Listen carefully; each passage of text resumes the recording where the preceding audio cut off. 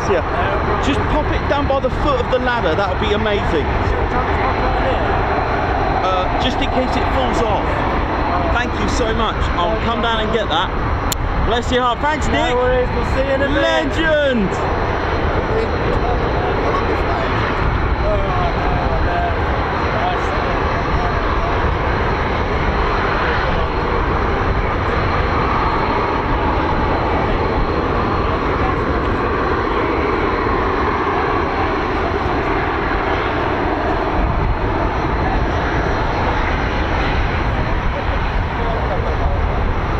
Welcome to the Ted Coningsby channel.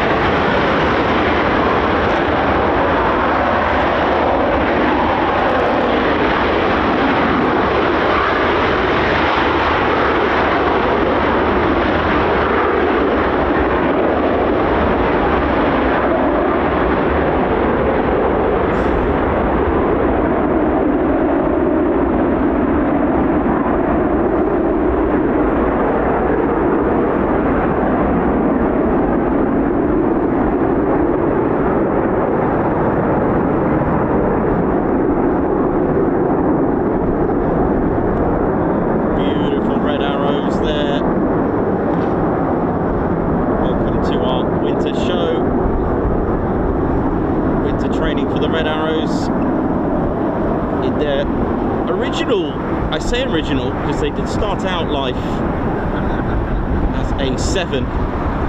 Now, just bear with me a minute. It's been a bit of a rough ride this morning. Although we got access early, I had some real strange, for those that use Starlink in the UK, I'm not sure if you've had this, a no schedule error.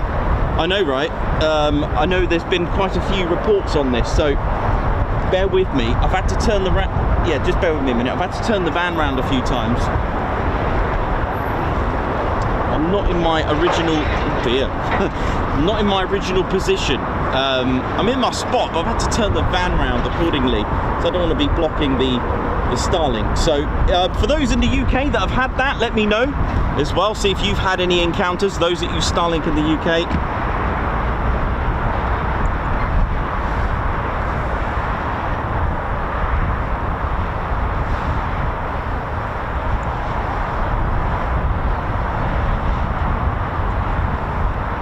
Yes, it's going to be a bit of a funny one. I haven't really done any of my checks, yes. So I do apologise if we do experience any issues. I haven't done any, like I said, I have done no checks, unfortunately. I got here about an hour ago and I've been trying to resolve the issue. But hopefully this will be sorted, hopefully. I think maybe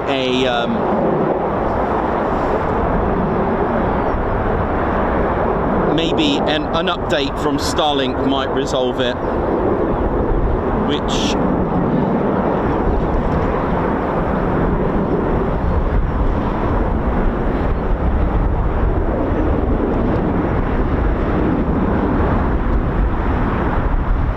so I'll be, let me get myself back into things. Like I said, I'm really sorry, I haven't done any of my checks. My name's Nicholas, I'm your cameraman, historian and commentator.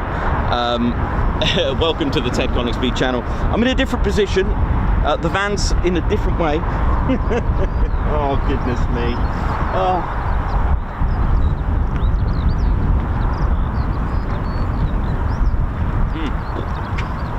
I'll tell you what, a tea should make things a little bit better for me. I will. Even the battery's dead. Goodness me. Oh, look, this is going to be one of those days. One of those days, Nick. One of those days.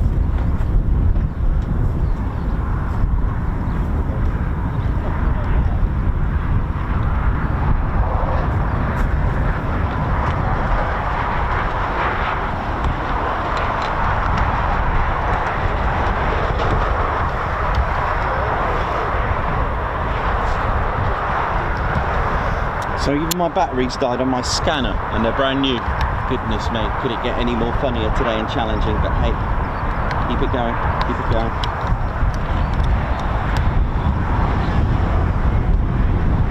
Welcome to the home of the Red Arrows. Here we go.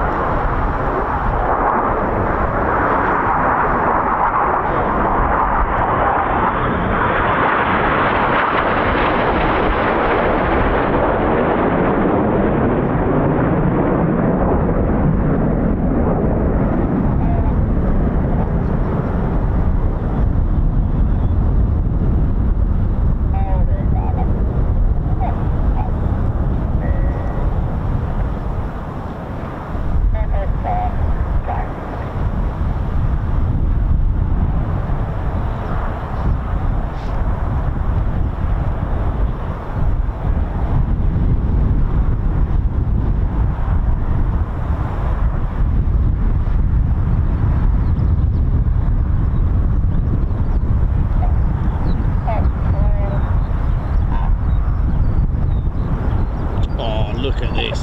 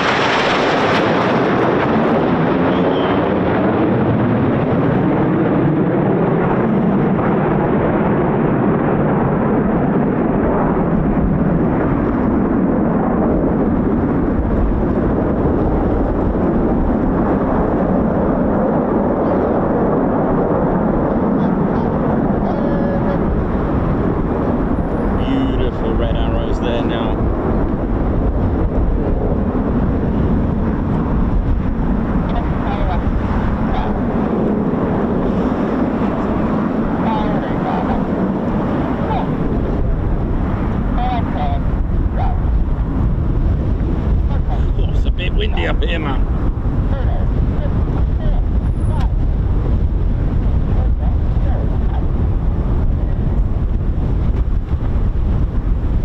Let me just cool. You can certainly hear that, can't you? Wow.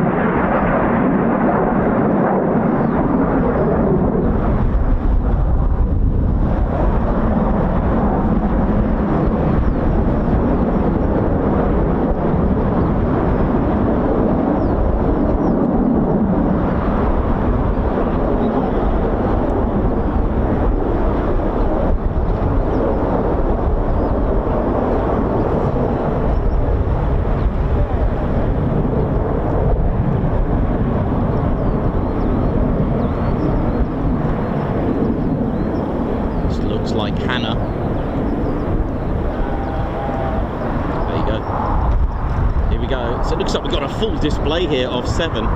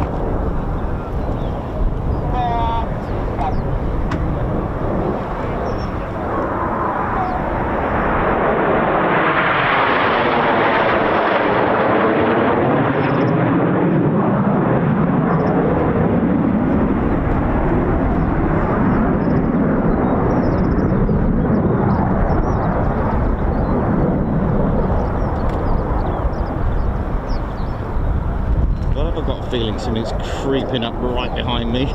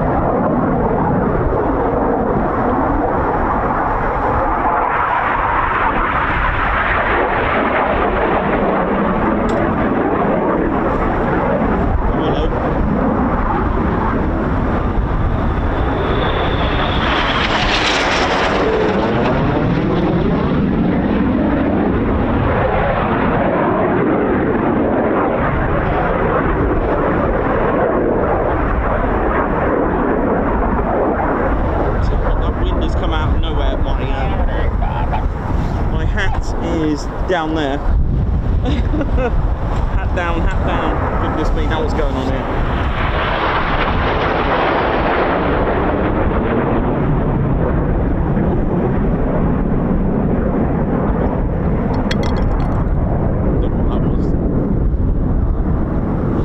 Everything is ending up in the corner of the car park.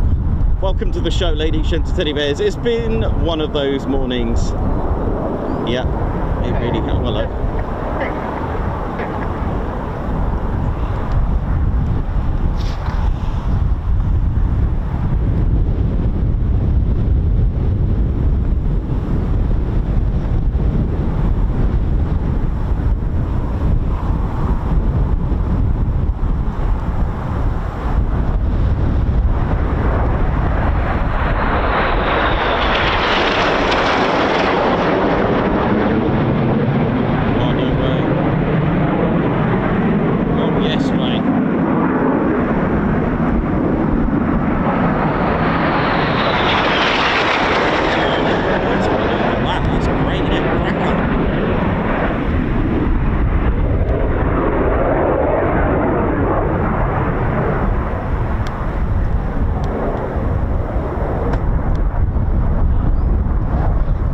One day, the conditions will be lovely for me one day.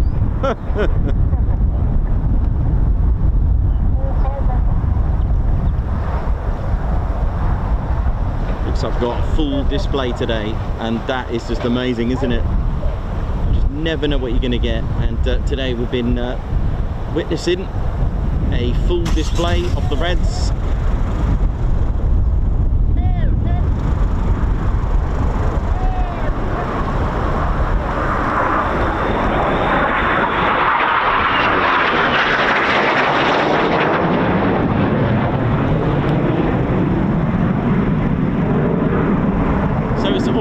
Learning for me as well, so I've got to remember that, which is fine. It's all sunk in.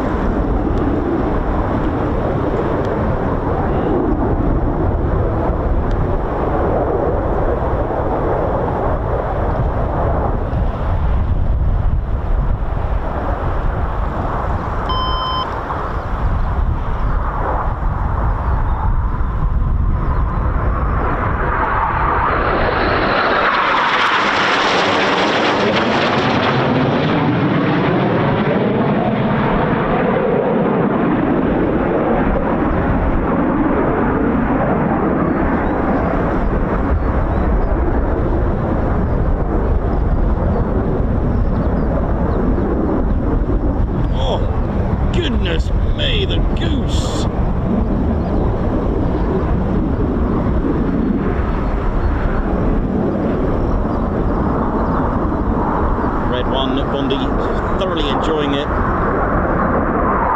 and why not? That's what they do.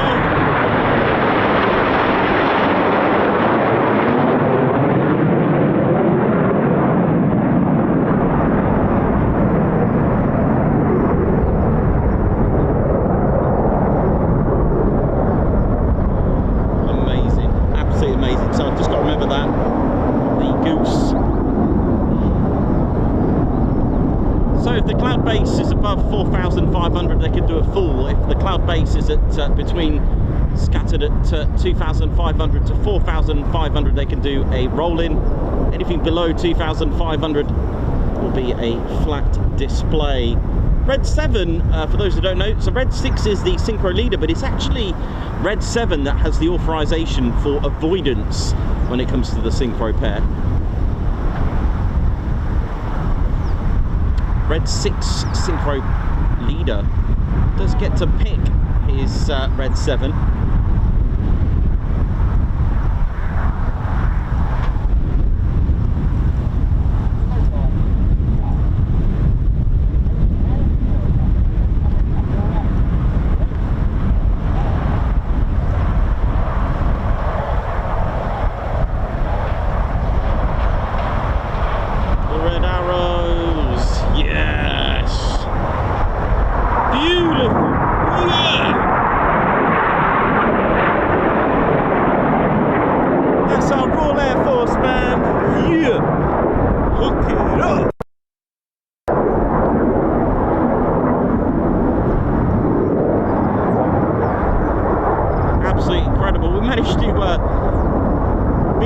they're doing a full 7 display, a full display with the 7. Amazing. So they'll get back into formation in a 7 battle, and we'll come into the break. I just need to do a few adjustments. Like I said, I've had a bit of a bit of a nightmare morning, really, but never mind. Hopefully we're still good. Hopefully we're all right. You know, it's one of those things when you know, when things are out of your control. You know, I know the saying, it's really good to have that in your mindset, to not worry about things too much that are out of your control, and this was generally out of my control. I don't know what on earth is going on with the satellites up there. I did an update and it's all gone Pete Tong, as they say, but never mind.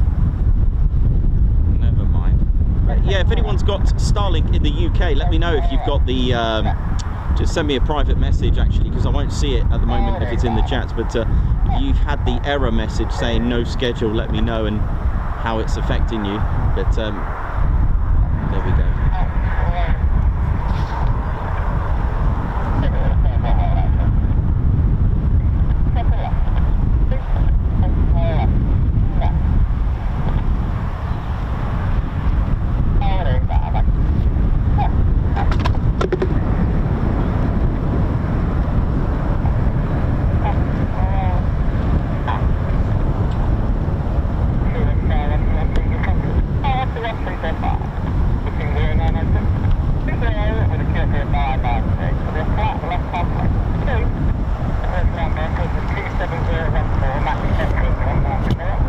Here we go.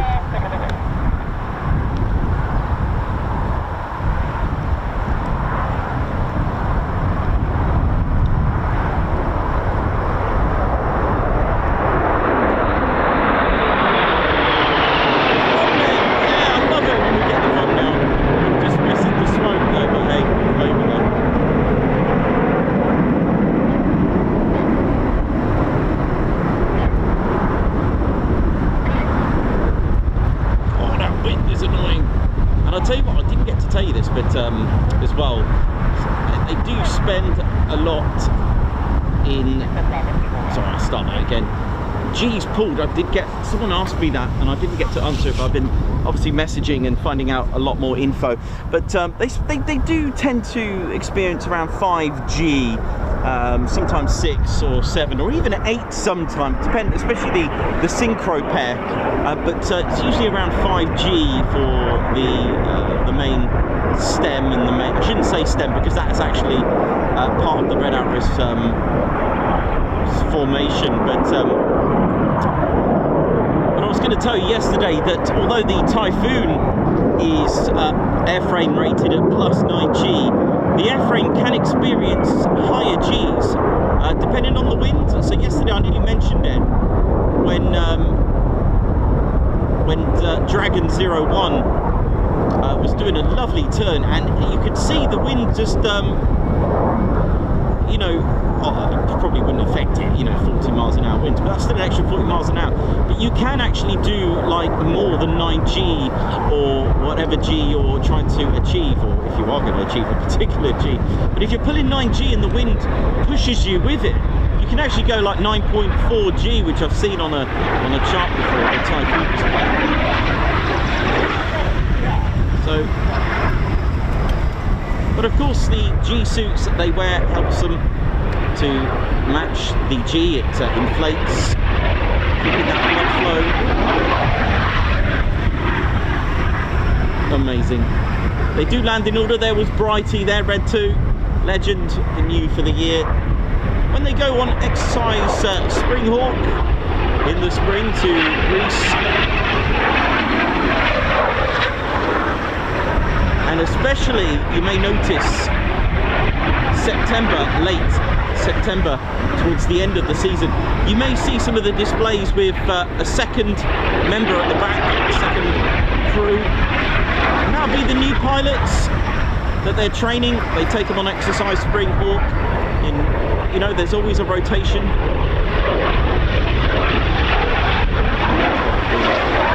So yeah, there could be, you know, they do take the trainee pilots for the future. constant rotation for years coming. But to even attempt to, you know, apply for the Red Arrows, you will need a minimum of 1,500 hours of fast jet flying time. That's fast jet. And you would have had to complete an operational tour as well in a fast jet as well. So Afghanistan, Gulf War, Iraq, that kind of thing, Telek, all these all these operations, LME, that kind of thing. All those is classed as a tour of duty, an operational tour. And you also have to be classed as being above average in your fighter pilot skills as well. So there's a lot to be contended. And thank you very much everyone who's tuned in today. It's been a it's been a challenging morning, a little bit stressful for me sadly, but I'll be all right in a minute. I'll be all right. Lovely from Nick Panayotou, thank you very much for the tea. That's awesome.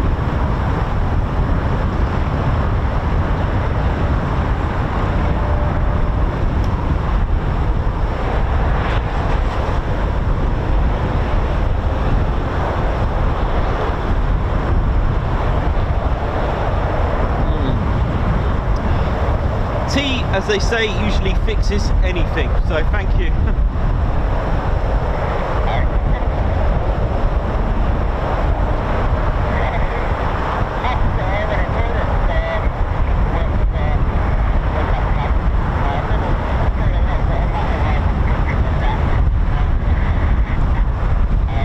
I'm just going to go and retrieve my hat. Oh my word.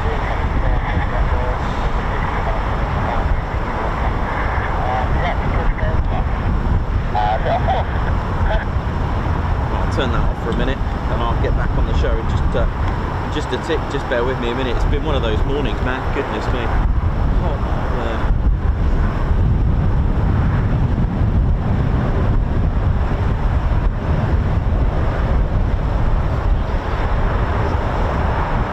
Enjoy that morning.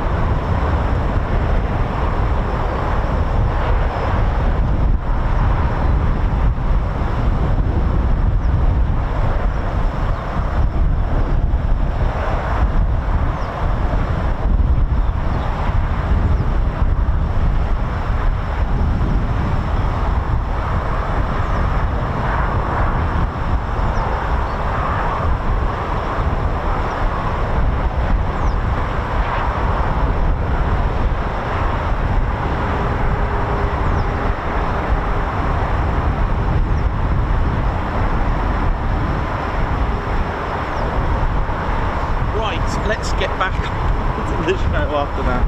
Oh my word. How are we doing, ladies, gents, teddy bears? Hope you're all good and well. Welcome to the show. We just had the Red Arrows performing a full display as a 7. Welcome to the Wave car park as well, the Waddington aircraft viewing enclosure. Thanks to Kyber Wolf UK, Andrew. Thanks to Ems as well, John, who run the Wave car park.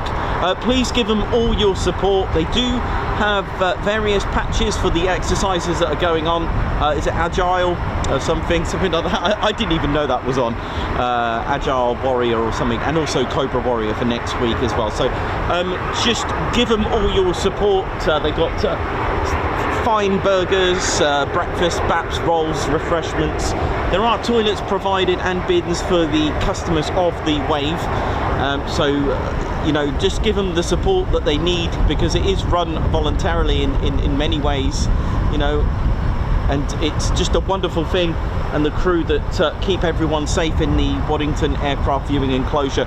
If you're approaching the Wave car park and it's closed, please don't block their entrance and exits, because they can't get in to, you know, to open up, so it causes a bit of a backlog, and it is a busy road. They have reduced the speeds, and I do warn you, they are doing speed checks, which I see today. I'm not there to ruin it or anything, I'm just there just to let you know. You know, please take the temporary speed limits that have been reduced very seriously. There are, you know, youngsters and of all ages. There are youngsters that are 90, there are youngsters that are less than that. What I'm saying, it's a fun military aviation, like plane spotting. It's a wonderful hobby, it's a wonderful opportunity to experiment with your photography and also enjoy the aircraft as well. And in the name, you know, safety is paramount, and it's there for your safety. So please be mindful as a pedestrian of the plane spotting nature when crossing the road as well. So please bear that in mind, okay? So, you know, it's a busy road, lots of trucks. There are safety crew that are here. One of them's actually on our show as well. Bless him. Andrew, thank you very much for your help. It is a community, it is like a family. We're all together in this, we're all here to have a good time. And welcome to the home of the Red Arrows. Look at them. So I'm in I'm in the same location, just I've had to move the band around. People would have thought I was playing a bit of Benny Hill earlier, etc. Yes, so Elon Musk has with what was it, Starlink, SpaceX, a lot of the satellites have moved, and I don't know if you're like me, but I'm a person of routine after routine after routine. I can do things with my eyes closed. In fact, that's pretty much what the Red Arrows do. And when things change, I freak out. Does anyone else like that? It's not OCD, it's just I'm a creature of habit. I love my routine. When things get moved, I absolutely freak out. However, if things are sporadic, I am fine with that. That is still a routine. It's a complete sporadic situation. So for example, my house, for example, it used to be everything was 5 centimeters apart, for example, with my photos and pictures that are framed. I know it sounds silly, but that's the way it was. And I freaked out one day when one was a little bit out, but when I put another one that was out, I loved it. So now it's organized chaos, which I like. So if I come here, for example, and I have to change every single time, that for me is still a routine. It's just when it starts to change, I freak out, I can't cope. So there we go. Are you like me? Let me know in the comments, because I know there's many people that can relate. You know, it's not fun either when people play on that as well. It isn't fun at all, trust me. But, you know, at the end of the day, being in the Royal Air Force in this sort of level is routine. And, you know, Red 1 will be, you can hear Red 1 on my radio there, just giving out the instructions. And pretty much the ones on the wings, you know, the rest of the Reds will be literally just having their heads tilted to one side throughout the whole display. That's not just for the Red Arrows. You take the Thunderbirds, they rely on their leader. They rely on who's leading the formation. If one gets it wrong, they all get it wrong, and it could obviously have serious and disastrous consequences if one gets it wrong. You have to, I'm not going to spell it out to you or describe it to you, but I'm sure you can use your imagination. If there's a maneuver and one gets it wrong and the other one is following that, they all get it wrong, and like I said, it can lead to serious consequences as well. So this isn't something to be taken lightly. Do appreciate everything and the work they put into it. Training 5 days a week, 3 times a day, and there's so much that makes the Red Arrows display. So it's all done on hit and listening. So a lot of it is listening and trust. That is pretty much all into any aerobatics formation team, and that is the thing to remember. We always say there are not pros and cons, there are challenges for let's take an F-16 or a Typhoon solo display. as opposed to a aerobatics team in formation. So that has so many, you know, challenges for them. You know, you can take a Typhoon, but you're on your own. What do you do with that? What can you do? What can the aircraft do? Show off the limits, that's fine. When you've got a formation, again, there's only so much you can do. You can't start doing all fighter maneuvers, you know, like 9G turns with all of you in there. That has its challenges as well. So you'll notice some of that formation that we see today, very, very tight indeed. So a very warm welcome to all our viewers. Hope you enjoyed that. That was a full display of the Red Arrows in their 7. And that is quite historical. The number 7, of course, that's how they started their career. They it was Flight Lieutenant Lee Jones who took the fallen Nat and his call sign Yellow Jack from the Yellow Jacks team, and he came up with the idea of because basically the Royal Air Force were saying, look, we've got too many you know, we've got too many aerobatics teams and you're all concentrating, this is what the sources suggest, by the way, you know, we're all concentrating a lot on, let's say, your aerobatics and formation flying when you should be concentrating on a more operational training level. So it was decided to have one, because there were loads. There was the Red Pelicans, the Blue Diamonds, you know, with their 22 formation roll. That was impressive, by the way. They're Blue Hawk Hunters. Got the Black Arrows as well. Actually, I think it was the Black Arrows that did the 22. But yeah, I'm just shouting numbers at you, unfortunately, I'm afraid. But yeah, so it was time. It was time. He also had the Red Pelicans. So Lee Jones said, why don't we call them why don't we, you know, in tribute to the Black Arrows, why don't we call it the Red Arrows? So they painted. So the Red Arrows were yellow at one point for a few seconds until they painted them all red. So they formed in '64, and there were various bases. So they started at, I think they formed at Little Rissington and then moved to Fairford and eventually Kemble. They also had a spell at Cranwell as well, and then eventually Scampton. I think went back to Cranwell and went back to Scampton as well.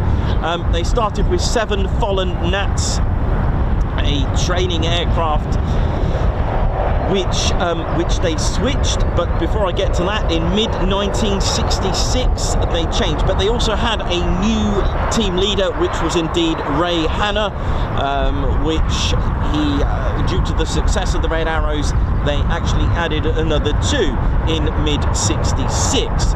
So there we go. On their first year, they performed in 1965 on the 9th of May in France. But the members of Britain had to wait. It was at Biggin Hill a week later, 15th to the 16th of May 1965. So France got to see the Red Arrows perform first. There was a publicity fly past. It wasn't an official display, but Biggin Hill was their first British display, 15th to the 16th of May 1965. In that year, really easy to remember, they performed 65 displays, and they also won an award. They won the Britannia Trophy that was awarded by the Royal Aero Club. Legendary, amazing. Wasn't a good year. I had a look at some of their records. Wasn't a good year in 1975 or even 74. They didn't perform as many. I don't know why. There was there a fuel crisis round about that time? So they were, you know, they were minimising the amount of displays and stuff. I think it was some sort of oil crisis or something I came across. But this was a quick reading before all chaos broke loose with my tech stuff. So there we go.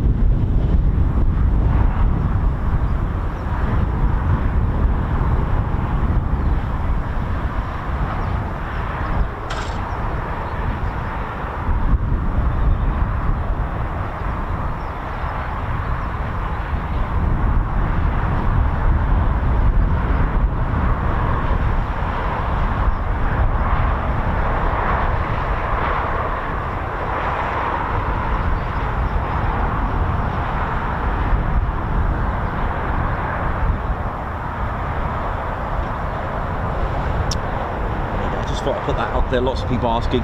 So they do train 5 days a week, okay, 3 times a day. Sometimes you may be lucky, you may get 4.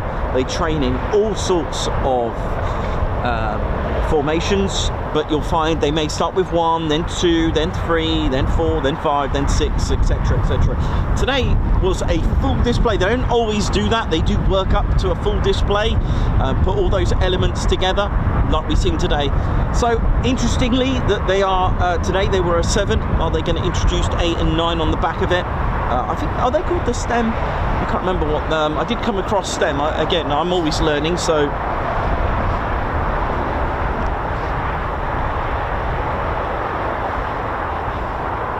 So I've got Squadron Leader, a new flag. Hopefully this behaves itself. Let's have a look. Oh dear, Teddy. Hopefully this works, mate. I hope it's all right. Dear, oh dear. Got a brand new spanking flag for Teddy. This is our Squadron Leader, Ted Coningsby, on the controls. Here he is. Goodness me. It's actually horrible out here. Thank you very much for joining us, everyone, by the way. There's Ted there. It's very windy. Just look out for that beret, Teddy. My hat already went. So thank you very much for joining us. This one hopefully won't go into half-mast like yesterday. Apologies for that, but hey, that's nature doing its thing, completely causing havoc on the Ted Coningsby channel.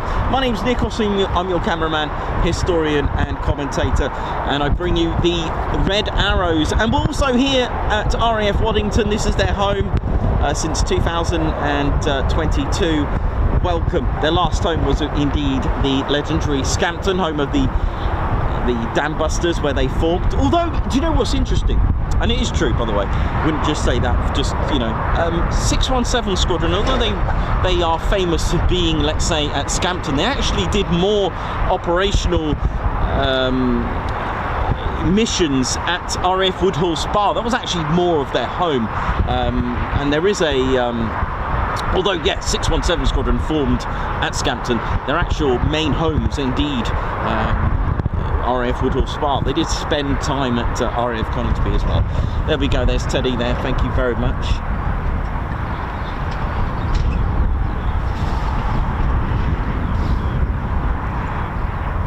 That's the Royal Air Force ensign.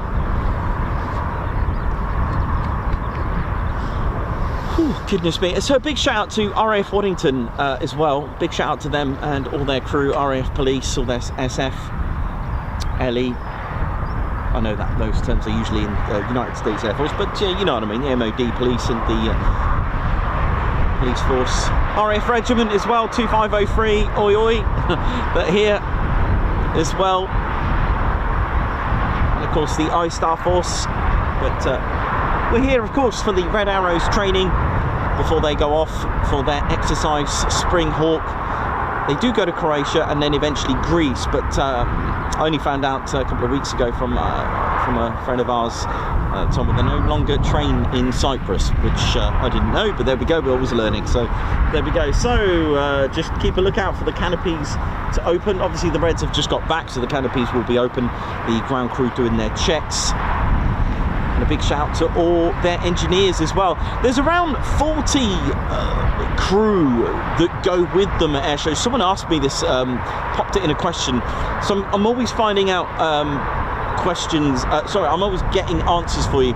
There's around 40. So when they go abroad or when they go to an air show where they say Bournemouth or somewhere where they park up, you know, they do take with them a crew of around 40 engineers around that time. And also included in that is their personal engineer technician called Circus. They're type of, they are blues, but they wear a blue overall, but they're actually called Circus, and each one will do the prep work so that the other main engineers and team can get to work on it. So they'll do, and Circus 1 will fly with Red 1, Circus 2 will fly with Red 2, so on and so on numerically. So each Circus is allocated to a Red Arrow, if that makes sense. And so they will fly with them to air shows, and that's where they land basically on those ones. If it's going to be like, I don't know, Cosford, actually they do park at Bryce, don't they?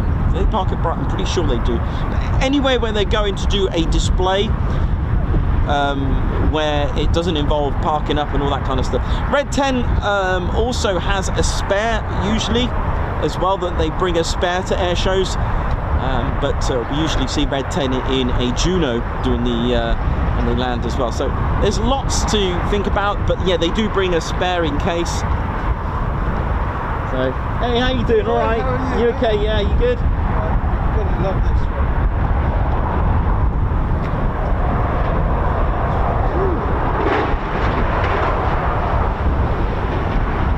What you got there, buddy? Oh yeah. Oh, you'll have to send that in. Yeah, if you could, yeah, you got just on social media. I can put that on for you. Just put your name and I'll tag you in it. All right, then, mate. All right, good shot, nice one. Appreciate that. All right, mate. Nice one. And of course, if you do manage to catch me at work, do send it in. And I can't promise all of them. We do get a load to go through. Again, I will reiterate that we don't put every single one on, okay? But if I'm in the way of your photo, do send it in and I'll put it in as a water shot. Oh dear. So that makes it goes in what's called a water shot.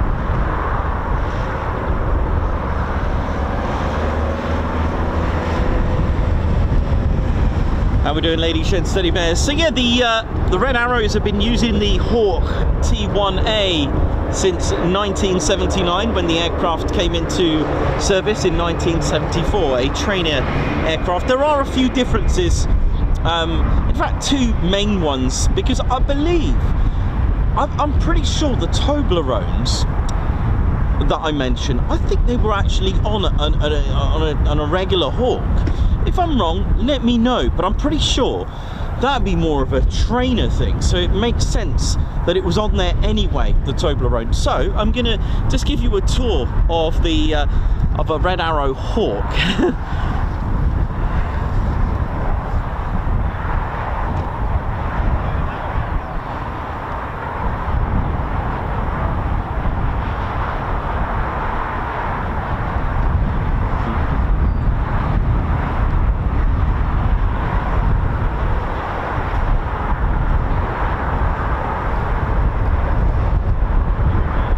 Let's have a little look what's going on here. I may need to buy another one. I like this one because I've made a few modifications myself.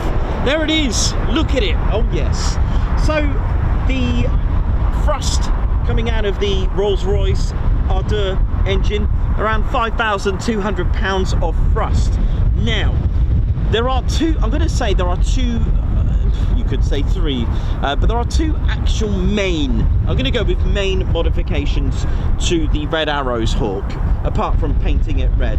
But it could do about 638 miles per hour. It's got a length of 11.9 meters with a wingspan of 9.4. It could do about 400 miles per hour in just under 2 minutes as well.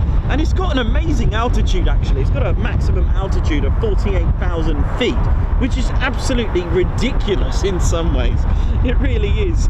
But it could at the time carry 8 practice bombs as well, though no longer used in this way for this.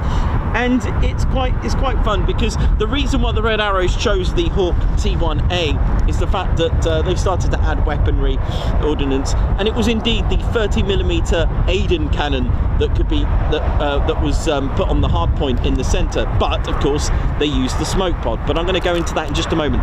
So the Red Arrows engine that they use has been modified, so it's modified to make it the throttle a lot more responsive.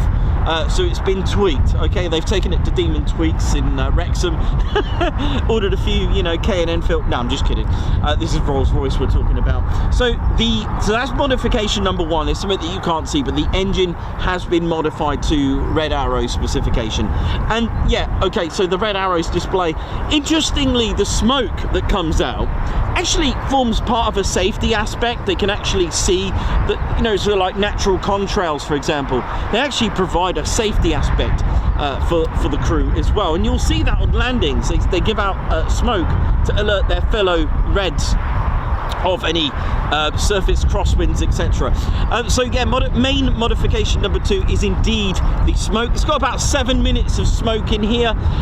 So you've got the dye mixed in with the fuel. It was diesel, I don't know what they're using today, but you've got 1 minute red, 1 minute blue, so it's like a dye. There is a team that actually make this and fill it up, and in the center I guess it's just good old diesel. I guess maybe it might have something different in there to make it clear, because at the end of the day it is literally vapor. It is vapor that makes the smoke. So if we have a look at the back, which I've made my own modification, is the smoke pipes at the back. Okay, these 3 pipes don't actually have an individual color related to them. All 3 will punch out the same color smoke. Okay, and what happens, because you've got about 400 degrees 600 degrees Celsius here, that dye mixed in with the fuel evaporates, giving you smoke. If you need the smoke to be thicker, like a nicer thicker plume of smoke, the air brake opens up. Yes, the air brake on a Hawk is underneath right here. It causes a turbulence, like a vortex, and makes a thicker plume of smoke. All right, so that's it. Here is a 2-seater. It was indeed a trainer. The Red Arrows are the only unit to operate the Hawk T1. The ones at Valley are Hawk T2s, and the ones at Leeming, although actually a Hawk T2, because it's a Qatari Emirate Air Force, its designation to the Qatari Air Force is indeed a Hawk Mark 167, but it is exactly the same as a T2, but I don't know if they've got any modifications on that. It is a 2-seater, so pilot at the front, student at the back, similar to you know, dual controlled as well, to train the latest and greatest men and women of the Royal Air Force. Now the wing is awesome. It really does have great lift, but how much is enough lift? How much is too much lift? Do you have enough lift before you stall? There were these Toblerones that I mentioned. They're literally like, they've stuck Toblerones and they move.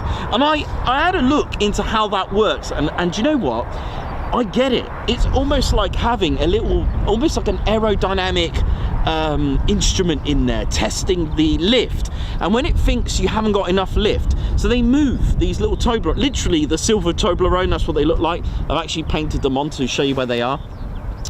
And how it will work, it will create a buffer, and it will sort of give the pilot an indication that they've got too much lift or they haven't got enough lift in those wings. So a wing stall is not good. If you haven't got enough lift, you will stall the aircraft. So amazing. Amazing. So I love that. I love that about the Red. And it's such a, sorry, and I always say it is a really cute aircraft. It's been around all my life, and I just absolutely, thanks Perry. Toblerones generate a artificial stall warning, improves controllability, aids were added to enhance training experiences. Thank you very much. Oh gosh, God, you can see I'm working with the weather here, brightening up the situation, but amazing though, isn't it? And like I said, it is a cute aircraft. I think it's sweet. I mean, it's just such a cute looking aircraft. I love it. And again, I apologise for using that word, but that's all I can say. I've known it all my life. I've known it as a Red Arrow. I've known the Red Arrows, and just like yourself, have probably known them all your life, and it's just a great household name and something to be proud of, because you know they are, you know, one of their main job is not only to wow the crowd, but to inspire, to influence the recruitment. You know, and I know for a fact that many of the Red Arrows pilots here today seen a display and a Red Arrows display and are now Red Arrows pilots themselves. Well, let's have a little look at who we have in the team. Let's see who we have, because there's some new recruits, new changes that have been going on. We've got three new recruits, but we've also got a fourth, if you like. You've got some changes as well to the team, which is, you know, amazing. So, of course, I'll give you all the details. But there is a new wing commander this year, and it's Wing Commander Sasha Nash. Now, she's a former experienced Tornado pilot as well, and she was in the display wing unit here at Waddington, and she managed to get her promotion there and became the commanding officer commanding for the Red Arrows. So her first year. So congratulations to her. Also, of course, the legend Bondy. Now, I think this is his 5th year, right? Is this his 5th year? I'm just trying to think. Red 1 is Wing Commander John Bond. Now, he was squadron leader. He did also get promoted as well. Actually, correction, this will be his 6th year with the Red Arrows. 6th year. Yes, 6. Yeah, definitely. His 6th year, but his 3rd year as team leader. So this is his last year, possibly, unless he goes into another role within the Red Arrows. Maybe he can become Red 10. Who knows? But the main role of Red 1 is literally responsible for all aspects of the display. So from running it to the training program, to choreographing the show as well. So he leads the display, basically, which is who you hear. So Red 2, a household name for the Ted Coningsby channel, is indeed 2023 RAF Typhoon display pilot legend Matt Brighty, who's Flight Lieutenant Matt Brighty. And he's flown Ted several times, and together we raised through Ted over £15,000 for the Head Up charity, which is absolutely ridiculous. It's brilliant, isn't it? To help, so Head Up charity, they help our serving and ex-serving armed forces here in the UK who are going through a rough time, and with the funds, and it was such, you know what, fair play to Paul Minter for showing us what those funds went to. They managed to get their own company car with graphics on it, and that's so nice to see that as well. Also new for this year is Red 3. So Red 2 and 3, they're new. And for those who don't know, in a Red Arrows career, you work your way down the numbers, or up the numbers, shall we say. You work your way down the formation or up the formation, depending how you want to look at it, but you know what I mean. So new pilots will always start as Red 2 and 3 and work their way down. Does that make sense? So Red 6 is the synchro leader, but we'll get to that as well. So Red 3 is Flight Lieutenant Christopher Dean. His last aircraft to fly was the FA-18 E&F Super Hornet with the US Navy. Now you're thinking, is he from America? No. Pilots from the Royal Air Force can switch, vice versa with the United States, whether it be Navy or the United States Air Force, and they can actually switch. And it's what's called an exchange. So some of our pilots can go off to fly an F-22 if they wanted to. Red 4 is Flight Lieutenant Rob Thomas. Red 5 is Flight Lieutenant Andrew McEwen. So Reds 4 and 5 have worked their way down. So Rob, this will be Rob's 2nd year. And he started as, I can't remember if it was Red 2, but again, Red 5, he was new last year. So between them, they were Red 2 and 3, now they're 4 and 5. And Flight Lieutenant Andrew McEwen made history with the Red Arrows as being the first pilot to come from a 5th gen F-35B RAF Marham. So absolutely amazing. Another year with the Reds is Red 6, Flight Lieutenant George Hobday. Now he is synchro leader. 6 and 7, they're the synchro pair. But it's actually synchro Red 7 who actually has the authority and authorization to make the avoidance. Okay, so one of them is only one of those synchro pair that have given the authority to make the avoidance. So you have to trust Red 7, which is why Red 6 chooses their Red 7. Which is Flight Lieutenant Ollie Sucklin as Red 7. Red 8 is Squadron Leader Chris McCann. Red 9 is Flight Lieutenant Dustin Wales. And this year, in a new role, and he has been with the Red Arrows on in previous years. So it's his first year as Red 10. Previously a team display pilot, finishing at a synchro leader, Red 6, at the end of 2024, is indeed Squadron Leader Stuart Roberts.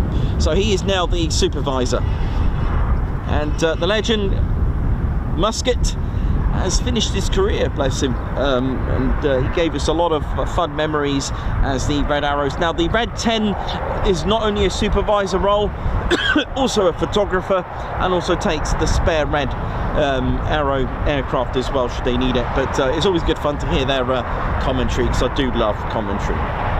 There we go, and I hope you enjoyed that. And like I said, as a team, it is made up of different colours. So you'll notice the Red Arrows won't be wearing their red suits, their famous red suits. They will wear green. They cannot wear their red suits until they've got their PDA, their Public Display Authority, their authorisation to do so, which is usually done in Greece. All right, they all get it as a team, and that's when they'll be allowed to wear red. Those that wear blue, they are indeed called the Blues. Now, I think today it's a team of around 150. All right, so it always goes up and up and up. So we've got a support team. We've got you know, it's made up of Chief of Staff, Public Relations Manager, Mission Support, Flight Commander, Operations Officer, Engineering Officers. Maybe I've upped it to 150. I think it's around 120 actually. But you have technicians and support staff, and the latter, of course, are known as the Blues. They wear the distinctive royal blue flying suits. So they represent several of the Royal Air Force's broad range of professions, and every team member has undergone intensive training, in particular specialisation throughout the Royal Air Force career. So to be a Blue, you would be literally a specialised type of person. Yeah, a specialised member of the Royal Air Force in your trade. So it's really important. But you've also got the Circus as well. Now, Circus members are allocated to a specific pilot, okay, for the duration of the season.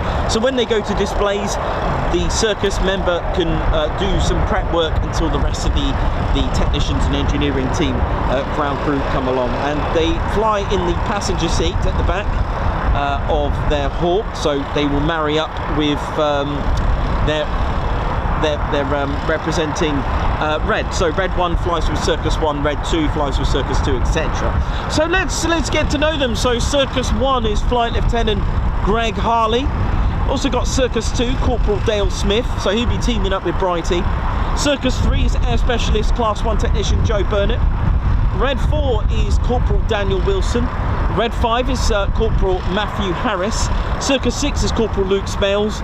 Circus 7 is Corporal Josh Wallace. Circus 8, Corporal Scott Bamford. Circus 9, Sergeant Colin McDonald. Circus 10 is Air Specialist Class 1 Iwan Lewis. And finally, Circus 11, Squadron Leader Andy King. There we go. Hope you enjoyed that. Bit of intro to our Red Arrows there now. Whew.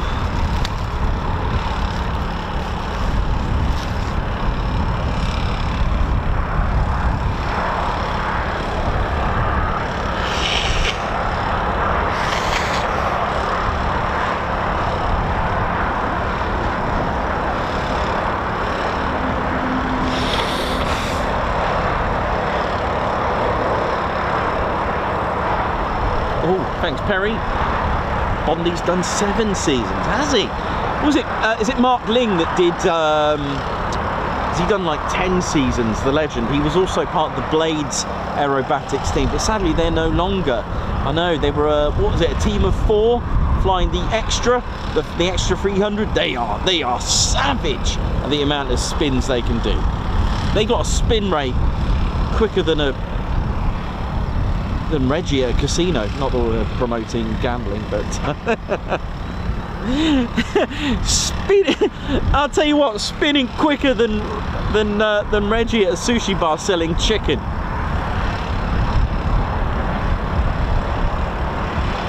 Thanks for the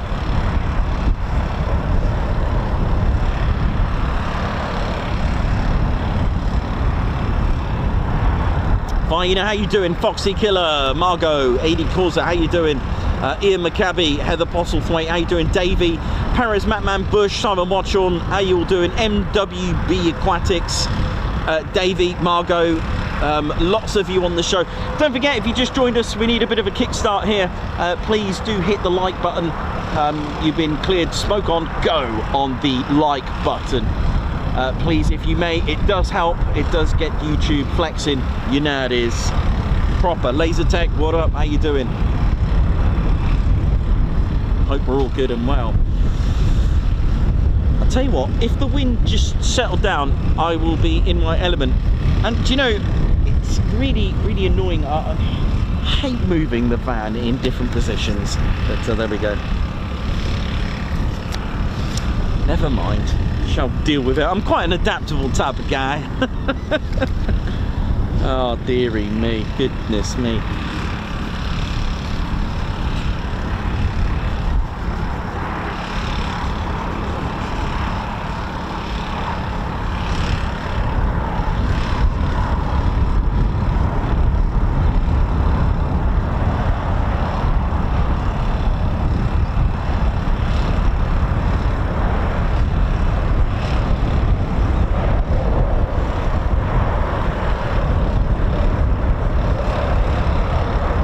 So you can see the trucker heaven here.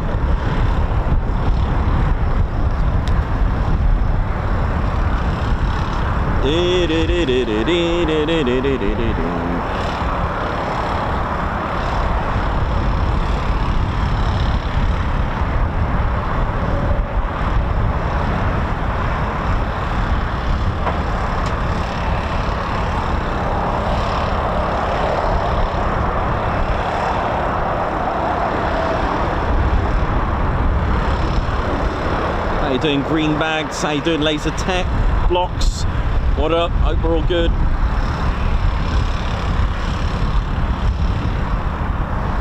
So I'm just trying to think, there are other Hawk display teams. So the Saudi Hawks, they fly green Hawks that look like it's a type of Hawk, T1, it's based on it.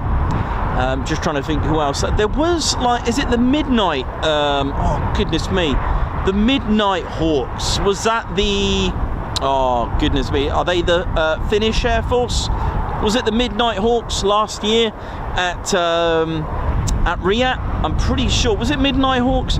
I'm sure it was like a Scandinavian country, I think, or was it Finland, or was it Denmark? I'm gonna go with, all right, oh gosh, meh, don't know now. I'll go with Finland, final answer. But I'm pretty sure, if anyone else knows any other Hawk display teams that actually use a British BAE Hawk, not the other Hawk, I think the Black Eagles, I think that's called a Hawk, isn't it? But it's not the traditional sense. Oh, it was Finland. Thank you.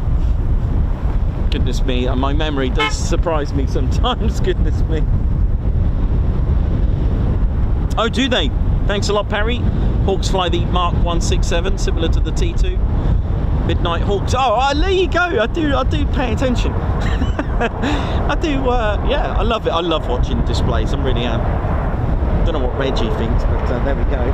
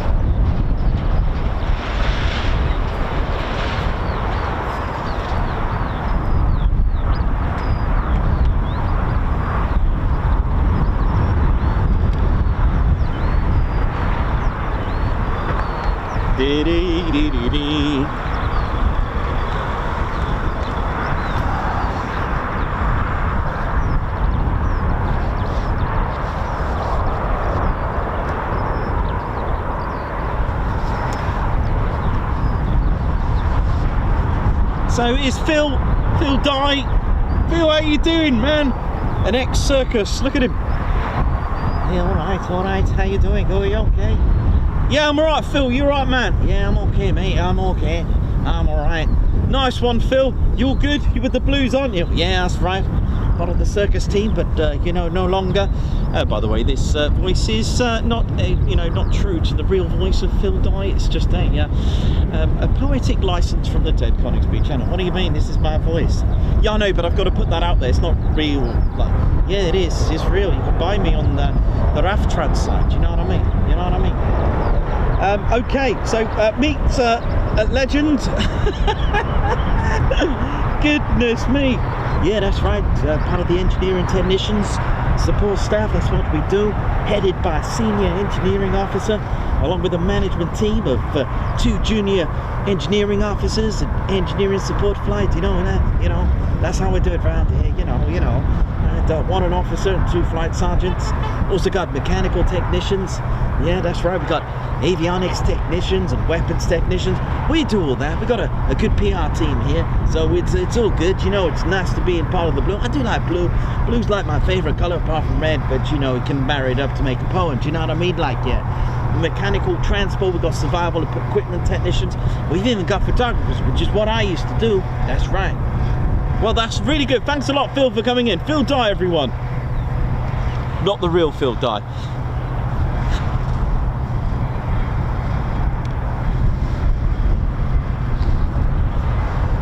Hello, peeps. Hey, it's Kostas here. How are you doing? I've come from Cyprus. Yes, I've a big fan of the Red Arrows. Yes, very good. I do like the Red Arrows. Very good. They used to come to Cyprus, to my town. I used to see them, and we used to go and have some nice souvlaki in nice kebab in Larnaca. Yes, that's right. And have some keftedes. Oh yes, it's very good. Very, very good, you know. That's right, when I used to go to Cyprus, I used to like it. That's right, I may sound Italian, but I have friends from Italy as well. Hey, oi, right there now, what are we doing around here now? Ah, there you are. I've been expecting you. I've been expecting you, and you are the winner of our competition. What's going on around here now? My name's Reggie, part of the RAF regiment. What competition's this? Well, that's when you were in Cyprus, you were the 1 billionth customer, and you entered in a competition. Oh, what competition was that? You had 5,000 chicken wings. 5,000 chicken wings. Well, when was this? It was in the night time. It was around 3 a.m. In the night time at 3 a.m. What's going on around here? Oh, I'm never awake at 3 a.m. You were kind of walking like this. You were going a little bit here, and you were going there, and we had to get you a taxi, and we had to take you to Paphos, you know? Well, I don't remember that. But anyway, you've won. Well, what have I won round here? I'm part of the RAF regiment. I'm winning every day, mate. You know what I mean? Around here, no. Yes, but you want a flight with the Red Arrows. What do you mean a flight with the Red Arrows? I like to keep my feet on the ground here now. Listen, you have won, and you must accept. It's very rude if you don't fly with the Red Arrows, you know? Well, I don't know what you mean, mate. I can't fly. I'm regiment to keep my feet on the ground. Look, I ain't even got I haven't got your suit. This could be arranged. 1 minute. Oh, goodness me. What's going on around here? What's happening? Help me. How am I going to fly? I can't fly. Can't fly, innit? How am I going to fly? Goodness me, what's going on around here? Oh, goodness me. Yes, so, let me get this right. Let me guess. That's it. Forward, back, forward, kick. Oh, what are you done? Oh, what are you doing? Goodness me, what's this? I'm in a Red Arrow suit. Goodness me, I can't go flying with the Red Arrows. I like to keep my feet on the ground here now. Well, I'll tell you what, actually. Well, what about Red Arrow? You haven't got me a Red Arrow though, have you? I can't fly without my Red Arrow. See, I can't. I know they're pretty little planes in there, but I like to keep my feet on the ground. Don't worry, I have a plane for you, and it's red. What do you mean? It's me. Yeah, so the winner, here it is. There you go. There's your Red Arrow. Goodbye. Oh my goodness me. What am I going to do? I don't fly. Oh no. Oh dear. Better get me training on here now.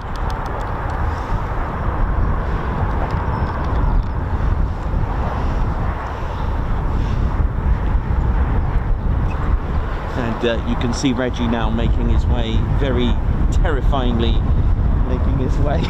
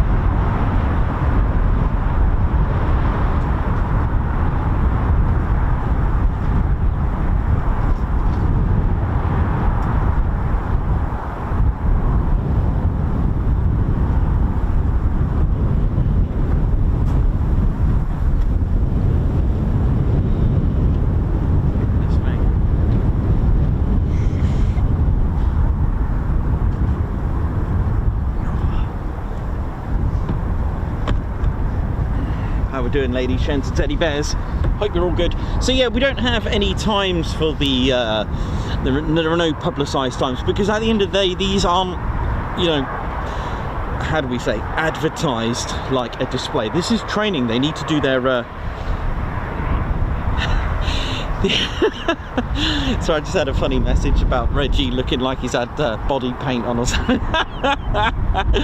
Anyway, yeah, so there are no times publicised. At the end of the day, the Red Arrows need to do their training, and they can only do that by constantly training 3 times a day, 5 days a week.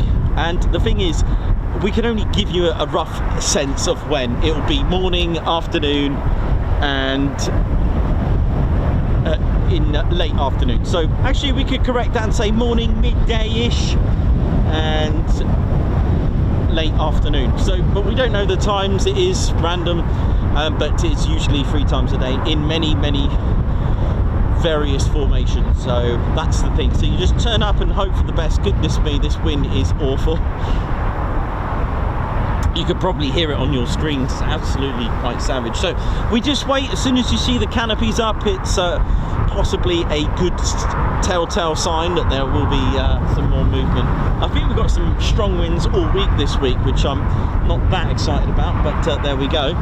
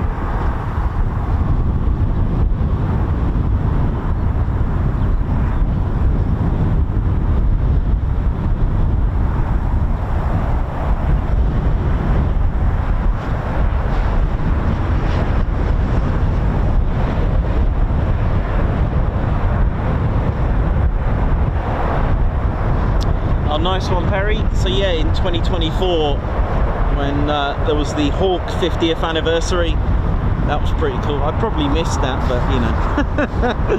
Oh dear, you never know. So I hope we're all good, ladies, gents, teddy bears. Welcome to the Ted Coningsby channel, and welcome to RAF Waddington. There are aircraft that are based here and operate here, such as the Rivet Joint, the RC135W. You've also got the Beechcraft Shadow, and you've also got the Protector, the RPAS aircraft. That's the remote piloted air system. I don't know if they've still got the Reaper here. I don't know. I know that they are fading that out, but I believe it's still here. But of course, the new, latest and greatest, and the upgraded, or shall we say successor or replacement even, is the Protector drone, or shall we say the RPAS. It's not really a drone, is it? Should we say RPAS is the official remote piloted air system, but drone means other things, I think, for me. DJI. Of course, for those that do fly drones, of course, drone flying here is strictly prohibited. So yeah, anything suspicious on that note, please report it. Anything emergency, then do, by all means, quickest method is to call 999. If you spot anything suspicious, do write it down. Don't do it obvious that you're writing it down. A really good advice actually from Leeming, this leaflet that they were handing out from the RAF police. It was really good actually, telling you little reminders, some things that you may not think about. The VRN, that's the reg plate, but I loved the advice that was telling you to do it safely, not to approach these people, and also what to do in an event of an emergency. I thought that was a great idea. I should be able to print my own ones, little do's and don'ts as well, with crash gates and crossing the road and blocking. I mean, even the field here, I've seen it, and it's a shame, because it's it's only going to ruin it for other people. This field is out of bounds. This is private land. You cannot be, you must not be on there at all. And again, I don't know if you can see it, the red and white fence over there. again, there is a sign there to tell you not to be there. That red and white fence, you can see that is absolute zero. You cannot be there at all. So be mindful. You know, if you're unsure, do ask the guys here at the Wave. There are lots of signs as well put out, but if you're unsure about something, sometimes you just ask someone. I know there's been, you know, there's other things, but I always recommend to use where provided the official viewing area. It's safe, that's why it's here, you know, and it's you know, it's such a privilege to be able to do this, and also to be able to plane spot in a safe nature. I think that's great.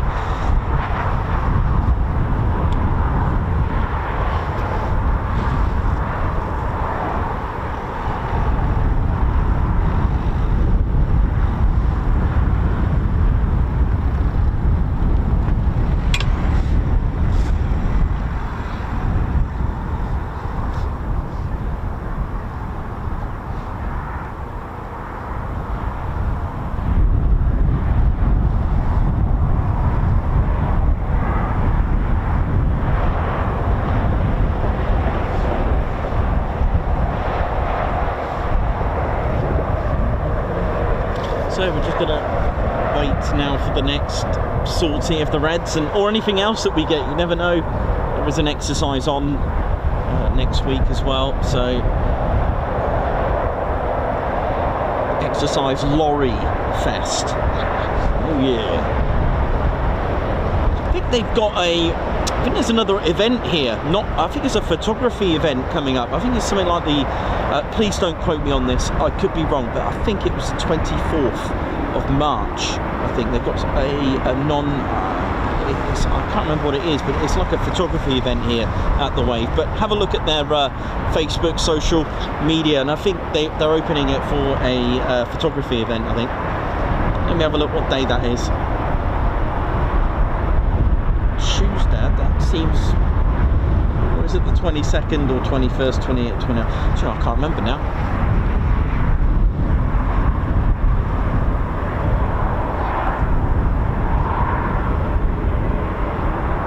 So we may get other aircraft taken off as well.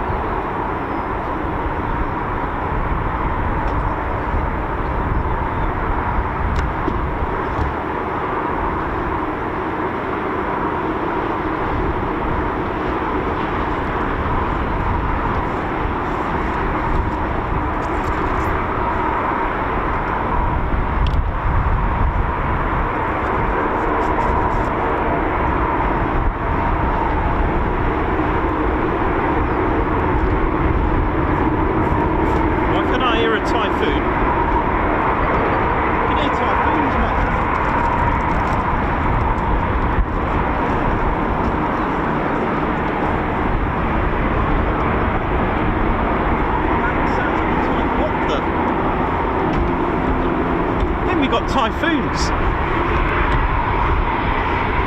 Yep, we've got typhoon. Oh my word! It's Bundesliga. Look at this.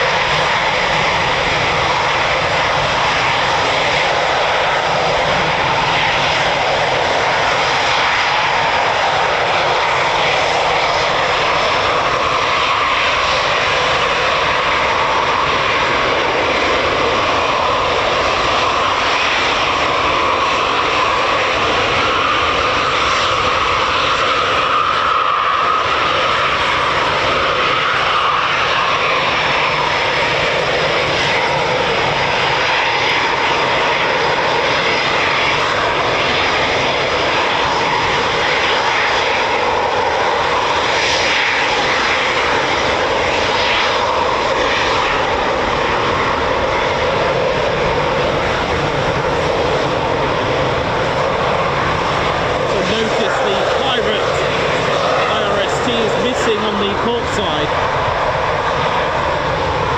Food fest here, isn't it?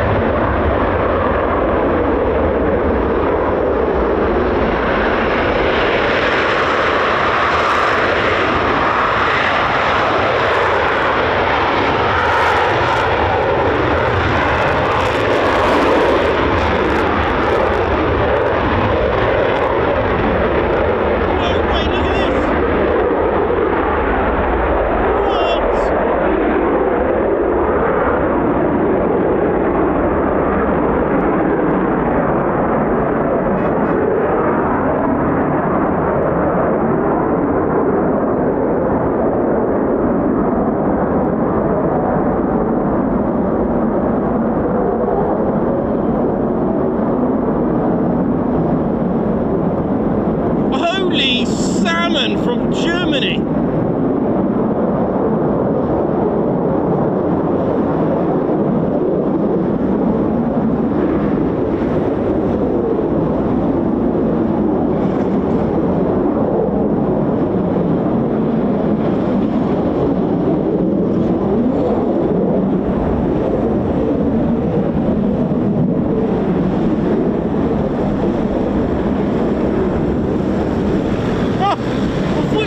Break out into a display.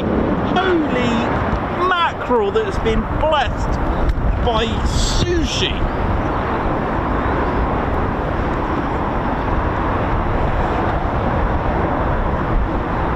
Well, that was sharper than a prawn cocktail crisp with extra vinegar on it. Goodness me. Woo! With a bit of wasabi thrown in.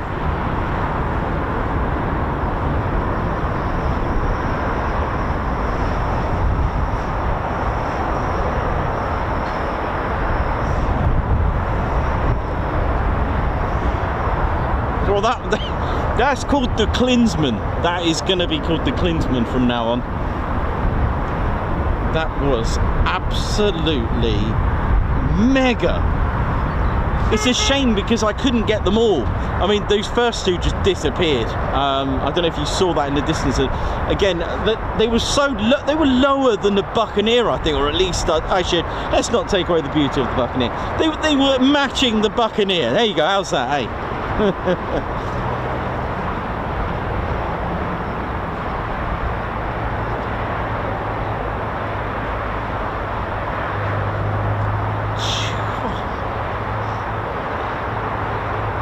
I mean, those first two are hopefully they brought their driving license because they're going to need it flying that low. Goodness me! Woo! Yeah!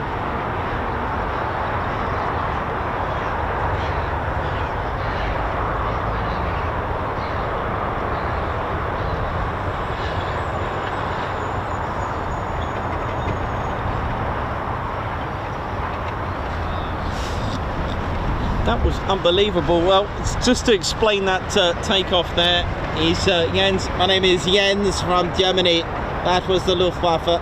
They've still left my chain because I get too excited when I see the Klinsman. So that takeoff procedure was called the Klinsman. I taught the pilot to do the Klinsman. It's a new maneuver where the Jürgen, who brought the football here, is a Klinsman. He does the move and then the kick. Vertically beautiful, absolutely incredible. But you could see the kick. It wasn't very high. He just kept it low for the show. And that's what we do here in Germany. That's what we do in the Luftwaffe. Yes, very proud. Yes, komm schon. Yes, Bundesliga.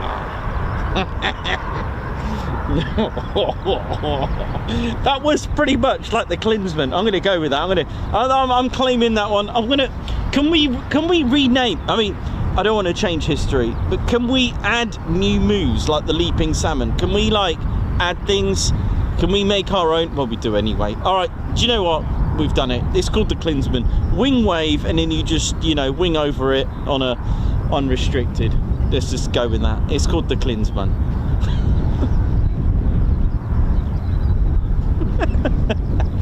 So it's a wing wave, vertical, and then you just top it off. Not too high, because obviously Klinsman, he was like 8 foot tall with the hair. But yeah,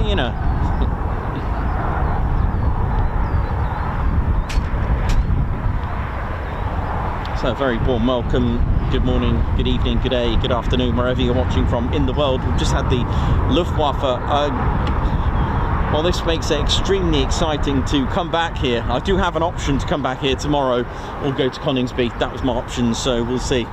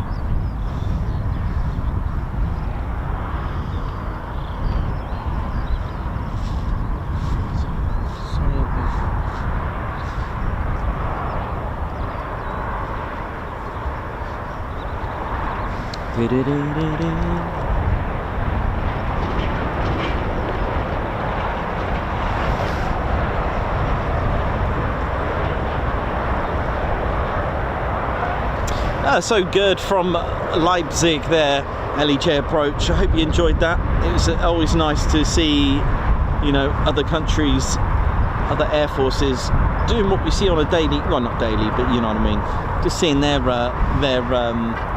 take on a performance takeoff. And I just knew it was going to be something special. You can see that the Typhoon doesn't need reheats really to do something like that. It is absolutely incredible. The thrust to weight ratio means that it can accelerate vertically. All right, so not many aircraft can do that. Normally they need the speed, which is why you get a quick climb or an unrestricted climb where we see them try to gain up to 450 miles per hour. So they've cleared the entire runway, and then they pull up with the Typhoon being a thrust to weight ratio 1.1 and more, like 1.23, means that it's got excessive amounts of thrust on a lightweight aircraft, which is just 24,000 pounds. Obviously they've saved a bit of, I don't know how many pounds an IRST system weighs, probably not a lot, but it all adds up. I couldn't even hold the camera still, I was so excited, but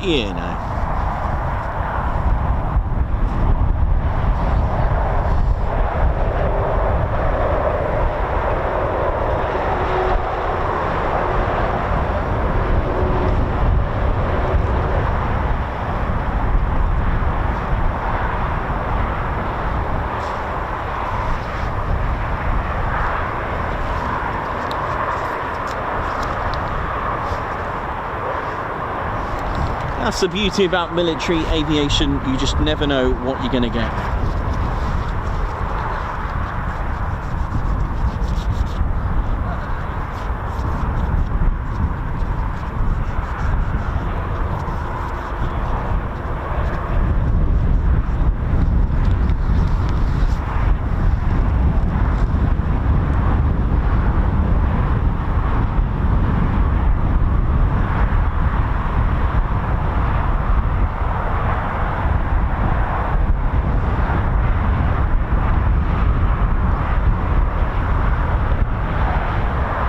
Laser tech, love that rule, very good.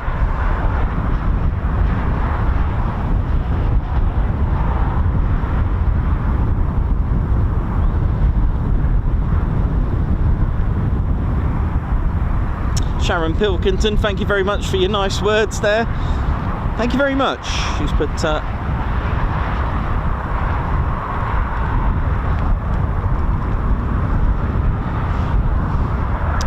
you're an amazing person, Nikos. If you're ever in Mablethorpe, give me a call. I'll treat you to a coffee or a bite to eat. That's very kind of you.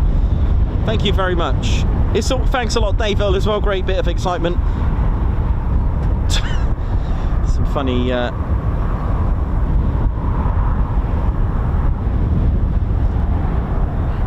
don't know, I didn't see the fourth one, but I think it must have went off. I don't know, I was looking for them, they were so low.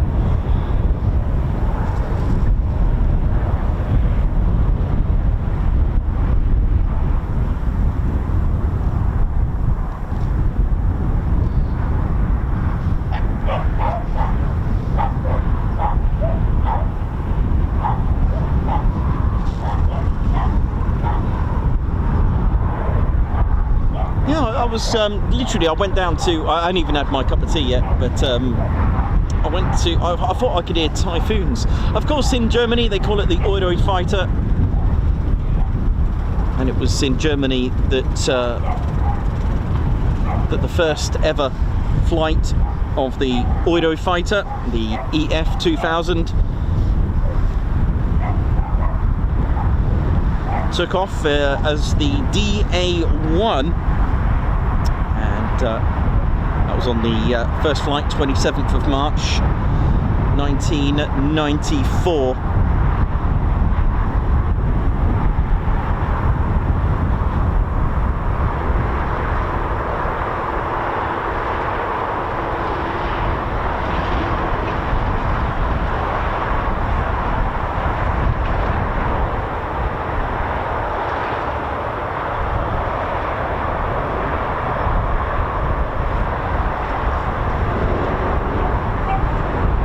Oh yes, you're right, one did go off, didn't it? One went somewhere. You're right, actually, it took a different angle. I only heard 3 go off. You are right, you're absolutely right. So, I don't know what happened to that one. Went off to see the Reds, why not?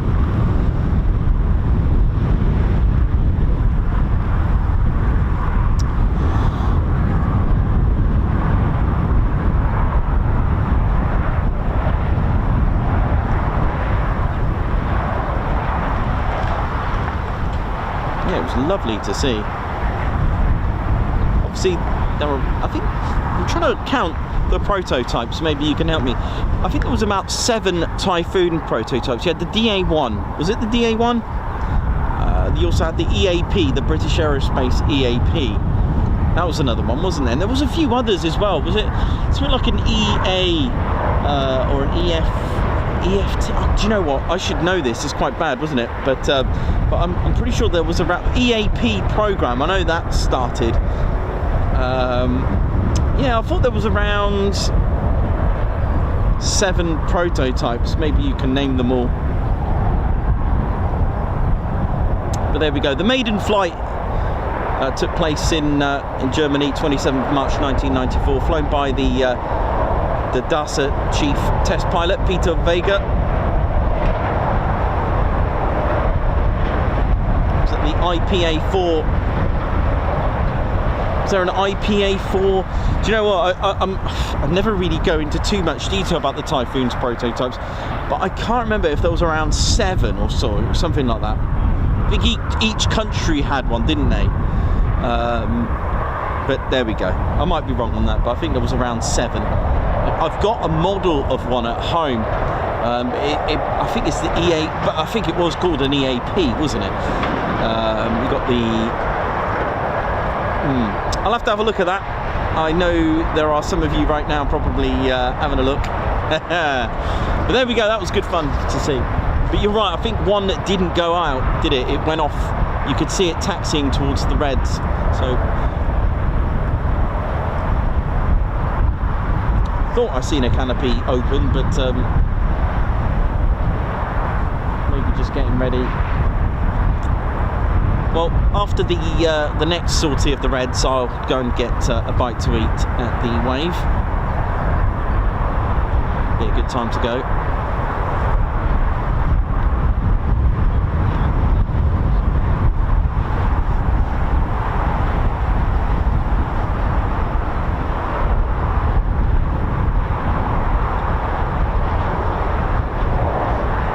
Yeah, thanks for pointing that out with the Typhoons. Those first two were so low, I just lost them. I mean, I knew they were going to do something. But then the third one went off, and you could just about see the vertical climb.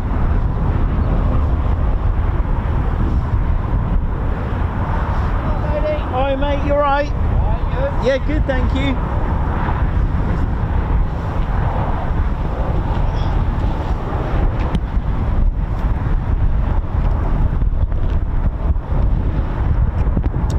Jimmy G, thank you very much. High five, thank you for joining the posh officers. Guards March. Holly Swain, thank you as well. High five, thank you for joining the Ted Coningsby Squadron. Christopher Carr as well, high five, thank you for joining our squadron. Barbara Gillett, welcome to the Ted Coningsby Squadron, a high five to you, thank you for joining us. We've got Dava9, high five, welcome to the Ted Coningsby Squadron. Del Bragg as well, high five to you, welcome to the Ted Coningsby Squadron as well. Mark AH, congratulations on 23 months of membership. Oi oi, great to have you back, Nicholas and Ted, thank you very much. Mayhem Marshu's part of our spanner flight with 37 months membership as well. Smoke on go, thank you very much. Marnie321, member for 32 months. Guards March, oi oi everyone. Oi oi morning everyone, she's put happy Red Arrows Day. Guards March. Steve Evans, thank you very much. 41 months membership. Wow. I think that's just, was that the same as Steve as well? Steve Sedman. Yeah, 41 months of fun with the TCS. Steve Evans, thank you very much. Babsar, high five. Guards March, thank you for gifting a Ted Coningsby membership. Greg number 1, member for 11 months. Oi oi oi, it's good to be with you, Nico and Ted Red 1, thank you very much. Ali Leyland, Guards March, thank you very much for the super. Ginger Bailey, thank you very much for the super as well, Guards March. Gary, thank you very much for gifting a Ted Coningsby membership. Margot, thank you very much for the super, Guards March. Heather Postlethwaite, high five, Guards March, thank you for gifting a Ted Coningsby membership as well. Also Belly Bobcat, thank you very much for the super, who's put thank you Nicholas and Ted, oi oi. Heather Postlethwaite with 8 months membership, great channel, love watching it, Guards March. H.11, member for 36 months, so congratulations on your 3-year milestone. So your little loyalty badge, those that do 36 months and more turns great. There is a 4-year one, so we'll wait to see who comes up first with that. Brian Acosta, Guards March. Thanks a lot for the super. Oh, sorry, H. has put not the chattiest, but been here 3 years. Well, we love having you here with us. Richie, I'm going to have to take that flag off, Ted, because that's really causing a bit of an issue, bless him. Ted, you going to be all right? That... there we go. Sorry, we just had to put the sail away, the Royal Air Force ensign away. Richie B, thank you very much for 22 months of membership, 2 months till new badge, nice. Alan Q, thanks a lot for your 32 months of membership. And also Mike 22 Delta with 29 months of membership as well, best channel on YouTube. Thank you very much there, Mike 22 Delta. Right, let's see what else we got here now. Well, we did have canopies up, but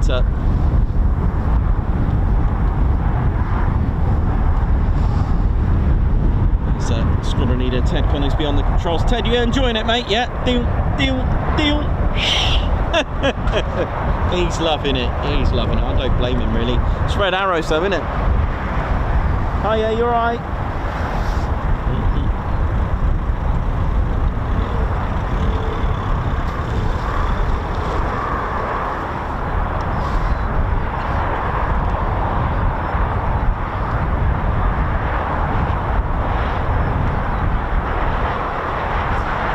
Hey, how you doing? All right? How's it all going? Okay? Enjoying it? Good.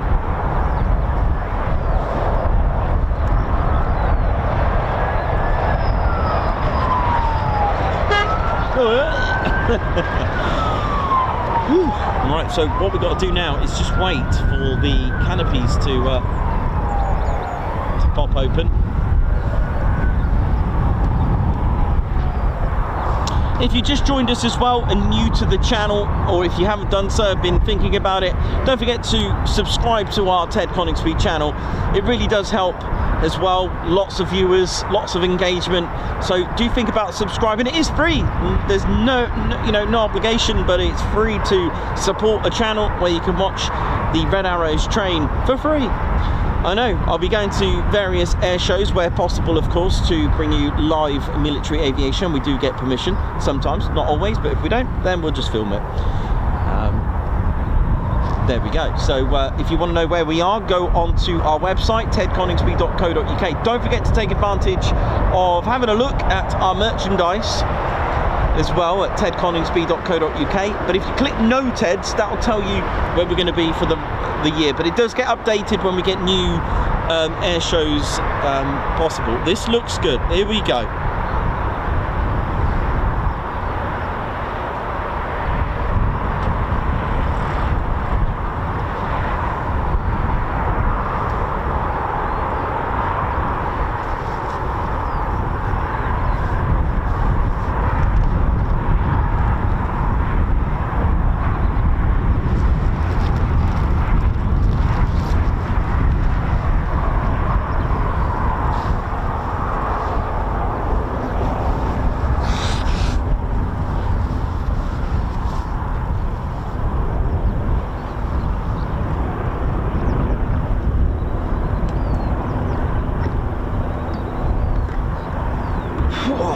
How we doing, ladies, gents, teddy bears? My name's Nikos. I'm your cameraman, historian and commentator of the Ted Coningsby channel, your one and only one-stop military aviation channel. It's always good fun. There we go. That's on a bit of a wonk. Do apologise. It was such a funny morning. Well, it wasn't really. It was actually quite stressful, to be honest. There are challenges that I do find fun, but when it's technology and you have no idea, but like I said, if you have experienced that with Starlink, do let me know as a private message, because again, I won't see it in the comments. It will just get flooded. If you come across a no schedule, I believe the idea, sorry to bore you with this, but I believe they've moved the satellites and lowered them, so they're a lot closer for collision purposes. But there's obviously everything, because I don't want to stand in front of the dish, so because that will cause problems. So I've had to move the van like 3 times. It was searching for the old satellite and it wasn't there, that kind of thing. But if you've experienced it, drop me a line. I really appreciate it. If you've got round it, I'm expecting some sort of update. I didn't know if it was going to work, so again, here we are. The tripod's not set up properly because the Reds were taxiing out, and you know, it's just one of those things. But hey, we're here. You know, we're here outside having a good time together and keeping it sweet and neat. This is your fun military aviation channel. I do appreciate all the stuff going on in the world. I'm not oblivious to it, but sometimes we can get too wrapped up in it, and you know, at the end of the day, we're not the ones there. So remember that.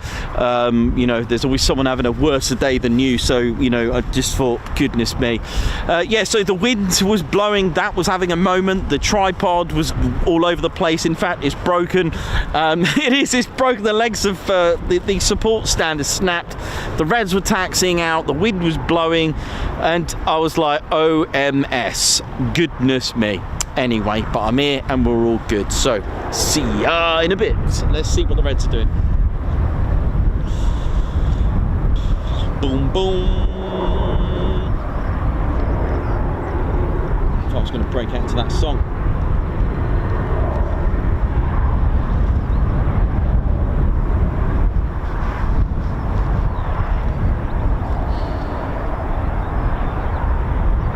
Keith Gregory, how you doing as well? Well, I've just seen you just now.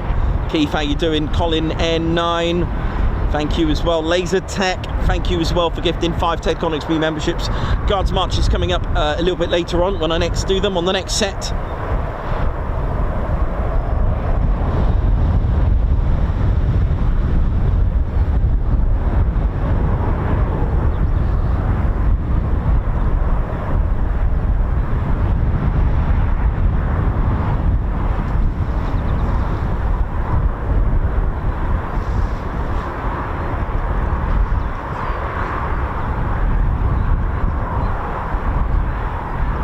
Spanner Flight, how you doing as well? Thank you very much for what you do, keeping the chat sweet and neat in there. Spanner Flight is our flight moderators that keep the chat room sweet and neat, keeping it a safe environment for everyone. Kyber Wolf, how you doing? Big shout out to you, 16 years of looking after this place. Legend, thank you very much.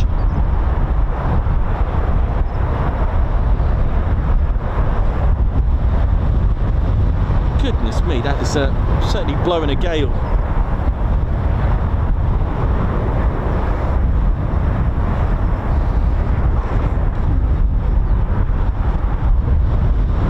Wow, can you hear that? It's awful, isn't it?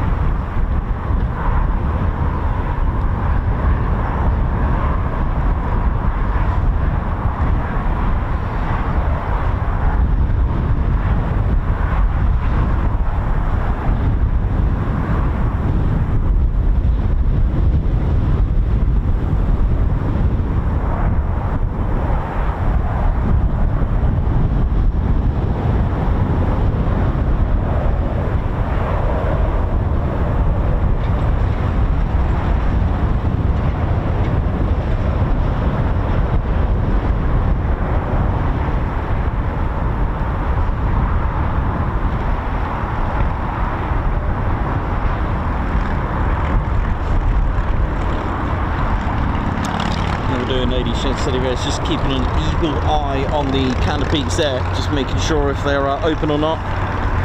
Once they're open, all of them, it will be looking good. And it's just a waiting game at the moment.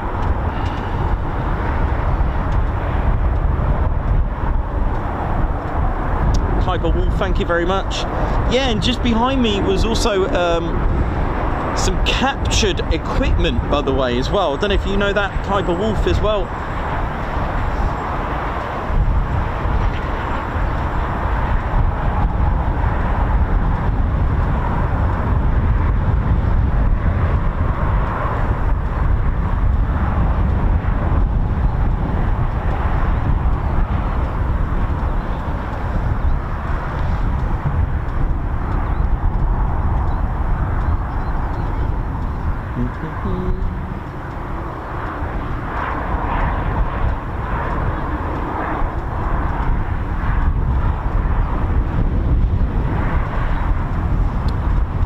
Yeah, you can see the hard stands in the field as well, which is quite interesting. You can see some here as well. The kind of like the pancake shapes. You can see there's one there as well.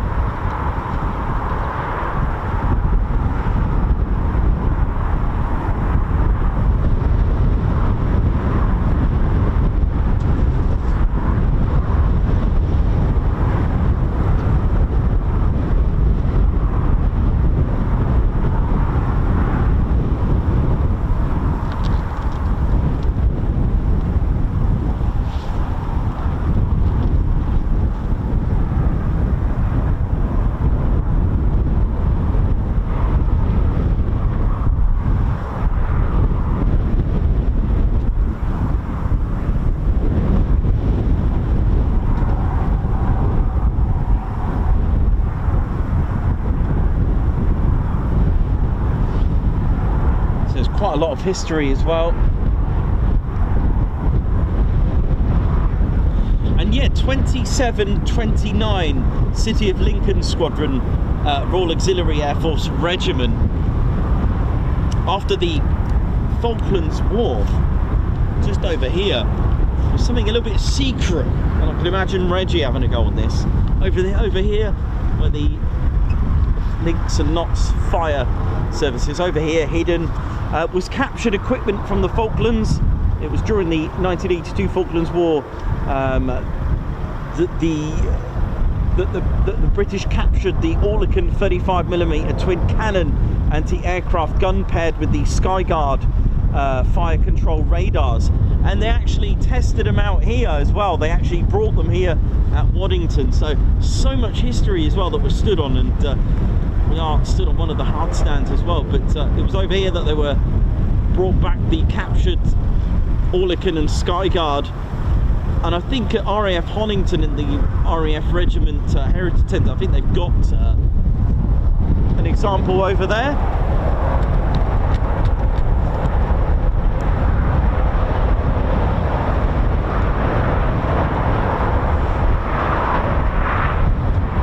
Just in case you didn't know, you probably did, but there we go. So yeah, following the conflict, the captured systems, they were refurbished by the B-Mark, which stands for British, and actually, what does B-Mark stand for? British Munitions, that's a good one. B-Mark in Britain.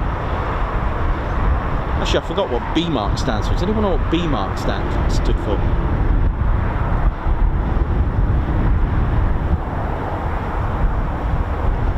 Totally forgot what B-Mark stood for. British Manufacture and Research Company. B-Mark in Britain, that would be it. I'm going to go with that. So yeah, they brought it back. 35mm twin cannon Oerlikon that they captured, and also operated by the Royal Auxiliary Air Force 2729 Squadron. Some Reggies there working away and taking it apart and having a go at it, a 35mm anti-aircraft cannon.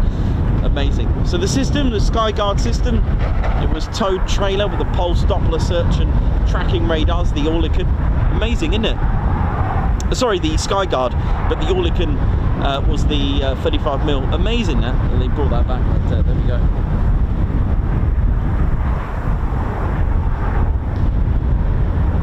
Cool. Thanks a lot for all your info. I might even have that. Oh yeah, here we go.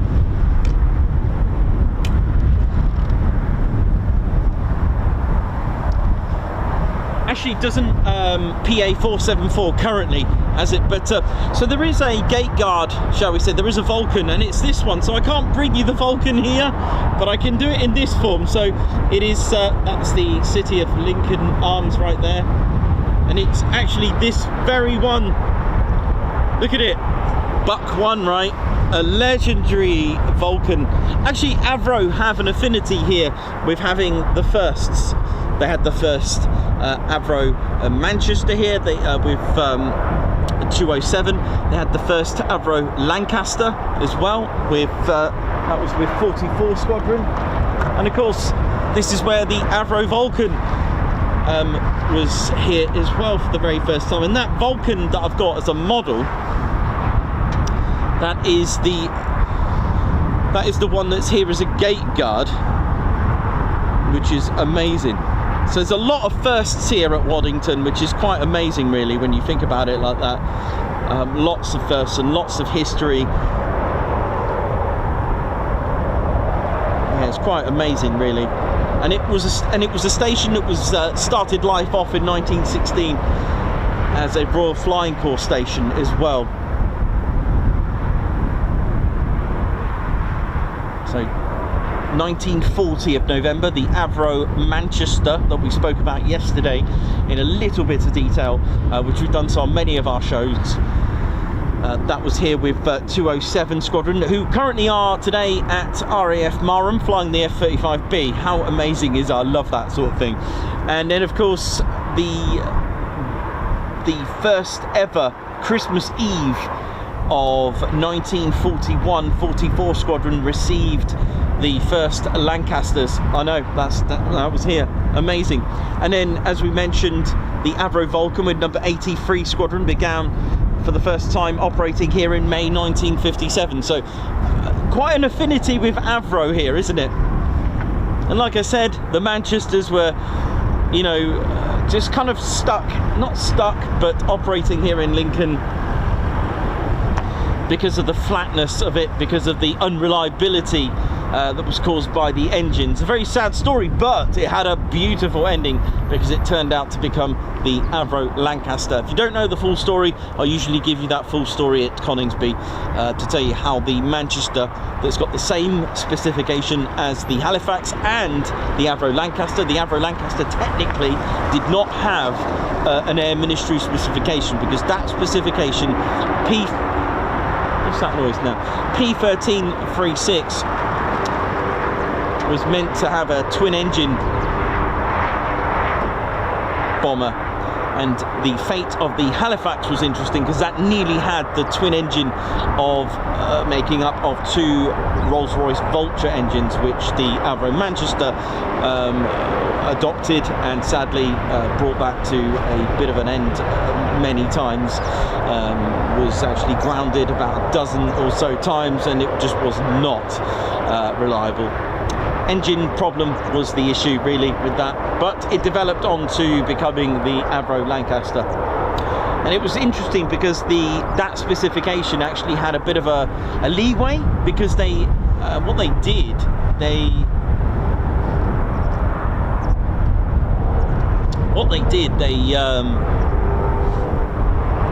had a bit of flexibility with that, and it was allowed that they could have a 4-engine version.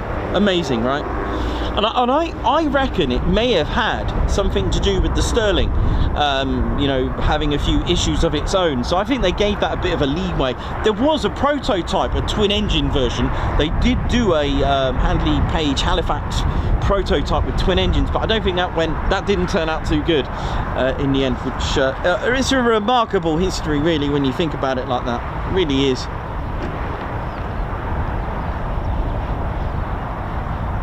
But yeah, P1336, you'll notice the Lancaster, the Halifax and the Manchester, they all had the same Air Ministry specification. So the Lancaster really didn't have its own. It was just an adaptation, a bit of leeway, a bit of flexibility. Amazing history. I do love that. It's now that's more like it. Canopies open.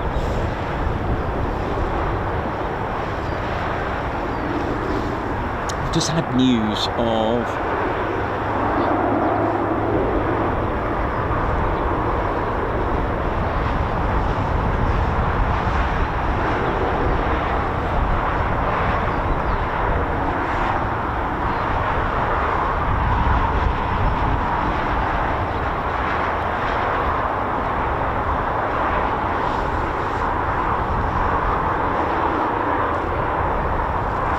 I might just go and get a sip of tea just to warm up, because I'm absolutely actually, what I'll do, I'll swap the mags over as well.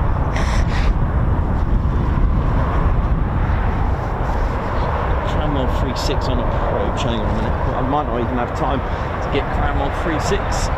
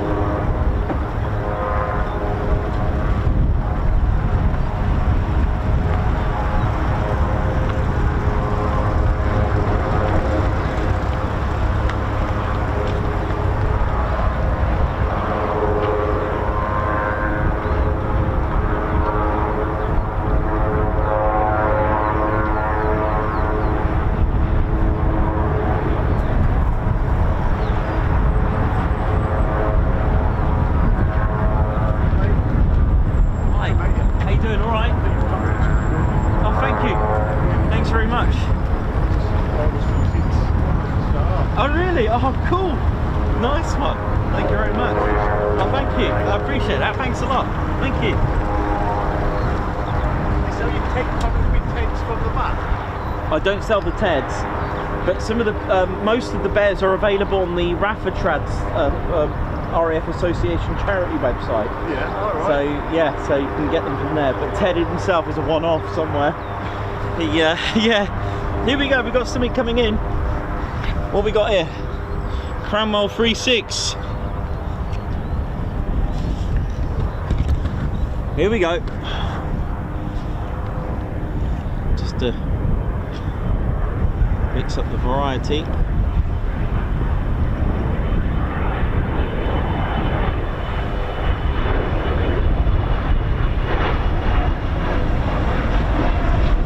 Phenom.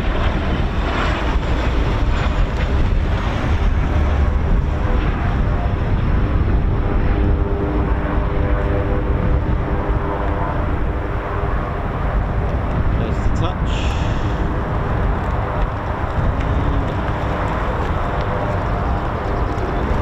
There's the go. Nice touch and go there.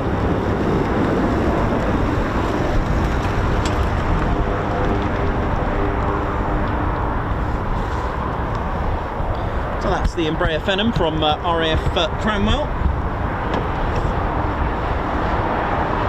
Now then.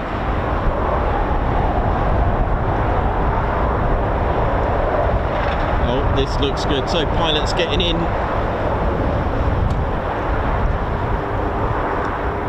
Yeah, 1, 2, 3, 4, 5, 6, 7. I think we've got another 7 going up again. This is a real good treat here.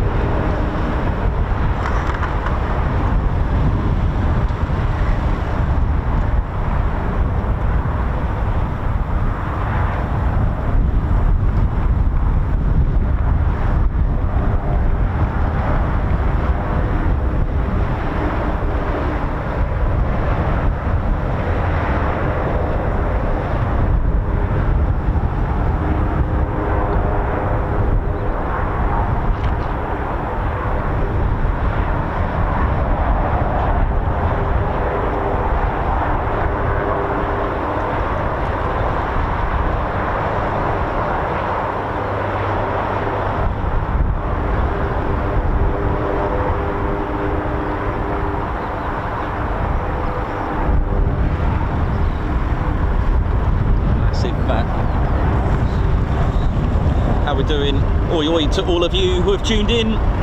Welcome to the show. Denzel Hughes, Christopher Carr, Foxy Killer, oi oi, Aryan, Davey, Dave-Earl, Aspen, what up? How you doing, man? Hope you're good. Get ready for another Red Arrow sortie coming up. Here we go. Looks good. I've got my radio on. Ready for some action. Oh, there you go. Do you know what? This Rolls-Royce Ardeur engine has a real bassy sound to it, doesn't it?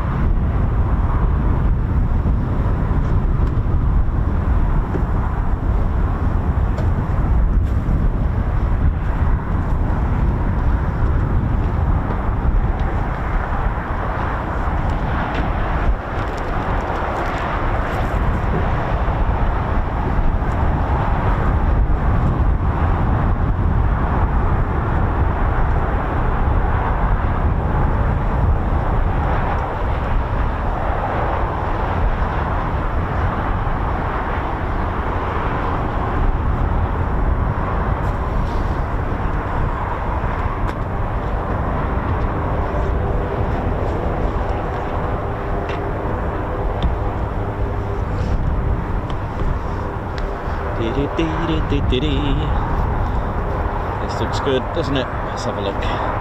So the Red Arrows won't be wearing their red suits until they have their PDA, their public display authorization. That's during their detachment, which is in spring, of course, hence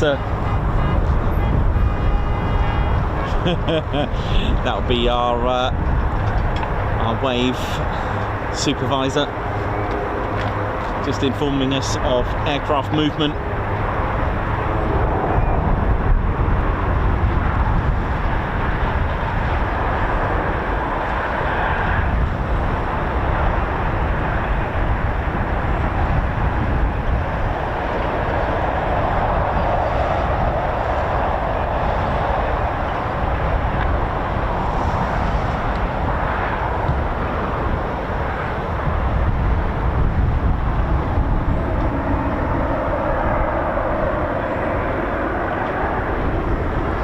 Yeah, Foxy Killer, the Reds did do a full practice. That was a full display with a 7.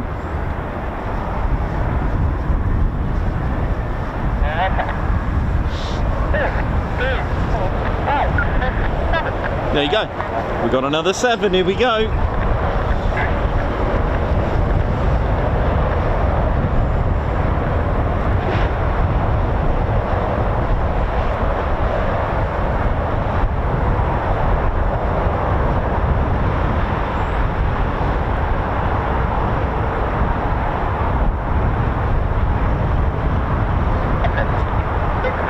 I think the Red Arrows bone dome can, oh here we go, can be worn by any of them. It's just the pilots of the Red Arrows. So Brighty, for example, Red 2 and 3, will be able to wear the bone dome with the red cross on it. The Red Arrows famous, well, it looks like a cross, doesn't it? The famous red arrow, literally. Sorry for the pun, but there we go.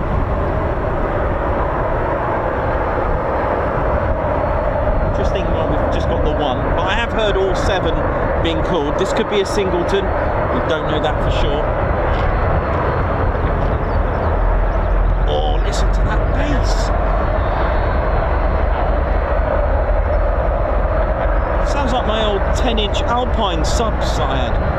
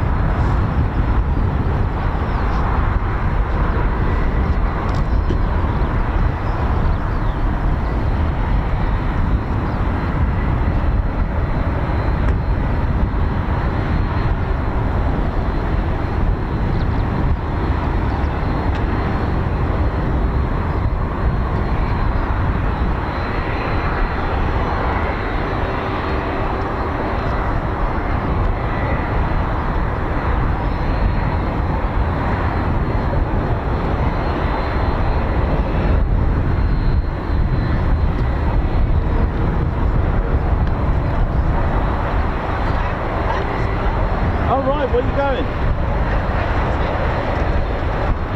Nice. Might be alright, wouldn't it? Oh yeah, yeah, of course. Yeah, you're gonna have to fill it back up.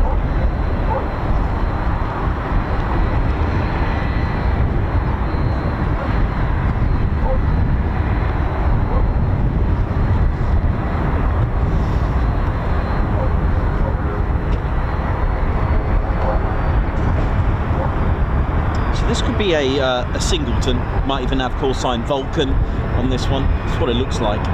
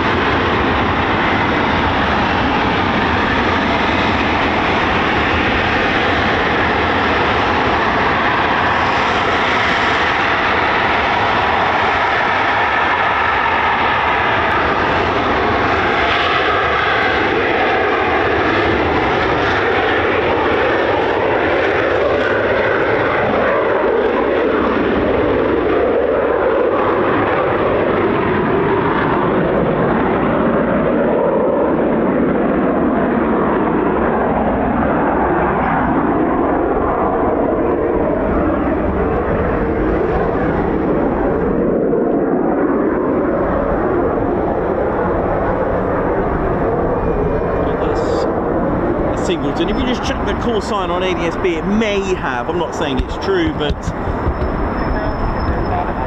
it may have Vulcan call sign, or just Red 10 maybe. Could have Red 10, that's another one that it could have.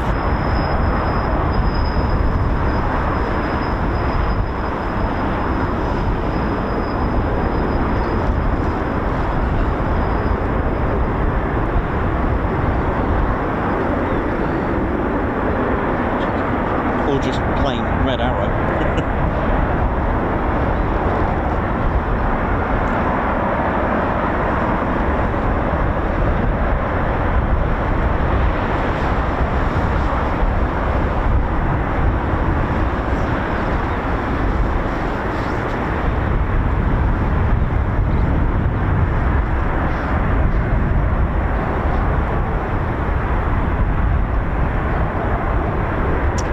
On the move, so I'm expecting maybe 7, hopefully. I did hear what did I hear? Did I hear 4, 5, 6 and 7? Let's see what we're gonna get.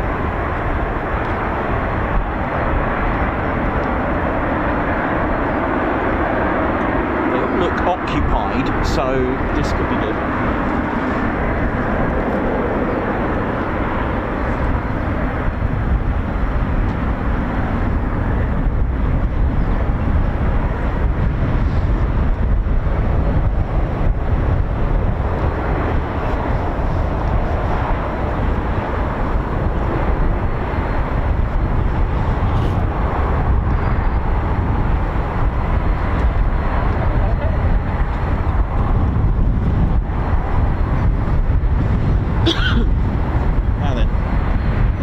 Going to get video bombed by one of their own.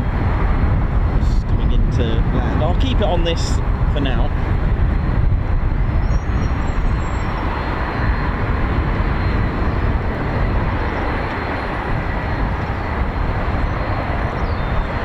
Right, how many we got? 7 or 6?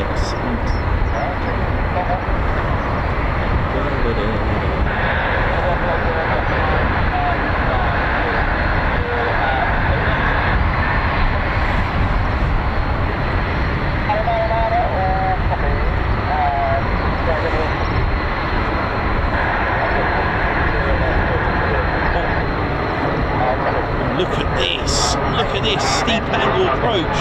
Look at this!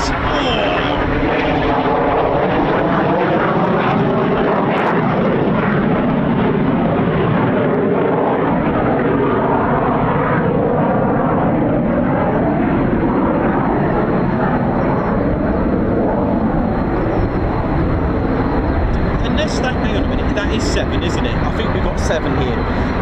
There's one hidden, so we've got 1, 2, 3, 4, 5, 6. No, we got 7 here. We got 7. That's fine. I'm counting the tails. If you count the tails, you'll get 7. If you count the canopies, you'll count 6.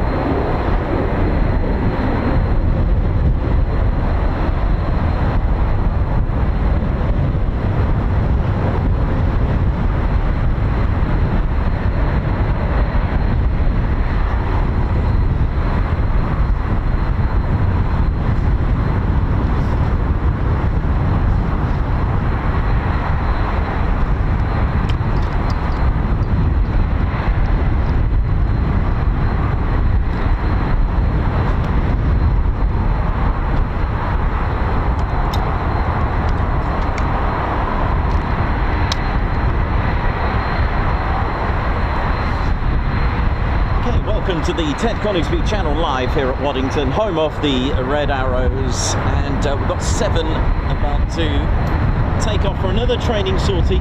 Whether it will be a full display, I don't know, but we'll see.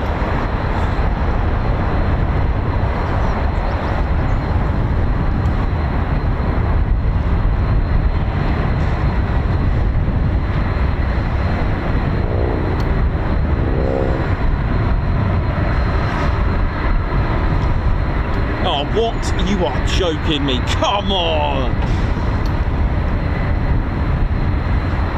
lorries have just scored.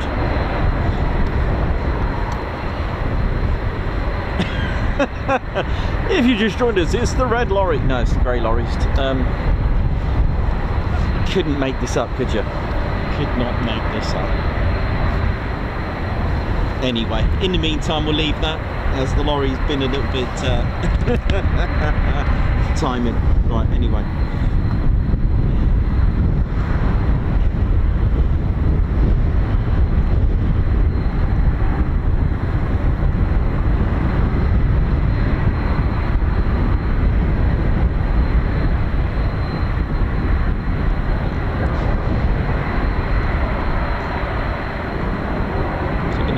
Steep angle approaching. Look at this.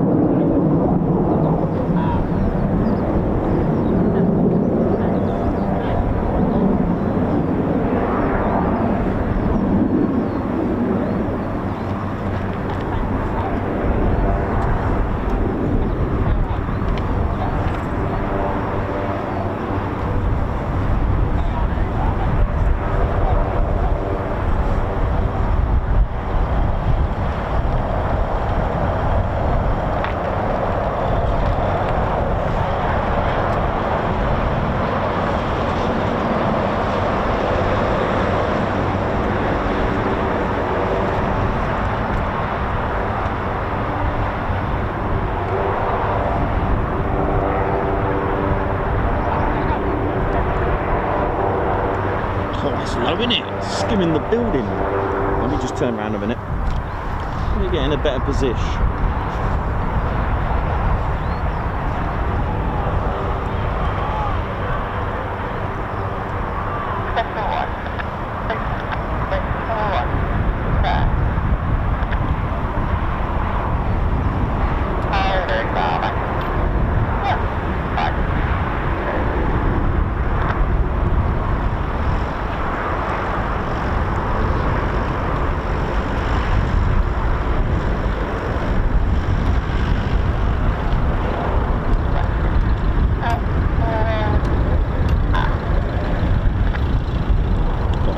Good.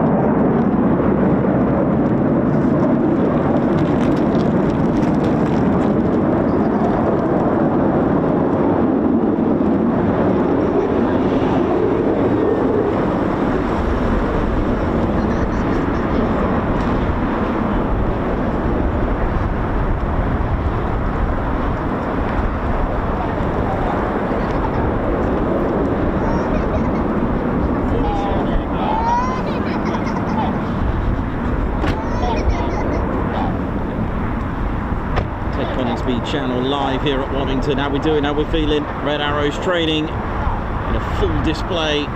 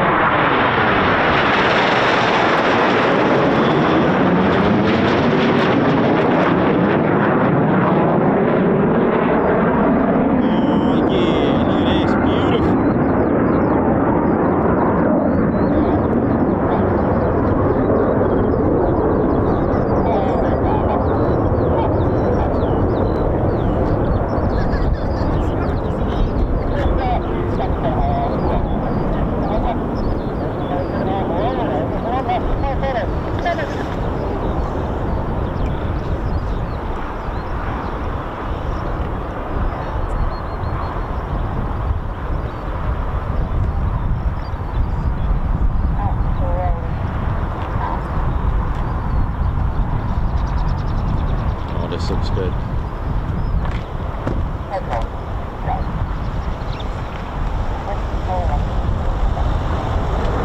Oh, the light!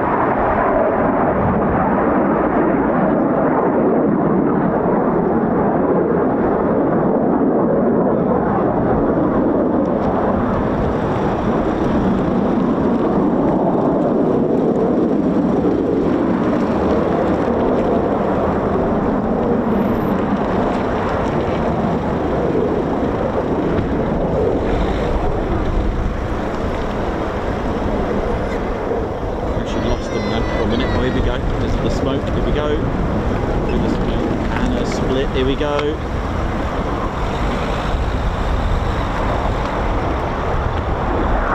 Oh gosh, sorry, right in the sun there.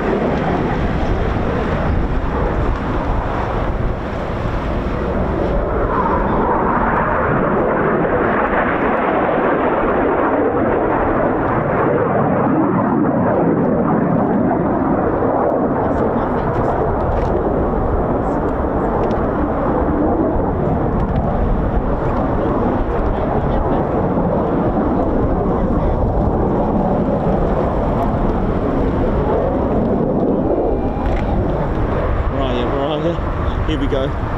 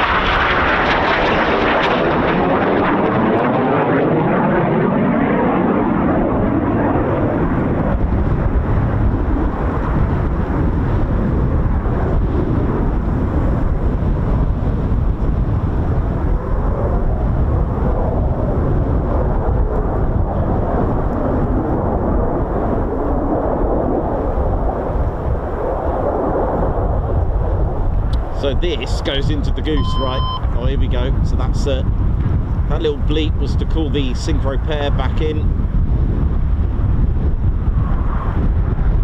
for the goose.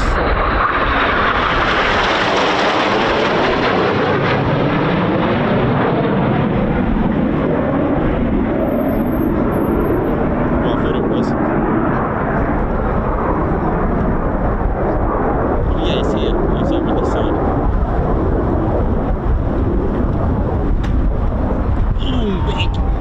You get a really good effect when you are pretty much on the Dayton low.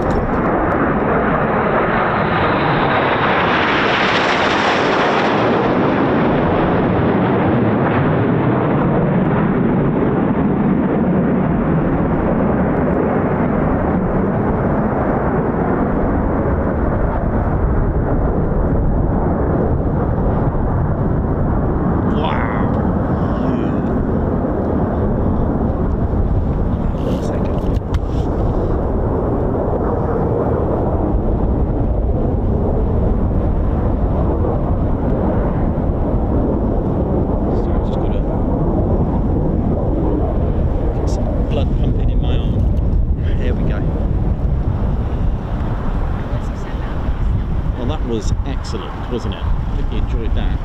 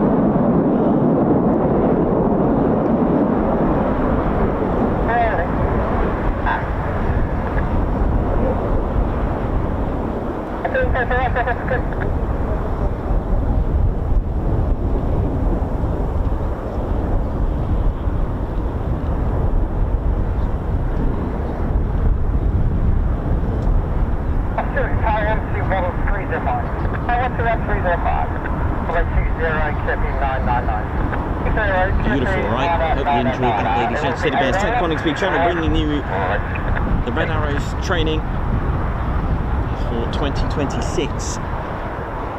Still classed as winter training.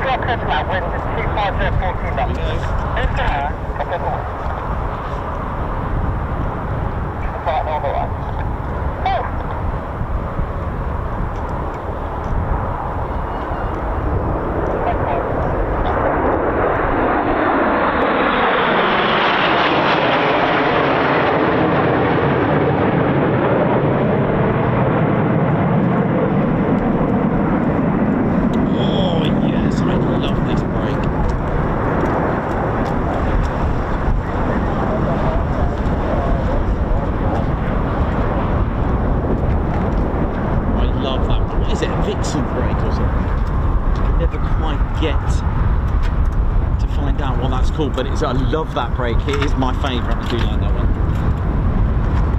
Beautiful.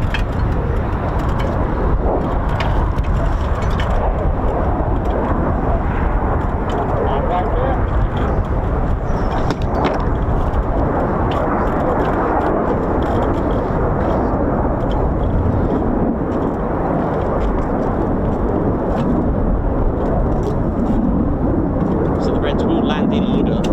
So red 1, then red 2, then 3.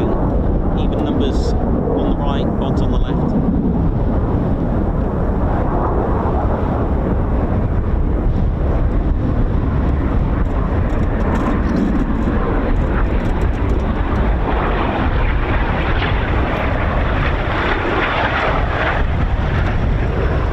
Nice, nice, nice.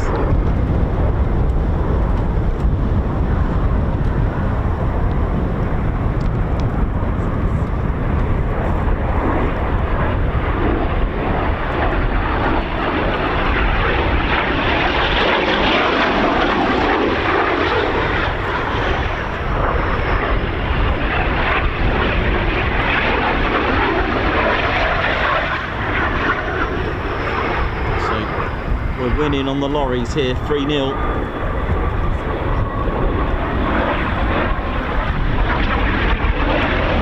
love that smell, man. Yeah. Oh, that smell is good. Good old jet fuel smell.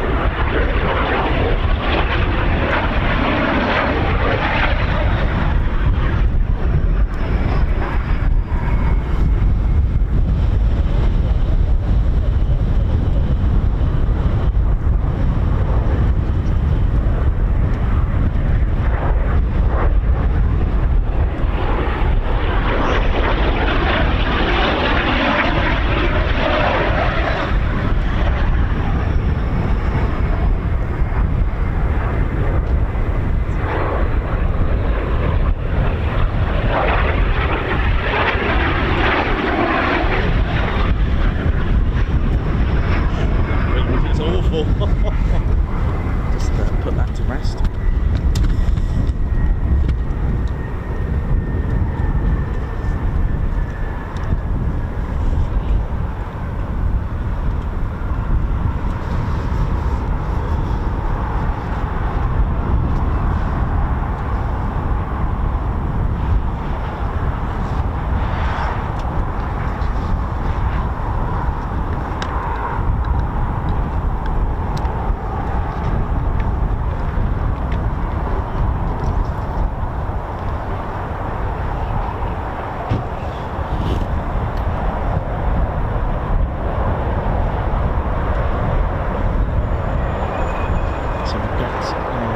German Air Force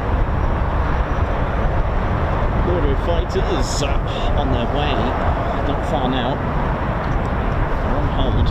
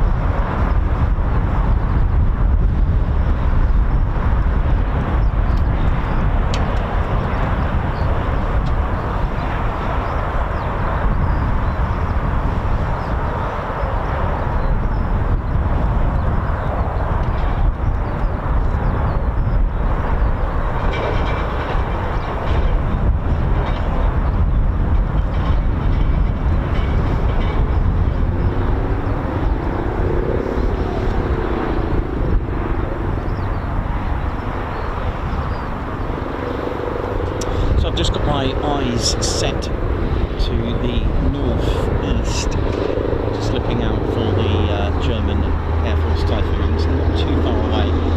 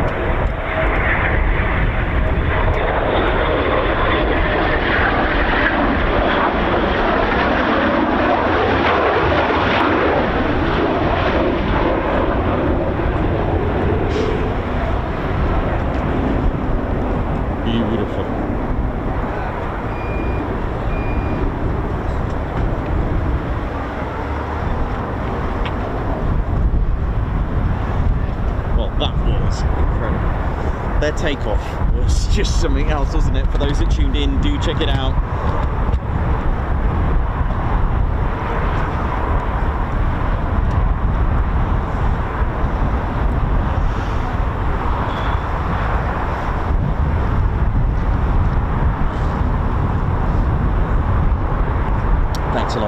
1K likes. Nice.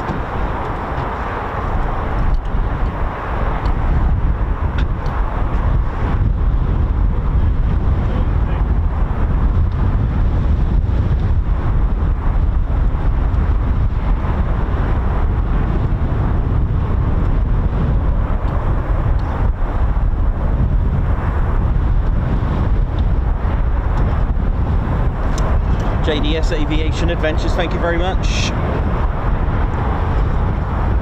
As well, John Smith, thank you as well, always promoting the 10 Coningsby channel, thank you very much, who also is an admin on one of the Red Arrows Facebook groups, but he does run the RAF Coningsby Spotters group on Facebook.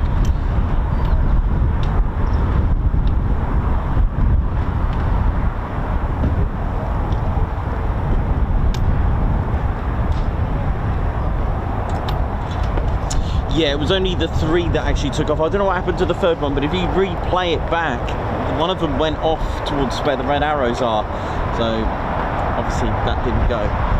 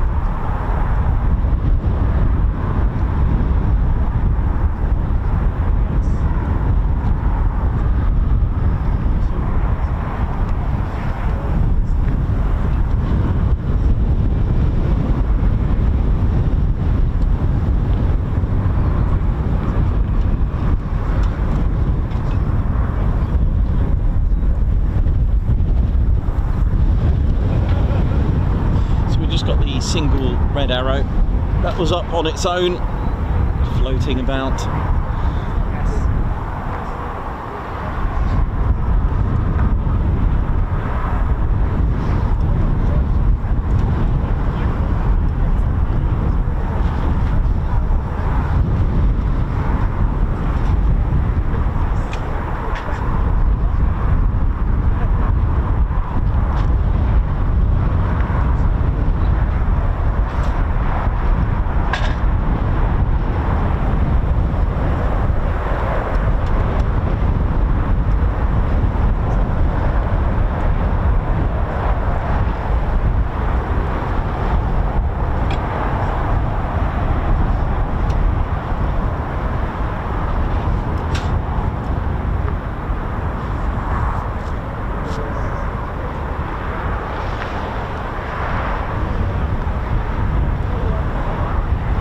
Here comes our single red arrow that went out on its own before the 7th.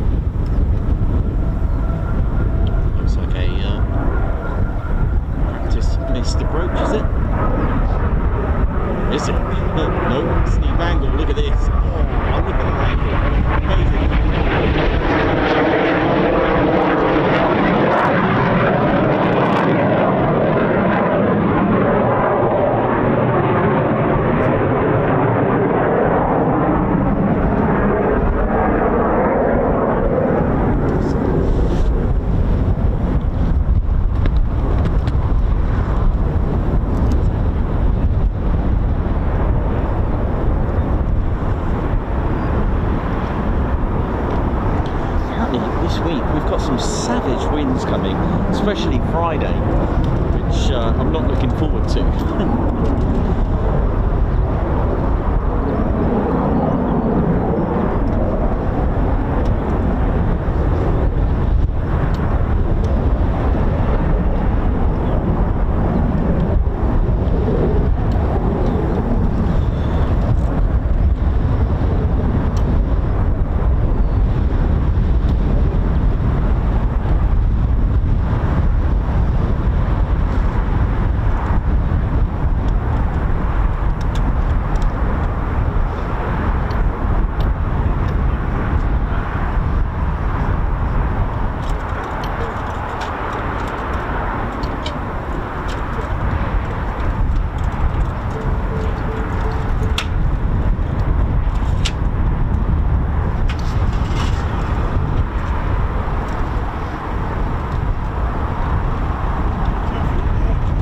Windy. I know, it's crazy. I've had to strap everything down.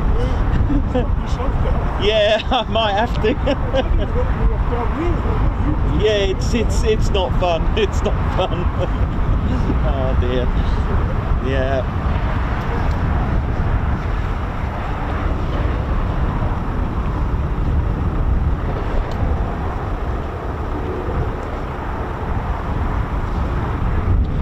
Welcoming back the 7 Reds that landed. That was amazing, really good display, really good. Another fantastic, a full display with 7 red arrows. Magnificent 7, right?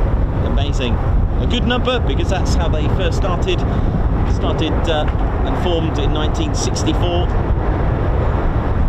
led by Flight Lieutenant Lee Jones, who decided to call them the Red Arrows in honour of the black arrows, and painting it red was a good colour to be seen. I mean, I can show you an example for those that have been on my show regularly, where I show you the yellow fallen gnat and the red arrow. And it wasn't until there was a public, it wasn't a display, but they formed at Little Rissington, and then they made their home at Fairford, and they had a sort of like a publicity display. It wasn't a full display. Their first air show was on the 9th of May 1965 in France. For Britain, we had to wait a week on the 15th and 16th of May 1965 at Biggin Hill. That was the first ever Red Arrows British display. Their motto is Éclat. I think it's French, right, for excellence. I keep saying I think, because I never actually check, because there's always something going on. By the time I forget, it's old news.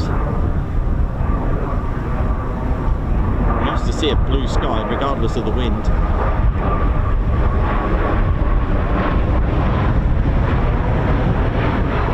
God, look at that angle then, goodness me.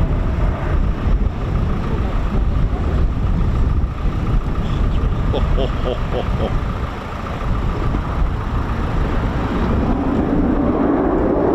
back on, I think. Yeah. Great stuff.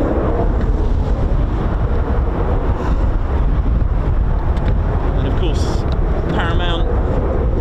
Safety is paramount, of course, so they got to still train the forced landings, practice sharp. Thank you, Davey, for letting me know it is French. I thought it was French, and I'm wondering if it's because maybe the first air show at Reims in very early 1909, sorry, 1909. I'm thinking of the RAF was Pageant at Hendon, the Air Empire days as they were called first. But yeah, 1909, France, Reims, it may be, or is it because they took their first air show in France on the 9th of May 1965. I wonder why they chose French. I mean, Latin, there's a lot of Latin, but the thing is, don't forget that there is no significance to it. Using Latin in RAF squadron mottos, it's just a traditional thing. Even using Roman numerals, again, no significance other than just a traditional basis. But still, as I said, pilots of all skill levels will still need to practice touch and goes and all that kind of stuff, all the low approaches, missed approaches, sharp, steep angle approaches and all that kind of stuff. practice diversions at other airfields as well.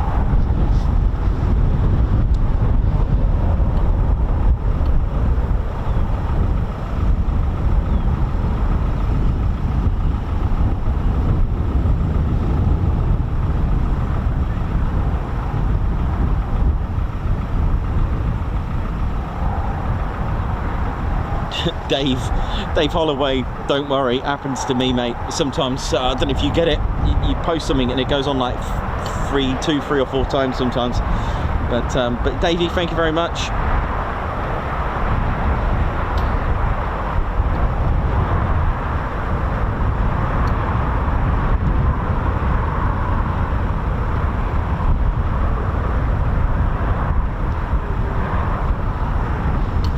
Margot, thank you as well. Lots of you confirm very windy tomorrow, less on Friday. Oh, I don't know about that. It's just windy, full stop. Oh dear. Yeah, it's looking really bad on Friday. There is some strong wind warnings. I haven't even checked bother tomorrow. Let's have a look. Let's have a look tomorrow, see what we got. It's always constantly updating tomorrow. So, oh my word, it is horrendous tomorrow. What in the world is that? And then it calms down on Friday. Okay, so it's reversed a little bit. So it's tomorrow I'm worried about. Goodness me. Oh dear.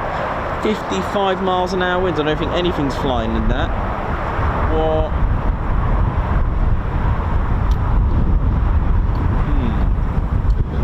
I need to have a think about what I'm doing tomorrow now. That's some savage winds. Holy smoked haddock, that is emotional. Okay, no worries, we'll deal with that in the morning. So yeah, not guaranteeing anything tomorrow then by the look of it. It looks really bad out there. Don't think I'll be doing Whole Beach. Oh dear.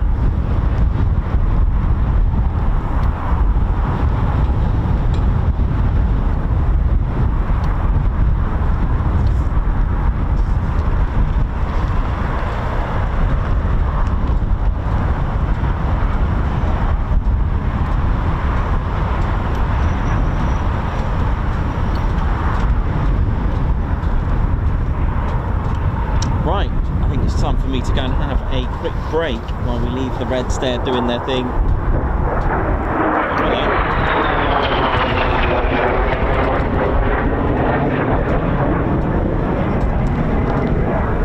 It is a Hawk after all.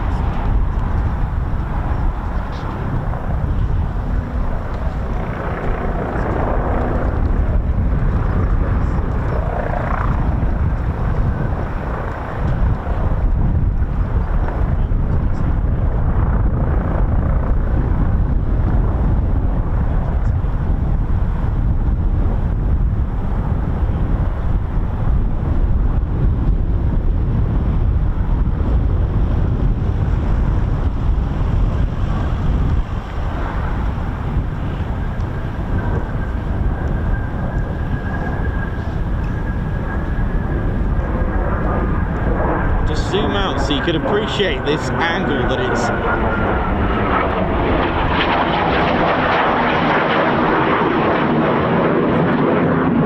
Maybe not that one.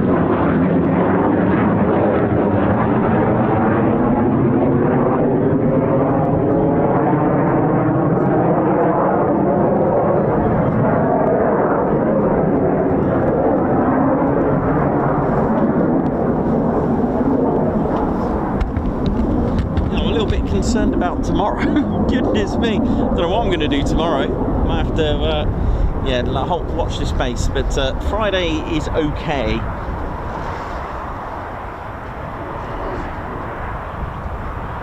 Oh, Ian, how you doing? Alex, Black Cat, Margot, Vienna, Dave Holloway, Paul Fairclough, oi oi. Hope you're all good.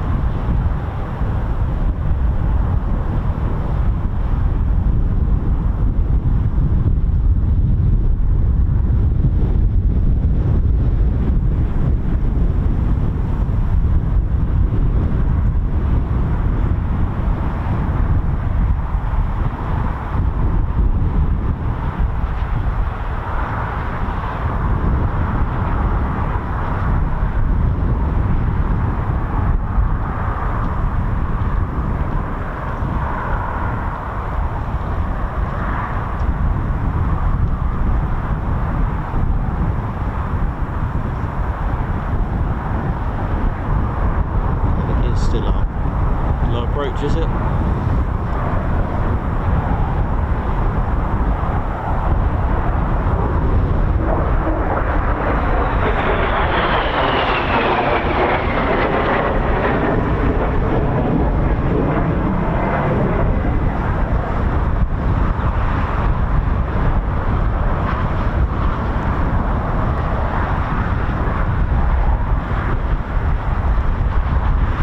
Well, I've still got that departure from the Luftwaffe Typhoon Eurofighter. Was something of a spectacular. We've named that manoeuvre the Klinsman, so if they are tuned in, we're calling that the Klinsman manoeuvre.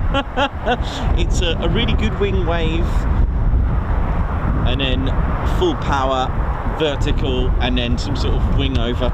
Amazing. I mean, that was kind of spectacular. If you don't know what we're talking about, I suggest you rewind it to when the German Typhoons took off. There was an optical illusion as well. In some ways, there were actually 4 that taxied, but 3 genuinely did take off, not 4. I did say the Typhoon had some sort of stealth attributes. That's just the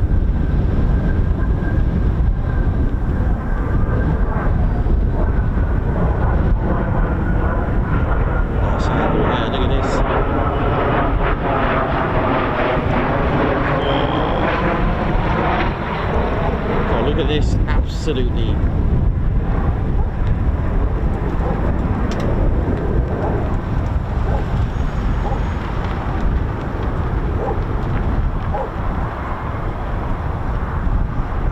touch and go.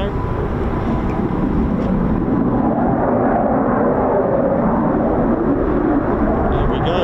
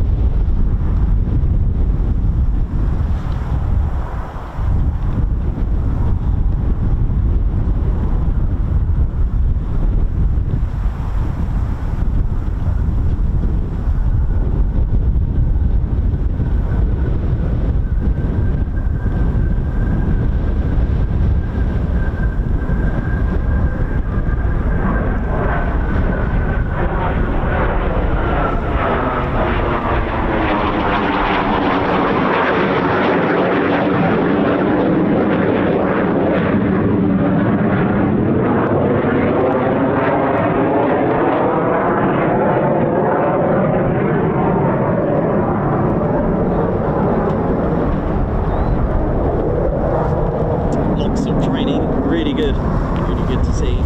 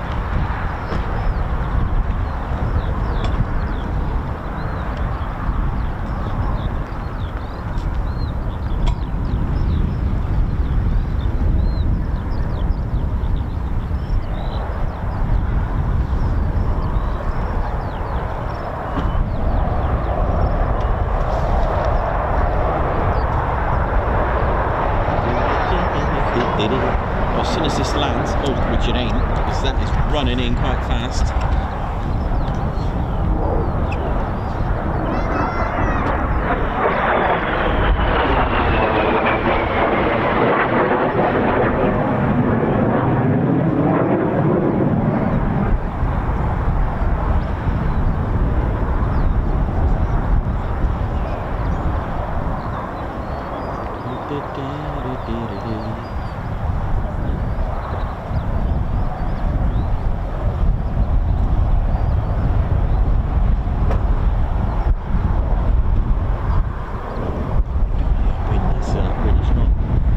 Baby, yeah, it's definitely picked up.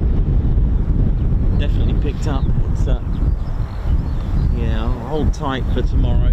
Doesn't look good for tomorrow for us, but definitely on Friday.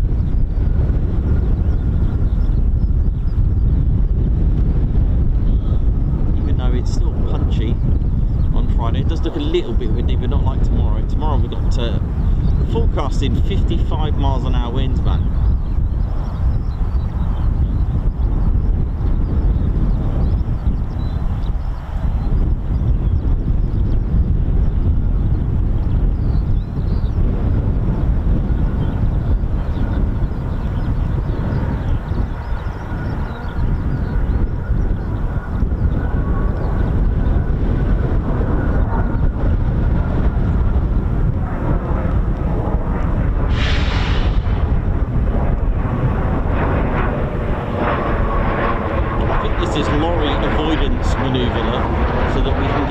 Picture of the landings without the lorries. I like this. Look at this. Beautiful. See, no lorry. No lorry, no worry, Borry.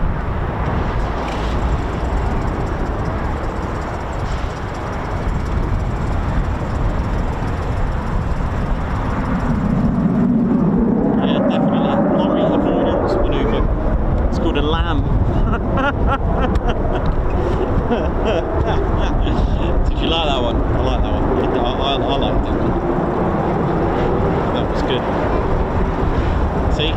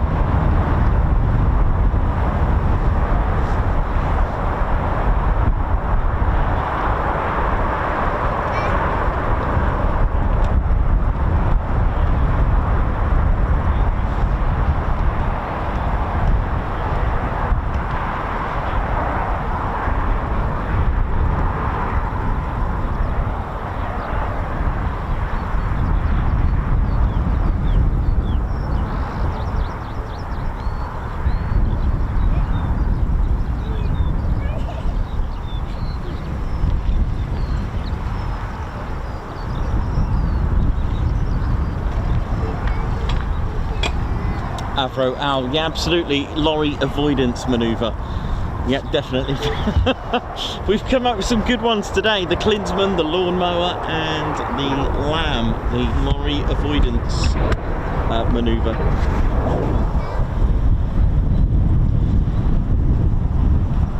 Definitely had some good ones today. I like that. It's really good.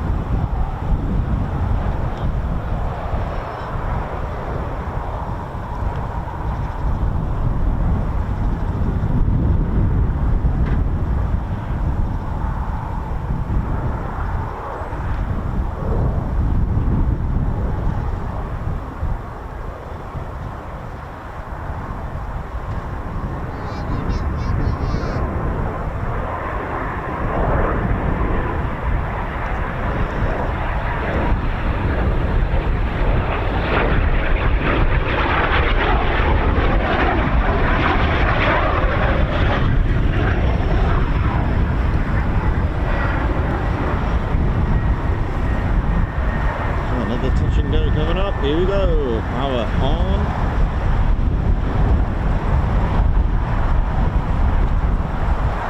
Oh, maybe not. No, maybe not, goodness me. Wow, those brakes work, don't they?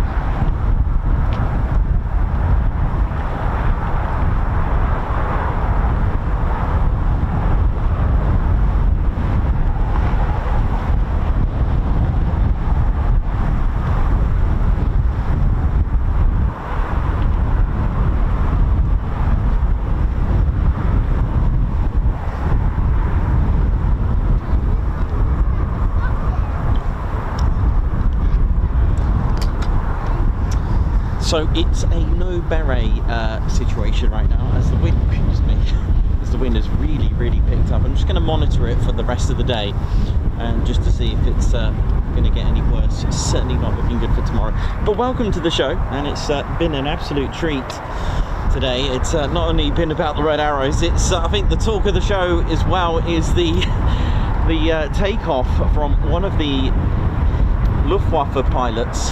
Wow, that was something else.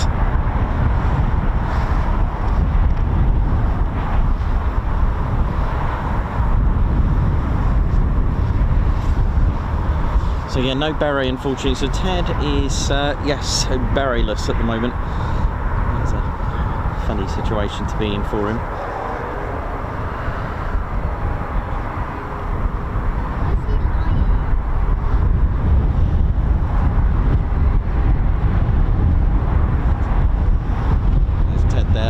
You right, mate? Just hang in there, buddy. We're gonna have a quick break as well. And Neil Osborne, Guards March, thank you very much for your 37 months membership. Just a quick thank you for your hard work. Thank you very much, Guards March. Paul Briggles, thank you very much for the super. A Guards March to you. Lilo Double Fly, high five on a Paul Pump. Thank you so much for gifting 5 Ted Coningsby memberships, a Guards March, of course without the beret at the moment because we probably won't see it again. Carl Wichowski, thank you very much for your super. So Carl Wichowski, how you doing? Thank you very much for your super. Colin, thank you very much for your super as well, a Guards March to you. Also, Laser Tech, a high five and a Paw Pump, Guards March. Thank you so much for gifting 5 Ted Coningsby memberships. Nice. Keith Gregory, who's they're still there. Who's got 30 months membership. Oi, Nikos, we are behind you. Yeah, just seen. Can you say congratulations to my daughter who's passed her driving test a month ago? Well, Guards March and congratulations, Guards March. Ding, ding, ding. Love it. Right, I think it's time for me and Teddy to go and get a little bit of a bite to eat, and yeah, definitely it's always good to have a little bite. Let's have a look how busy it is. Yeah, I'll keep an eye on it from here, and then I'll just go and get a quick bite to eat. Definitely a cup of tea.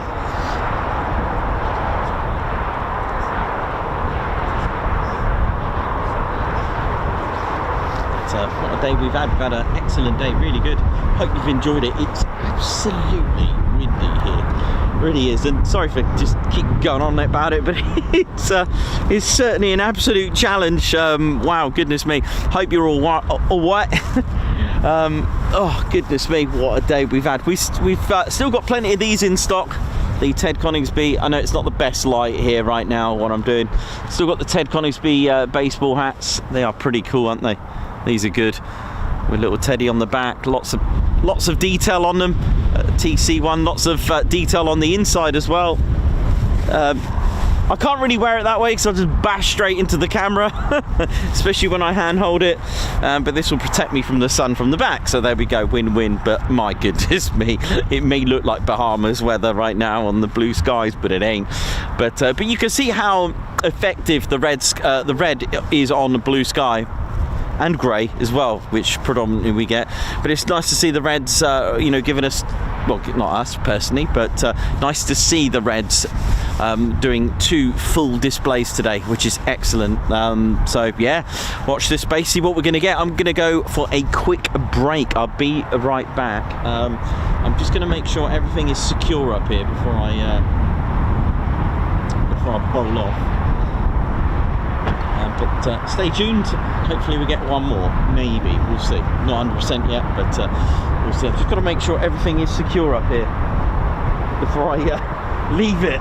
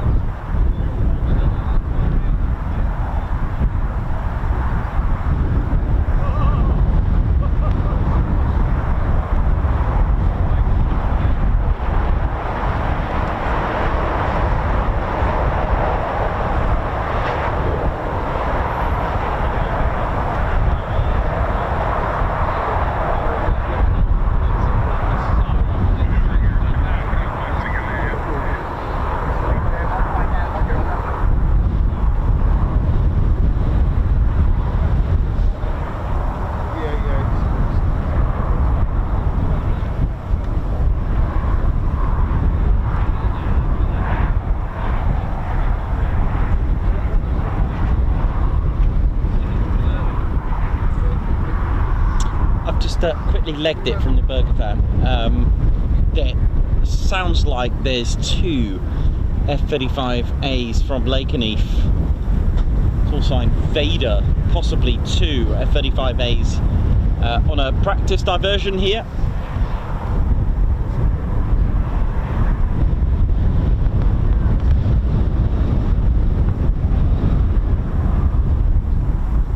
I knew something like that would happen. Can't get burger in peace round here.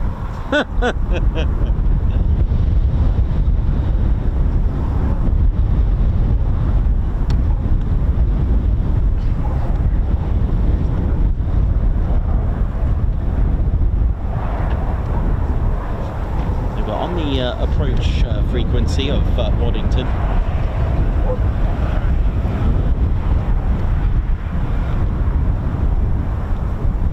These are the A variant, the CTOL version, conventional takeoff and landing variant.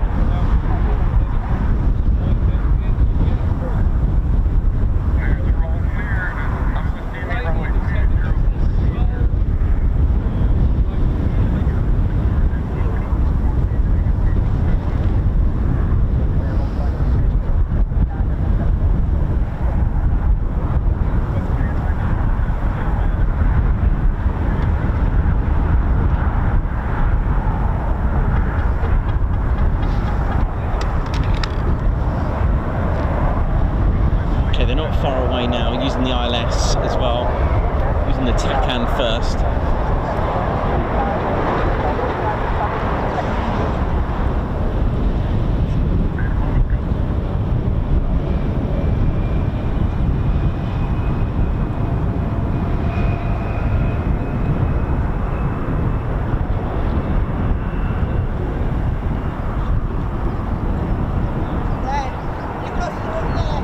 That's fine. So they're just high and dry. Yep, got them. Here we go.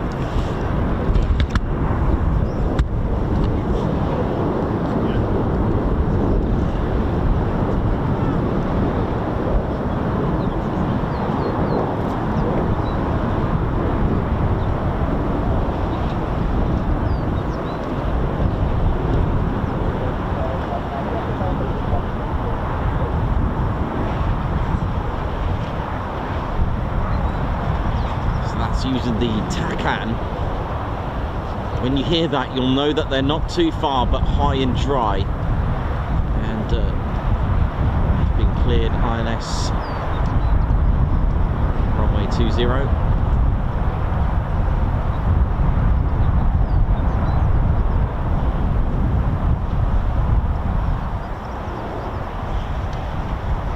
So that will turn left eventually.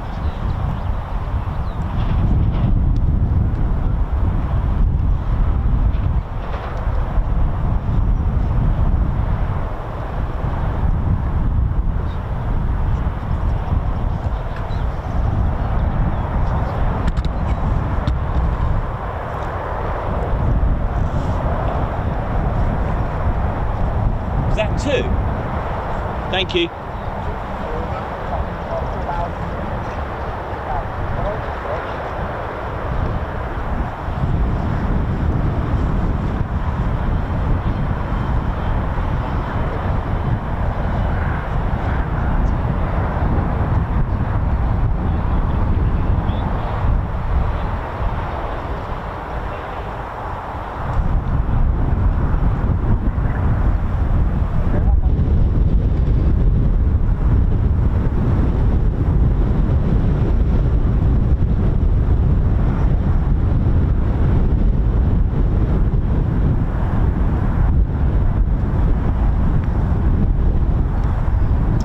these are part of the 48th Fighter Wing, 2 F-35s.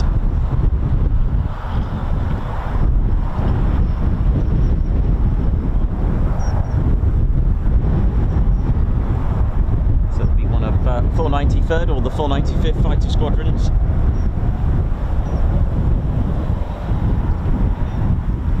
So if you know your call signs, Vader sounds more like a 493rd call sign, but that's just my guess.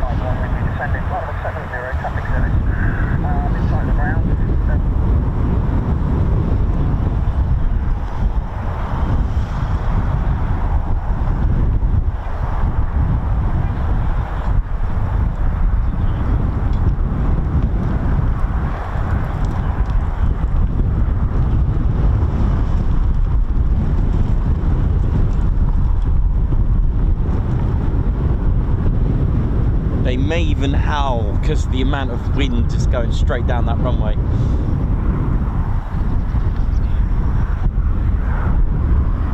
Pretty sure I heard ILS 20, so TACAN first and then ILS 20, but we'll see.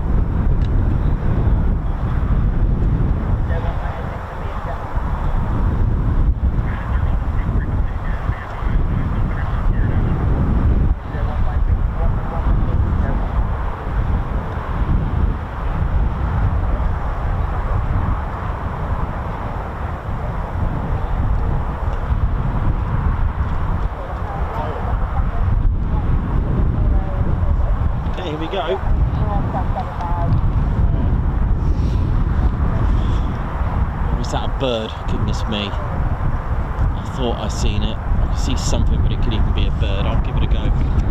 No, there's definitely F-35s, I can see them.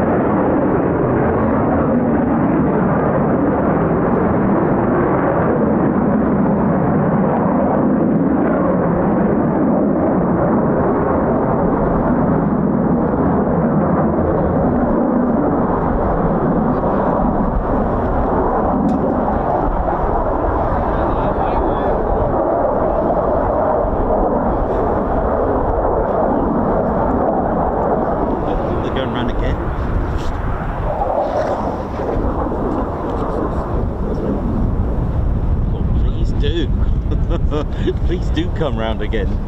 Yes, please. While I wait for my burger.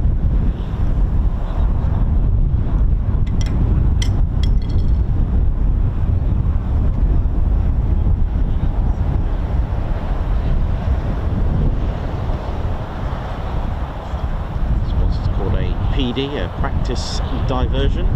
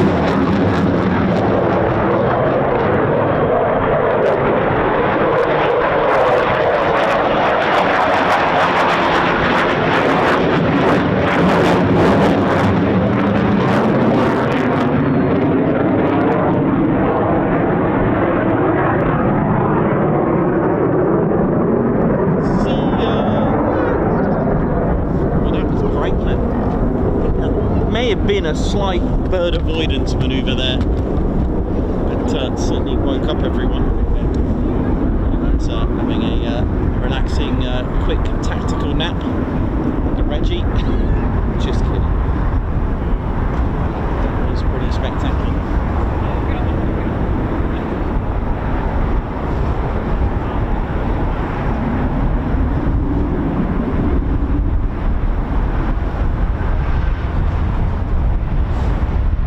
Right, I'll be right back. I'm gonna go and get the burger.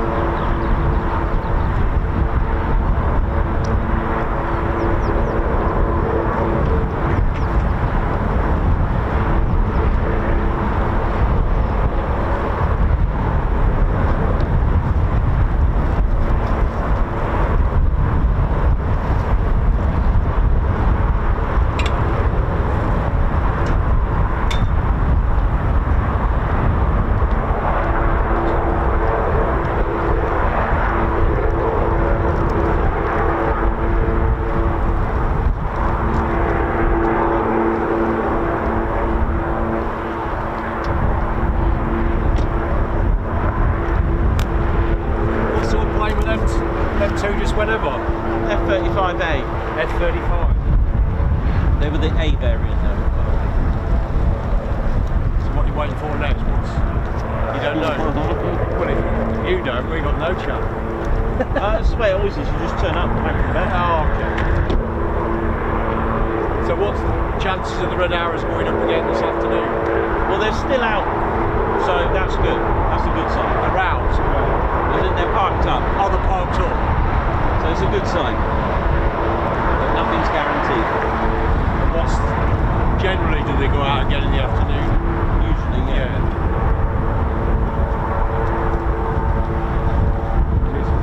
No worries.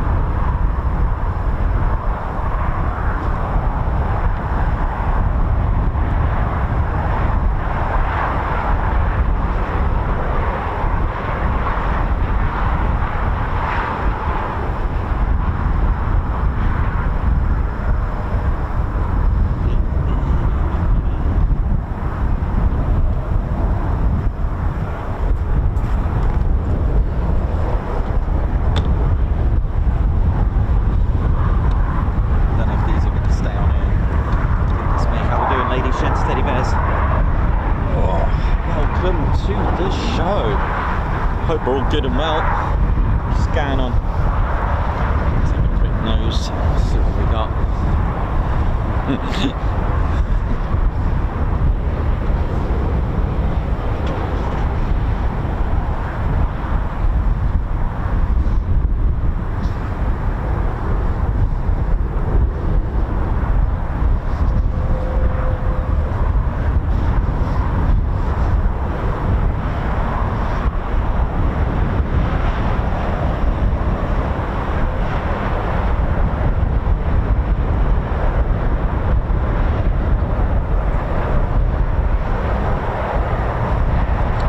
Good ladies, gents, steady base. Yeah, what a day we've had. I mean, we've had the 2 lots of red arrows, full displays, and 3 Eurofighters of the German Air Force department.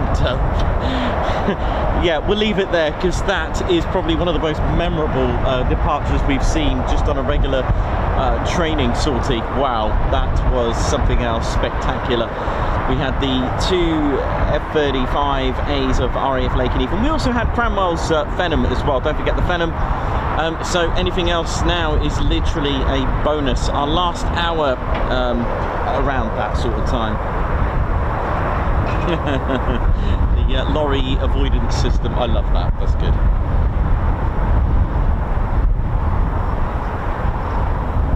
Oh, you're most welcome, Vina. It's been a blast, Denzel. Yep. Aryan, RWB, how you doing? Hope you're good. Margot, DG, Dieter. I've got to remember that's Dieter now. Bundesliga, definitely, it's been great. And again, don't forget Cranwell's Phenom. It's nice to see that. We haven't actually had any. I don't think we've had any of the rivet joint or the Beechcraft Shadow. Goodness me, that wind certainly making an appearance today.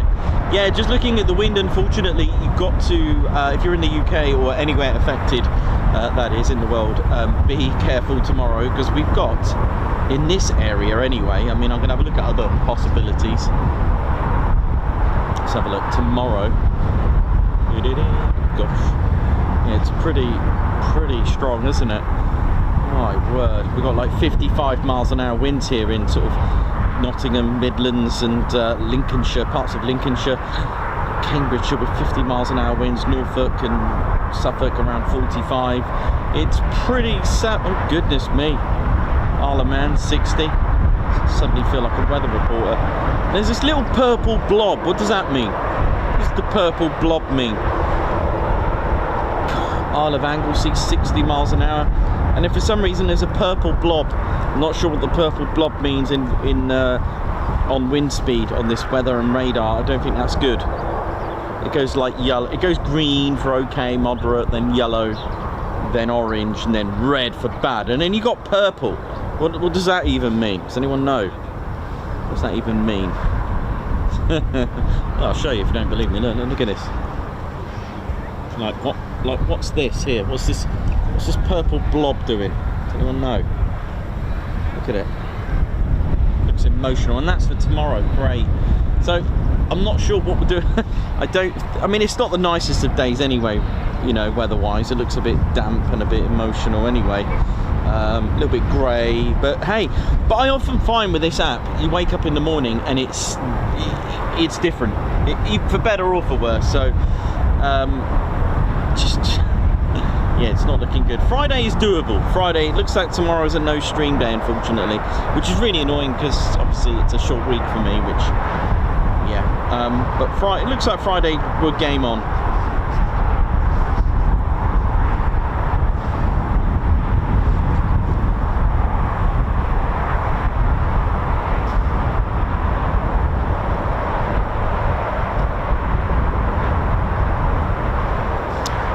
No, so that's the wind filter. That's the wind filter, not the rain filter. That's wind.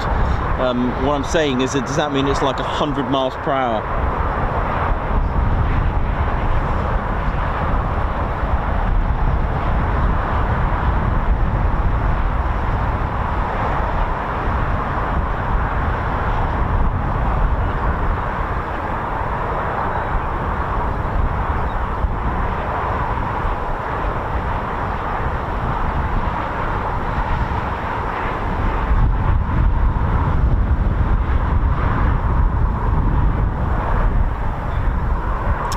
Khyber Wolf UK. Yes, it was delicious. Thank you very much. Thanks a lot, Emma.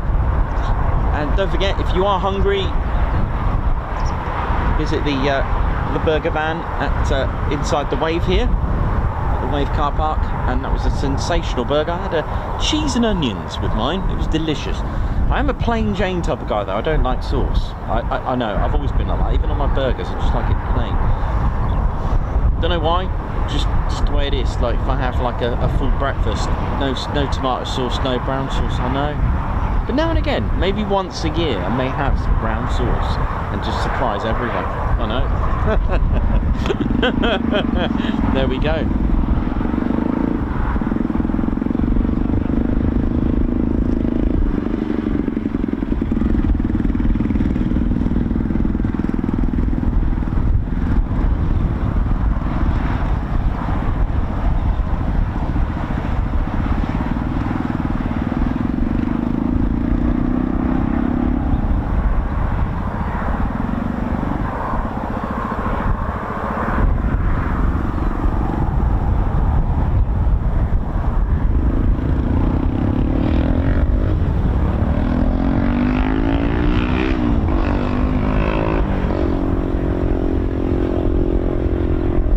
But again, like I've always said, we've all got different tastes and stuff, you know, and that's why I always make a big point to be respectful of everyone's eating habits, because everyone has different tastes, and that's what makes the world go round. Everyone likes different things, and that should be it. It'd be a bit pointless if everyone liked the same thing. Do you know what I mean? Similar to aircraft. Again, yesterday, a great example. What was my opinion of iconic aircraft? So brilliant, love it. Can't remember who wrote that, but I thought it was excellent.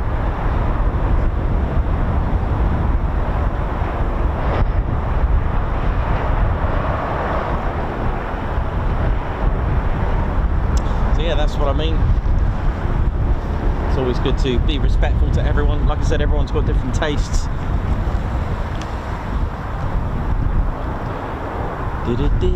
Right, let's, oh gosh.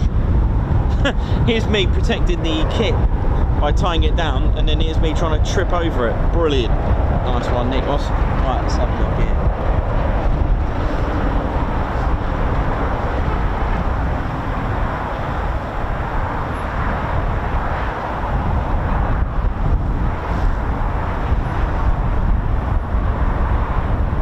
So it's all good. I hope you're all feeling well and good. They do. Lilo Doublefly, how you doing? They really do. And it's a good subject to go into detail.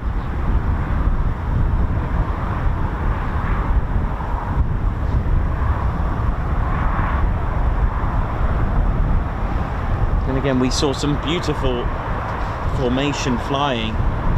We really did, didn't we? We got some good ones. So again, if you tuned in and in the car park and wondering when they're taking off next, I have got a pin comment. We don't know. It's not available to the public. But sadly, you just got to sit back, relax, and listen to a bit of history.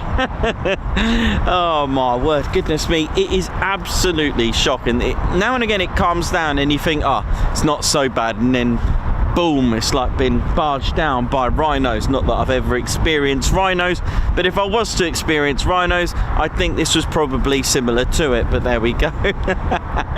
Oh dear. Unfortunately, there's no way I can get the my folder up here with the education. It's not good. But yeah, the formation is really cool. What I'll do, maybe I'll do it tomorrow as I'm not streaming. I'll draw up some red arrow sketches, and I can go into a little bit of detail where they're positioned.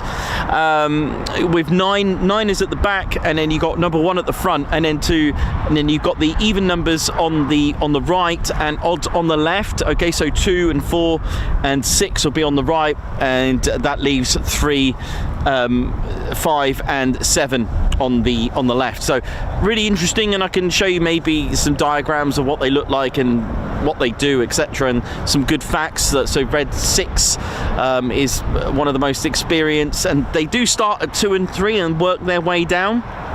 That's a good one. And it's Red 7 who has the authorization to do the avoidance. Okay, not Red 6. So that's quite interesting. Maybe you didn't know that. But lovely sounds from those Hawks with their Ardeur engines. You know, punching out, what, 5,200 pounds of thrust. It is tuned to Red Arrow's requirements to make them a little bit more throttle responsive to get their intricate maneuvers. But when they take off in formation, you really do need to go back. A wonderful book, by the way, by Frank Murphy is Luck of the Draw. Have a look at that. It is amazing the way he talks about his experiences with the 100th, his experiences, talks about formation flying, the evolution as well of military combat, from land, sea, and a new type of combat is aviation. It's in the air. It's so new, but remember the difference between flight, where you could use a glider and a balloon. That still classes a flight. But of course, aviation itself is when you control it with an engine and you man it. Okay, so there you go. But formation flying, like I've said, has been around since aviation itself from 1903. Once they've started to fly, I bet they didn't think how it would progress into all these aircraft that we have today. You know, just off the top of my head, you know, so you got the Wright Flyer, and then of course Glenn Curtis is a really good story. I've told you that one before. That one I save, Glenn Curtis and the Wright brothers. That the way the Wright brothers were so focused on trying to take him to court with the patents and all this kind of stuff, they concentrated so much on the legality side of things against Glenn Curtis, that Glenn Curtis was excelling because he was actually thinking and making his way. In fact, he pioneered the aileron, if I remember correctly. The aileron. All right, so have a look at that. But amazing to think from that, you know, we started to have the Pusher, the Airco, the DH9s, and then eventually the bombers as well, the Hayford bomber, the Harrow, the Spitfire, the 109s, and then the Comet 163, the ME262, Thunderbolt P47s, P51s, and as it develops to the Meteor, you know, to the Vampire, the Mosquito. I'm not doing it in chronological order. The Canberra SR-71, F-15A, the very first one. You know, Typhoon. Goodness me, there's loads. Hawker Hunters. People get upset when I don't mention a Hawker Hunter. They do. But there we go. The Vulcan. It goes on. And then, hang on a minute, we've forgotten helicopters. You've got Apache Chinook, the Bell. You've got Huey. You've got Airwolf with Jan Michael Vincent. Was he in? Yeah, he was. No. Just going on one, innit? But yeah, so formation flying, just remember the age of it. It's been around since aviation itself. Even on the battlefield, you saw the Red Arrows taken off in formations as well. We do get to see that at Coningsby. We do get to see that at Valley, which we've seen 3 of them. Was it Leeming as well? You know, it's a good way to get aircraft quickly up in scramble times. You know, when you need to get more up. Cloud base, get them up quickly before before weather closes in. That kind of thing. It gets a lot more aircraft in one go. So if you're going to go one, how about 3? In fact, they were all 7 all went off at the same time, spaced out, of course. But it's amazing to recognise the importance of formation flying, even when we see them doing their intricate formations that they change into. Really amazing, even after takeoff, the way they just get in there and synchronized as well, if you have a look. But it's been taking place since World War One. I mean, to understand World War One tactics, again, it's nothing that they knew about. They had to fly, and not everyone was able to fly as well. Don't forget, yes, we had the Royal Flying Corps that was established 1912.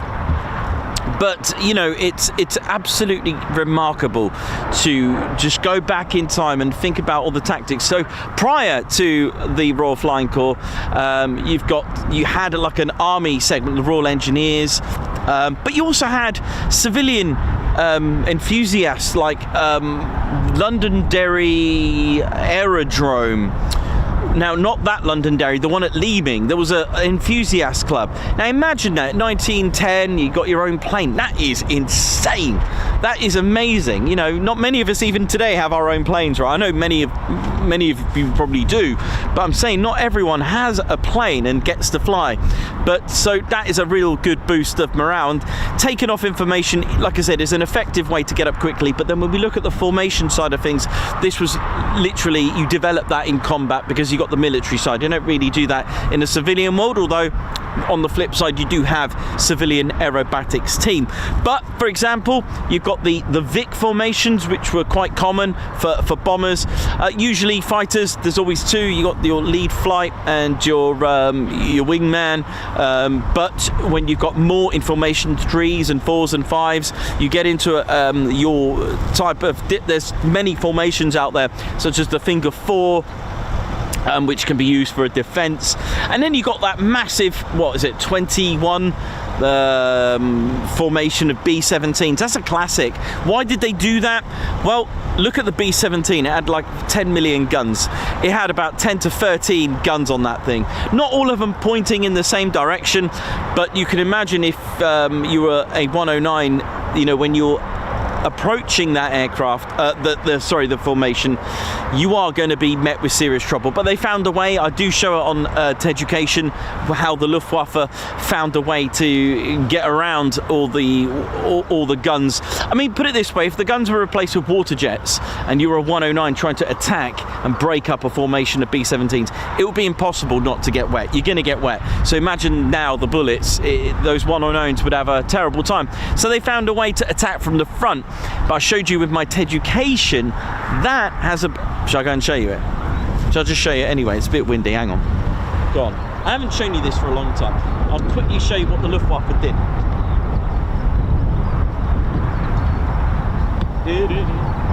my word, I might get blown off the van. Let's have a look. So, this is an average... These figures are average, by the way. They're not. I'll just, you know, just to give you an idea. So the Luftwaffe. There we go. I'm going to show you this. There you go. Right. So the Luftwaffe realised that the weakest point. There was no point attacking. It doesn't have to be B-17s, but B-17s were called flying fortresses for that reason. Because a reporter said, wow, that looks like a flying fortress, and Boeing decided to get a patent on that and called it the Flying Fortress. It wasn't Boeing's name originally, they took the name.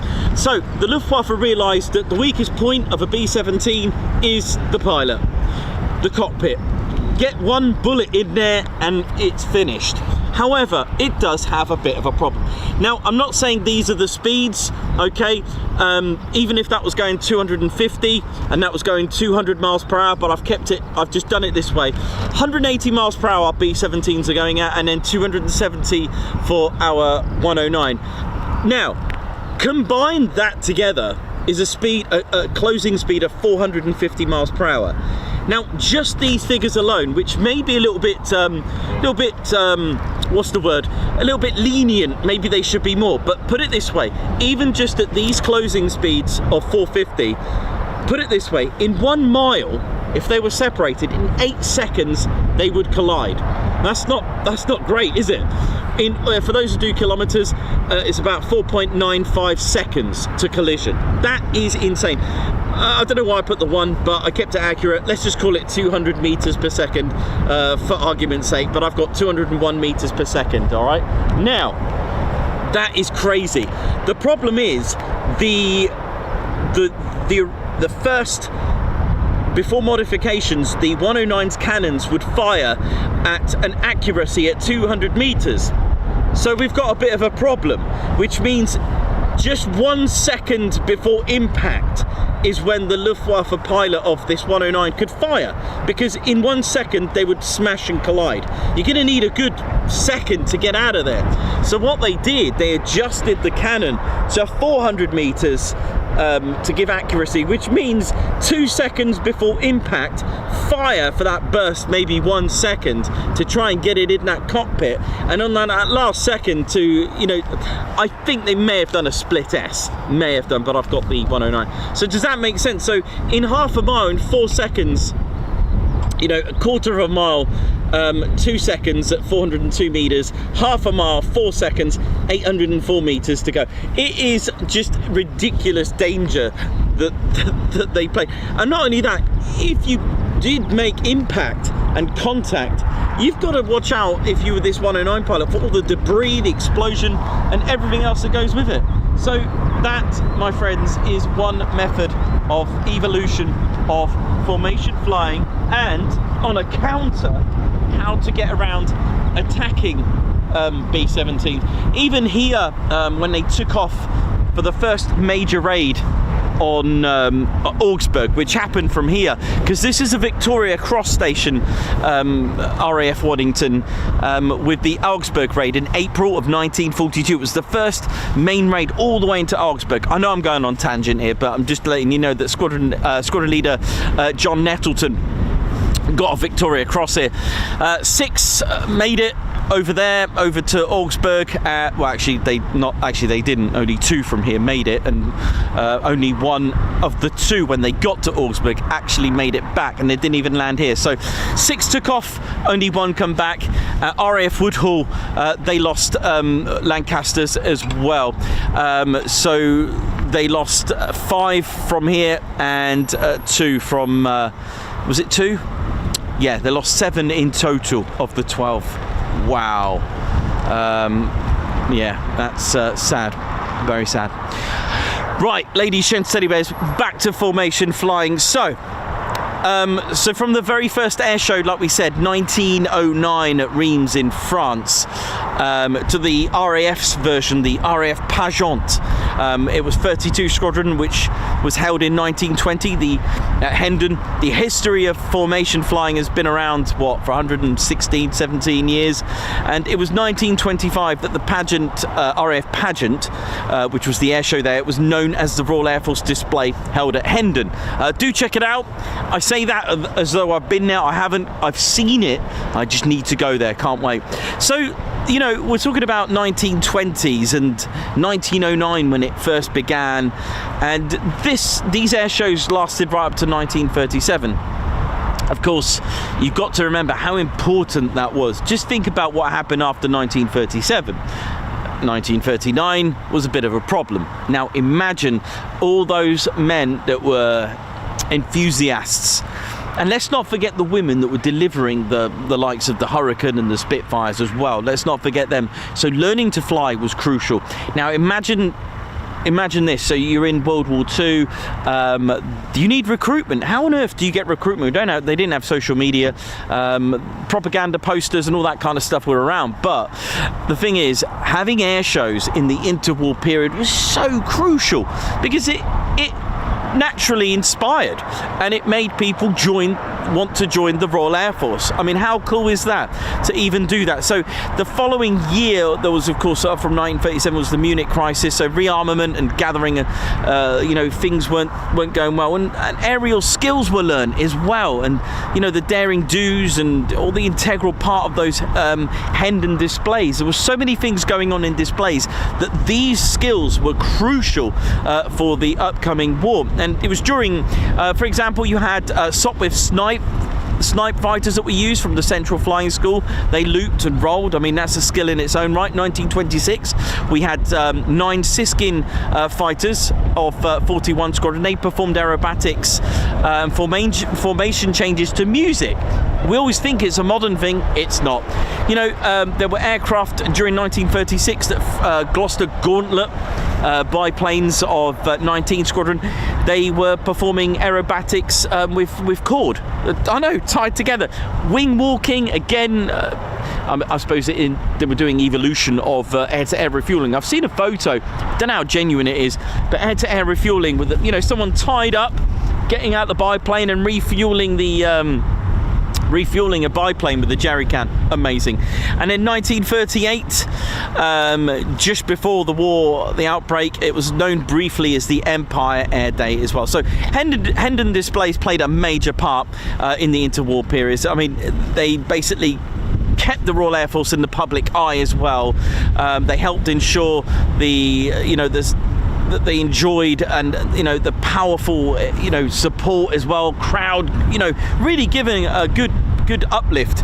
And of course the air displays, they raise morale, do you know what I mean? So really helped. So it increased morale, gained experience. So when people wanted to join, when pilots or men wanted to become pilots, they already had the skills already there. So after the war, of course, during the war there wasn't any air shows at all. In 1947, a major breakthrough. The de Havilland Vampires took off to the skies to make them the very first jet aircraft to be used in a fast jet team, which were indeed later on called the Black Knights. They were named that way because they would wear, or did they do it the other way around, I don't know, but they would wear black suits, which apparently that could be where it comes from. So apart from the Reds, because they like to wear red. But once a pilot of a display team, including the Chinook display team, the Tudor display team, once they pass their PDA, they basically wear a black display suit. Pretty cool, huh? Now these came from RAF Odeum, and then the squadron flew in a team of 7. 54 Squadron started to use smoke drill, so that's when we started to add smoke. So we're talking about, it's amazing, isn't it? How, you got chord, you got wing waves, wing walkers, and flying to music. And then in the 50s, it was time for the, that got replaced by the Gloucester Meteor, by the way. So it was the Vampire for jets, first one, and then the Gloucester Meteor took over from the Vampire. And then from the 50s, it was then the loving Hawker Hunter, and in 1956 saw Treble 1 Squadron take to the skies. There were many more RAF Aerobatics teams started to pop up. Now this was going to eventually become a bit of a problem, but I'll explain in just a moment. So the Black Arrows, that they were called in 58, they performed a loop and a barrel roll of 22 Hunters, all right, and the world record they achieved for the greatest number of aircraft looped in formation. Has that been beaten, or did someone send me a link to show me that? I don't know if that's been beaten, but 22 is the most in formation to do a loop and barrel roll. The Black Arrows were the premier team until 1961, when the Blue Diamonds of 92 Squadron continued their role, flying 16 Blue Hunters. Yellow Jacks popped up as well, using the Follow Nat, the Red Pelicans, and then of course something extraordinary happened, the English Electric Lightnings flying in formation, which was amazing. So 1960, the Tigers of 74 Squadron were re-equipped with the legendary unique vertically aligned, in fact I'll just show you. Look at this. Hey, actually let me turn that around so you get a good look at it. It's a little bit dark. I think this is a 74 Squadron Tigers, right? Let's have a look. Let me just pop that on the screen for you. So yeah, look at this. Oh, there's a lot of people getting excited here. We're not too far from Binbrook, another station where they had these. Absolutely amazing. What a beautiful aircraft. So so 1960s, the Tigers of 74 Squadron were re-equipped with the legendary English Electric Lightning, wowing the crowds. And then another squadron using the Lightnings, 56 Squadron, the Firebirds. They were using 9 red and silver Lightnings, but you know what? It wasn't to last, and I'll explain why. Well, for those that know how much fuel this drank, would know where this was going. Yes, cost. And taking the very role. Now, don't get me wrong, I'd love fighter jets in aerobatics. We're lucky to have like a single or a solo display. It was going to come to a point, because there was a problem brewing already before that. Like I mentioned earlier in the stream, the problem is you're starting to get lots and lots of these, like the Pelicans, the Red Pelicans that were using the T3 Provost, but then they went to the more powerful Mark IV, I think it was. But the problem was they were the crew, the pilots. I mean, we've seen how much they train. I told you there's about 120 engineers just to have a Red Arrows team. I guess it's the same in all aerobatics teams in all countries. Thanks, Davey. They were concentrating a lot, which is what I've read, by the way. Sources suggest that they were focusing too much on aerobatics and training for aerobatics rather than operational training, like learning what they're meant to be doing for a frontline role. So there was so many, and it came to a point where they had to just amalgamate and make just one unique team. Now, the problem with using fast jets, cost.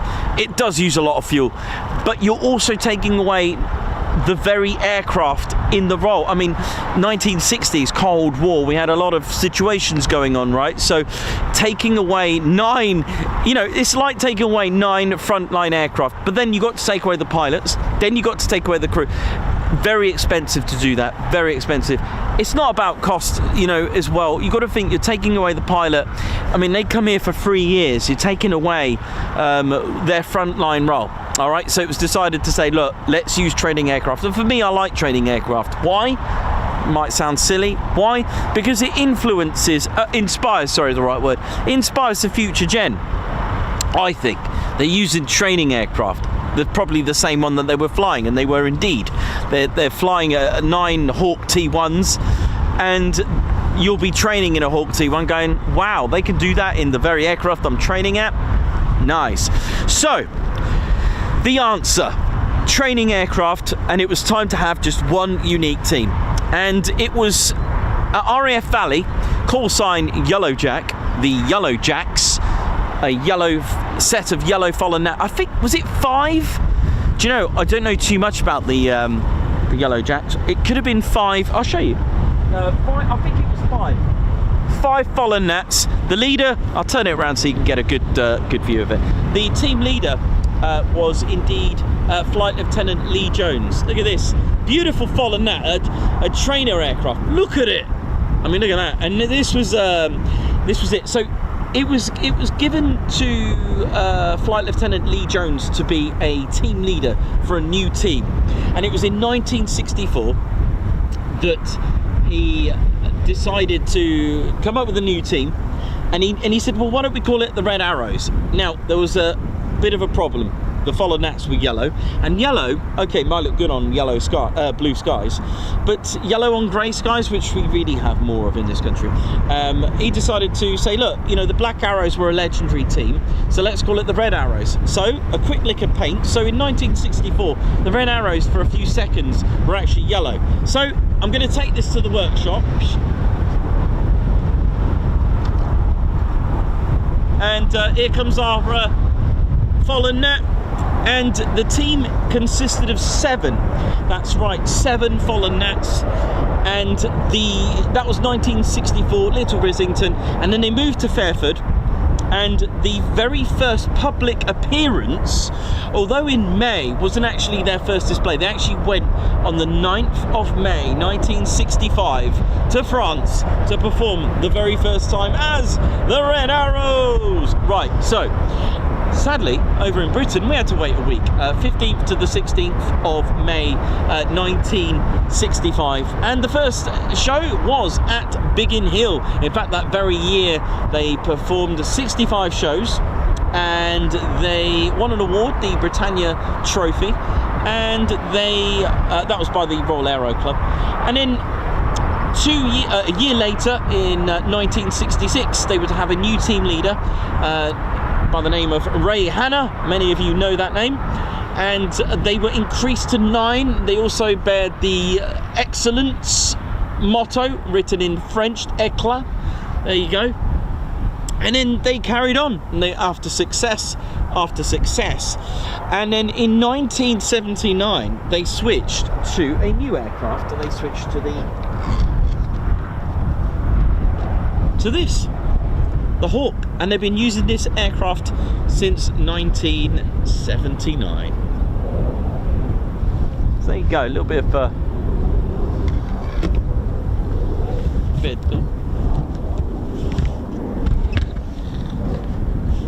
speaking of training aircraft, here comes a Prefect. I think, is it Prefect? Yeah.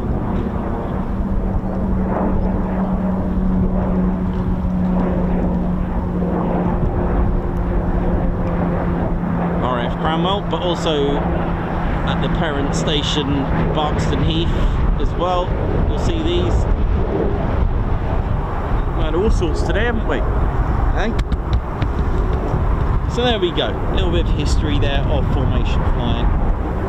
So yeah, from Fairford to Cranwell to Scampton, back to Cranwell and then back to Scampton, and then here in 2022, if I remember.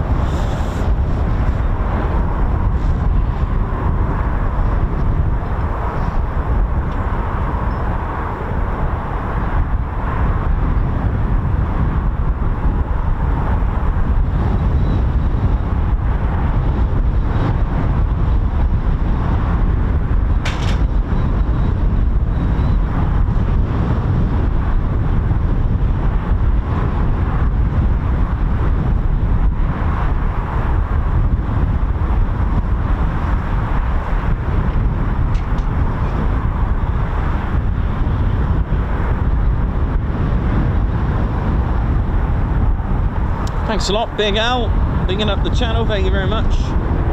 Oh, nice one, Davey, thank you. I'm going to have a look at your photos now, let's have a look. Oh, yeah.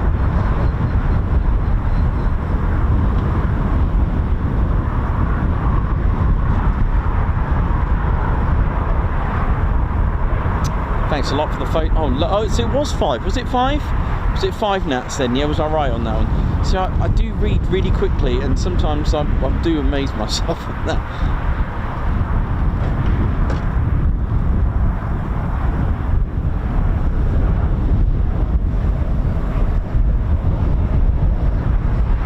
I'm all good, thank you.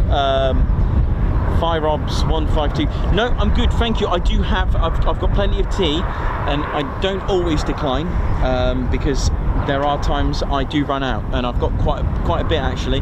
The reason why I've got quite a bit of tea today is because I haven't got down the van that often because it's absolutely windy. I'm scared I might take off myself, but but you know, thank you though. And everyone else who's been offering tea today, which is really good, thank you.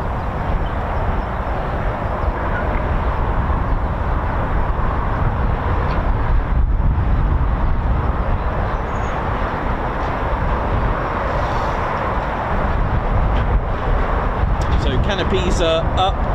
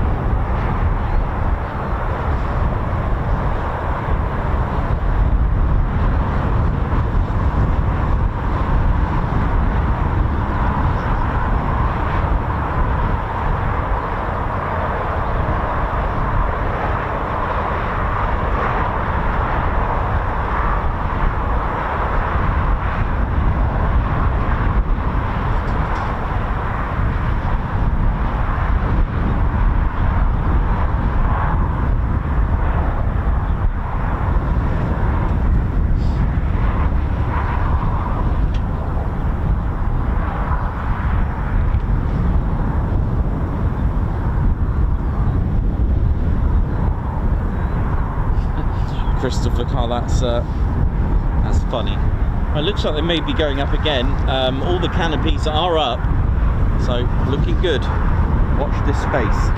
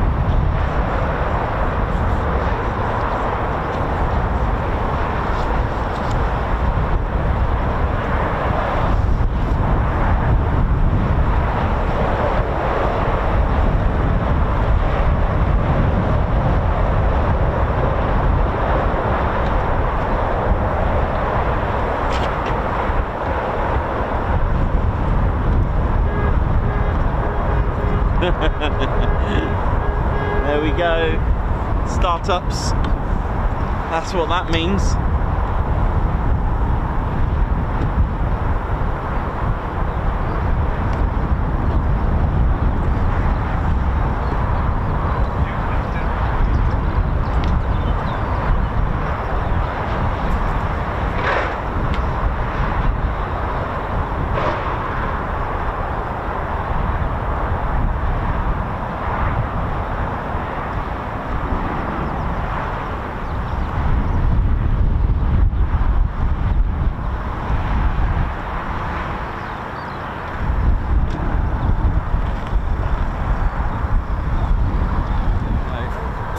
going up again. Yep. That's all 7 again. All 7? Yep. Here we go again, red arrows, here we go. All 7 going up again. Oh, may need to go and I might just go and just change the mags over.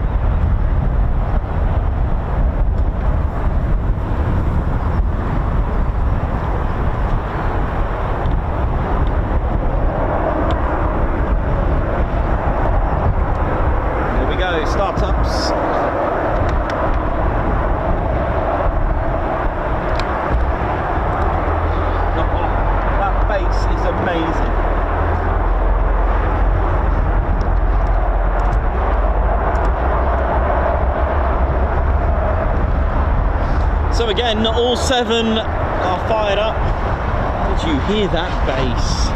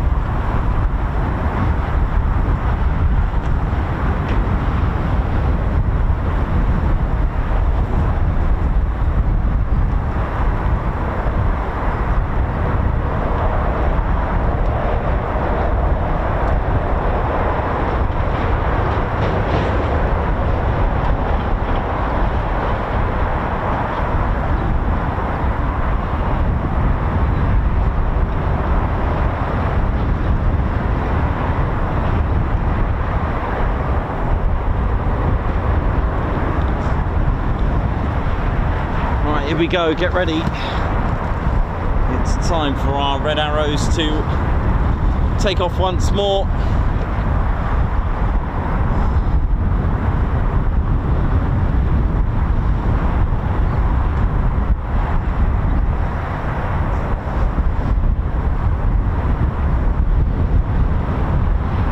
So another 7 to go.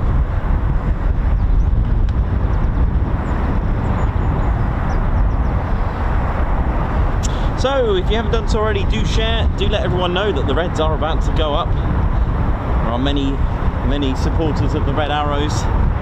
Hey man, how you doing? All right? Mate. You off? Yeah. Okay mate. Always good to see you. Yeah, you too man. Stay safe and I'll see you soon, hopefully. Yeah man, see you soon. Yeah, okay, you take care. Take care man, see ya.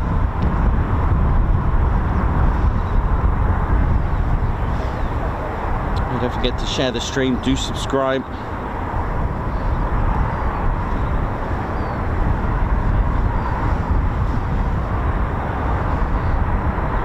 Yes, indeed, but almost at 126k as well, so pretty cool that. Very close to 126k.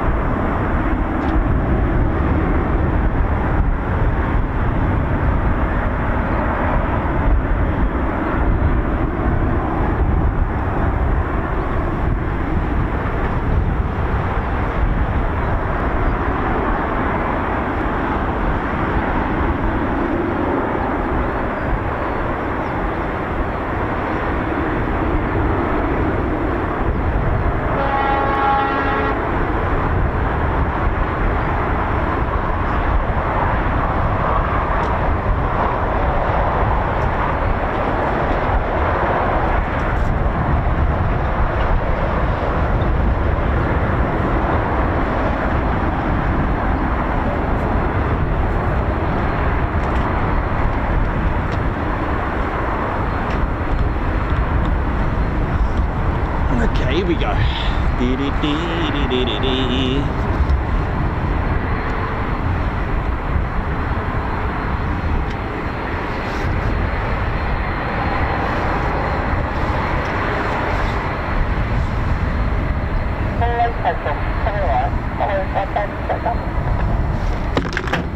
Oh, that didn't sound very good.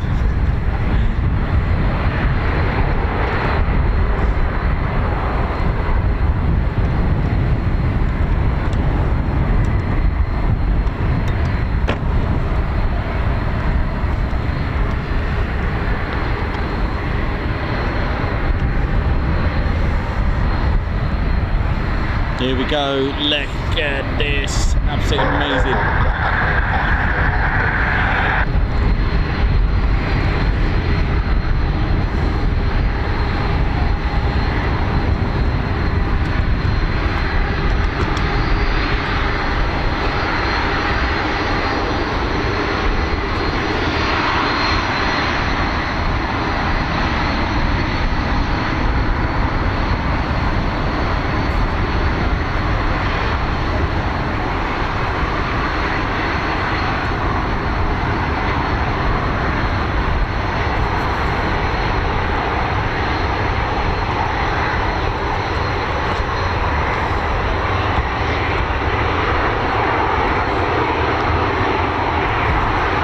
Lovely.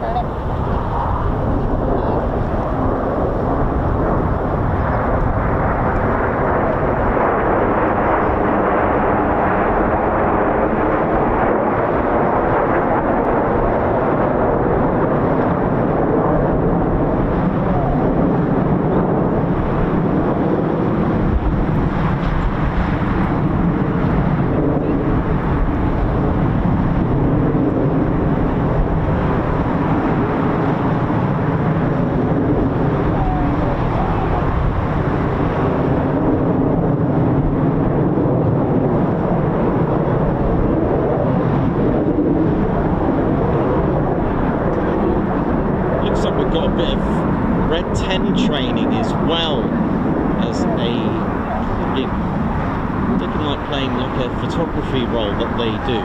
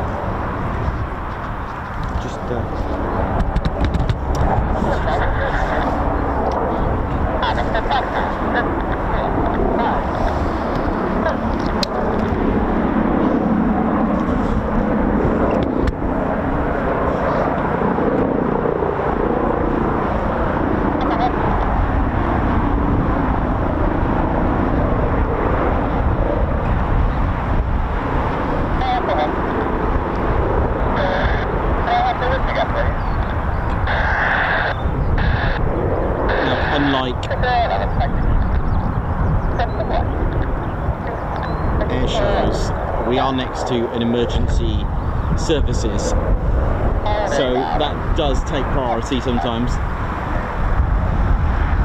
Or shall I say, does take priority.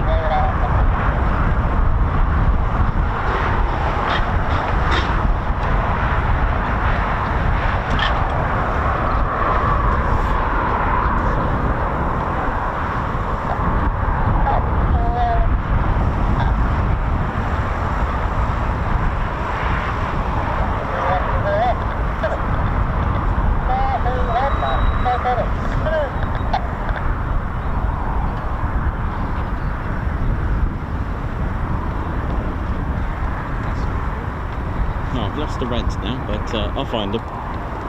Pretty little red things.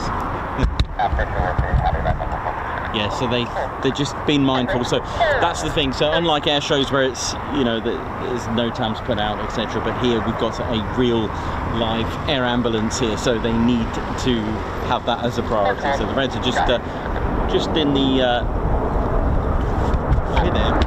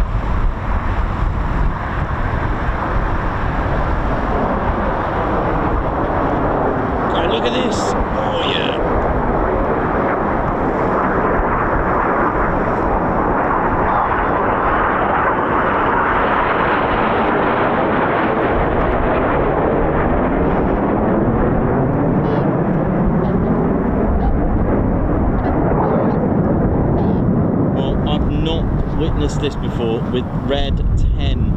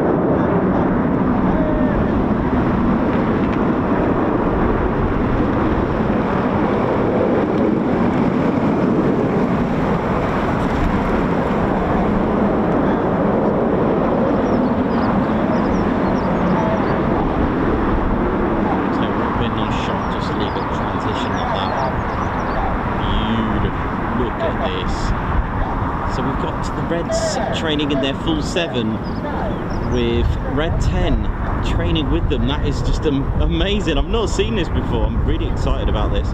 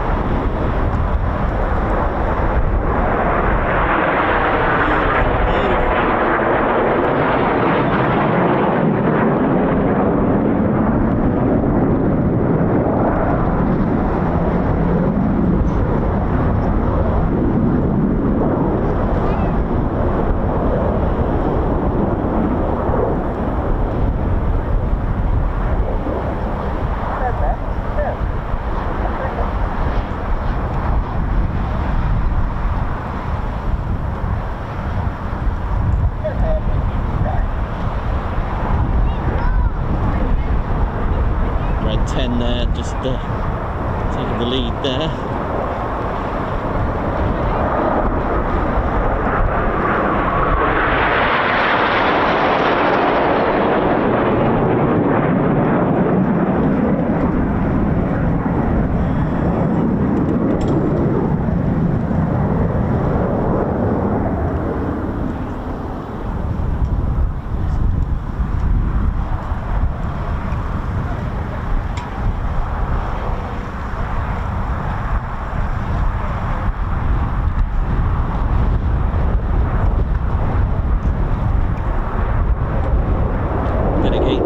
All our viewers and members.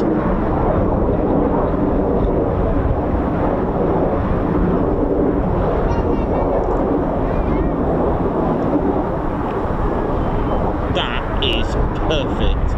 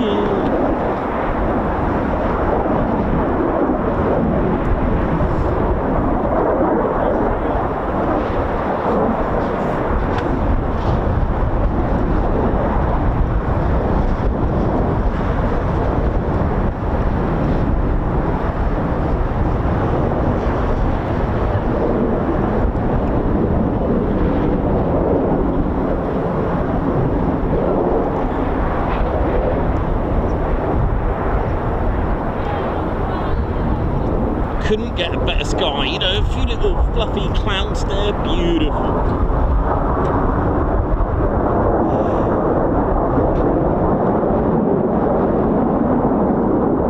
Unfortunately, my radio was dead, so now I don't know where they're coming from, but I know the goose is coming up soon.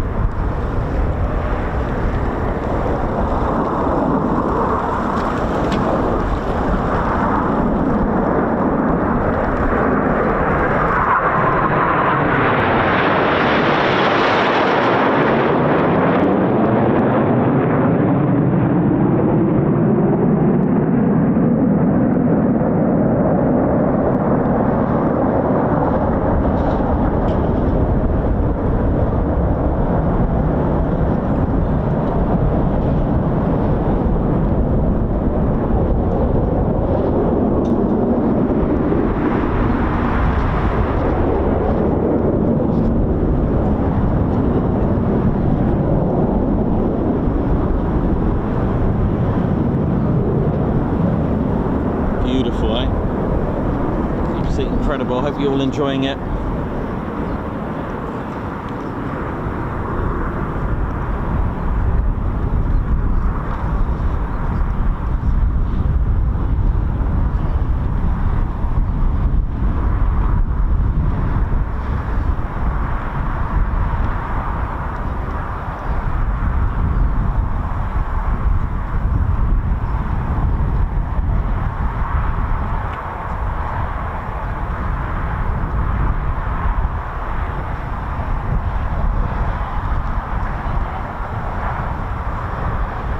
Ladies, gents and teddy bears, I give you the red arrows.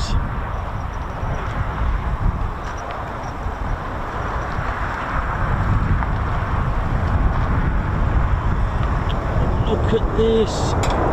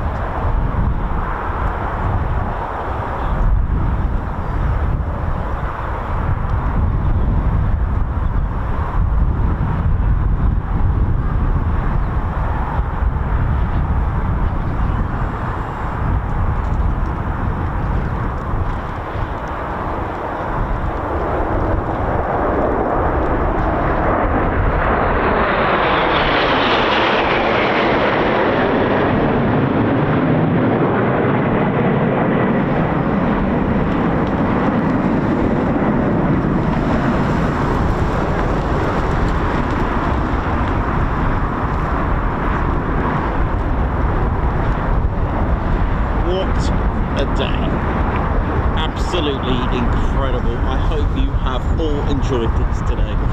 It's been one of those spectacular days.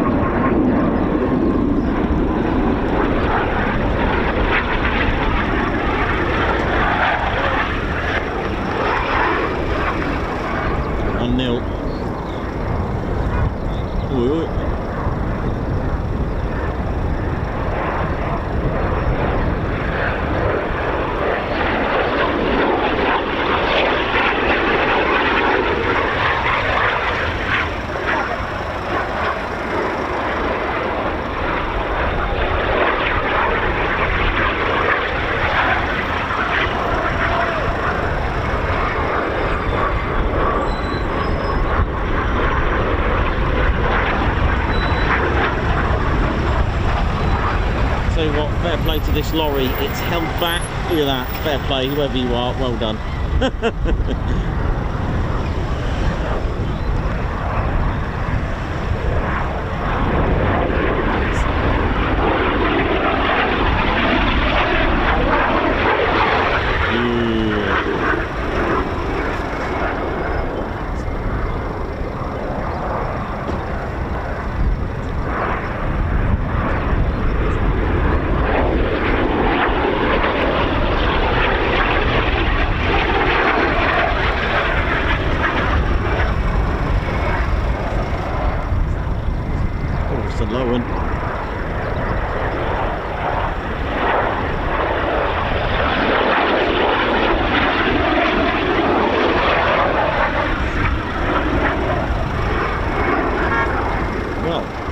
Did well with lorries.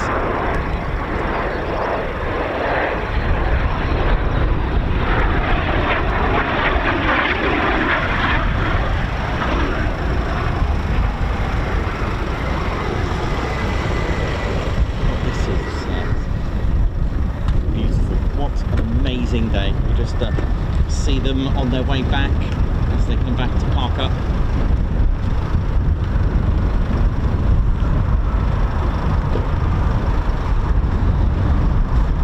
We'll probably just pack up while we can.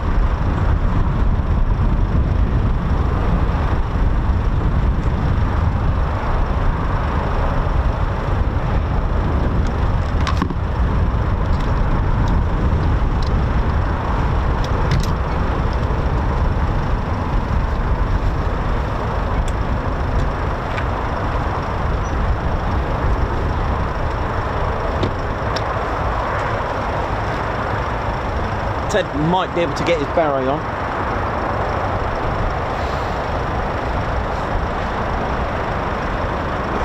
Well, that was fantastic. I hope you all enjoyed that. That was absolutely amazing. 3 full displays from the Reds. But that last one had something a little bit different. It had Red 10 training with them, which is absolutely amazing. Thanks a lot to Lilo Doublefly Guards March. Thanks a lot for the super there.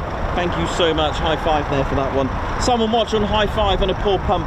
Thank you so much for gifting 5 Ted Coningsby memberships. Electro Destiny, thank you so much for your super.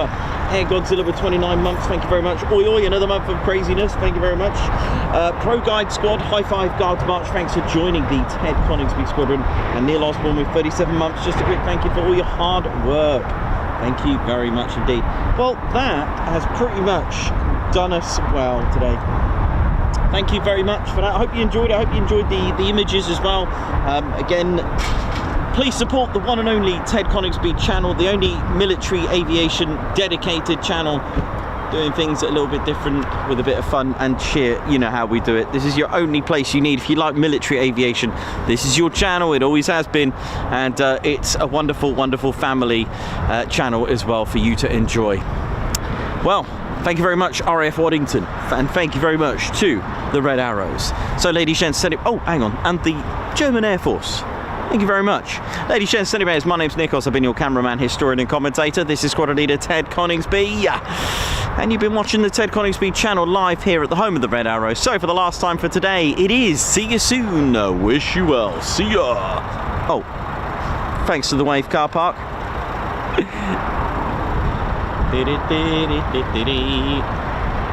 There's Levi.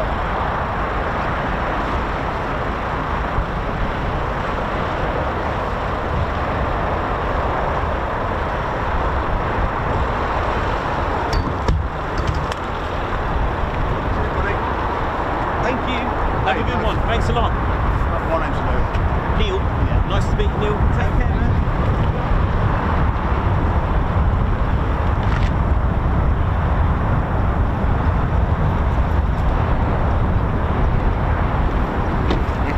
Oh, yeah. Ladies, sheds and teddy bears, welcome to the Ted Coningsby channel membership. I'm Nikos, I'm your cameraman and commentator. This is our squadron leader, Ted Coningsby. Just want to say a massive thank you to all our members. Guns up. Oh yeah. Take it away, Ted.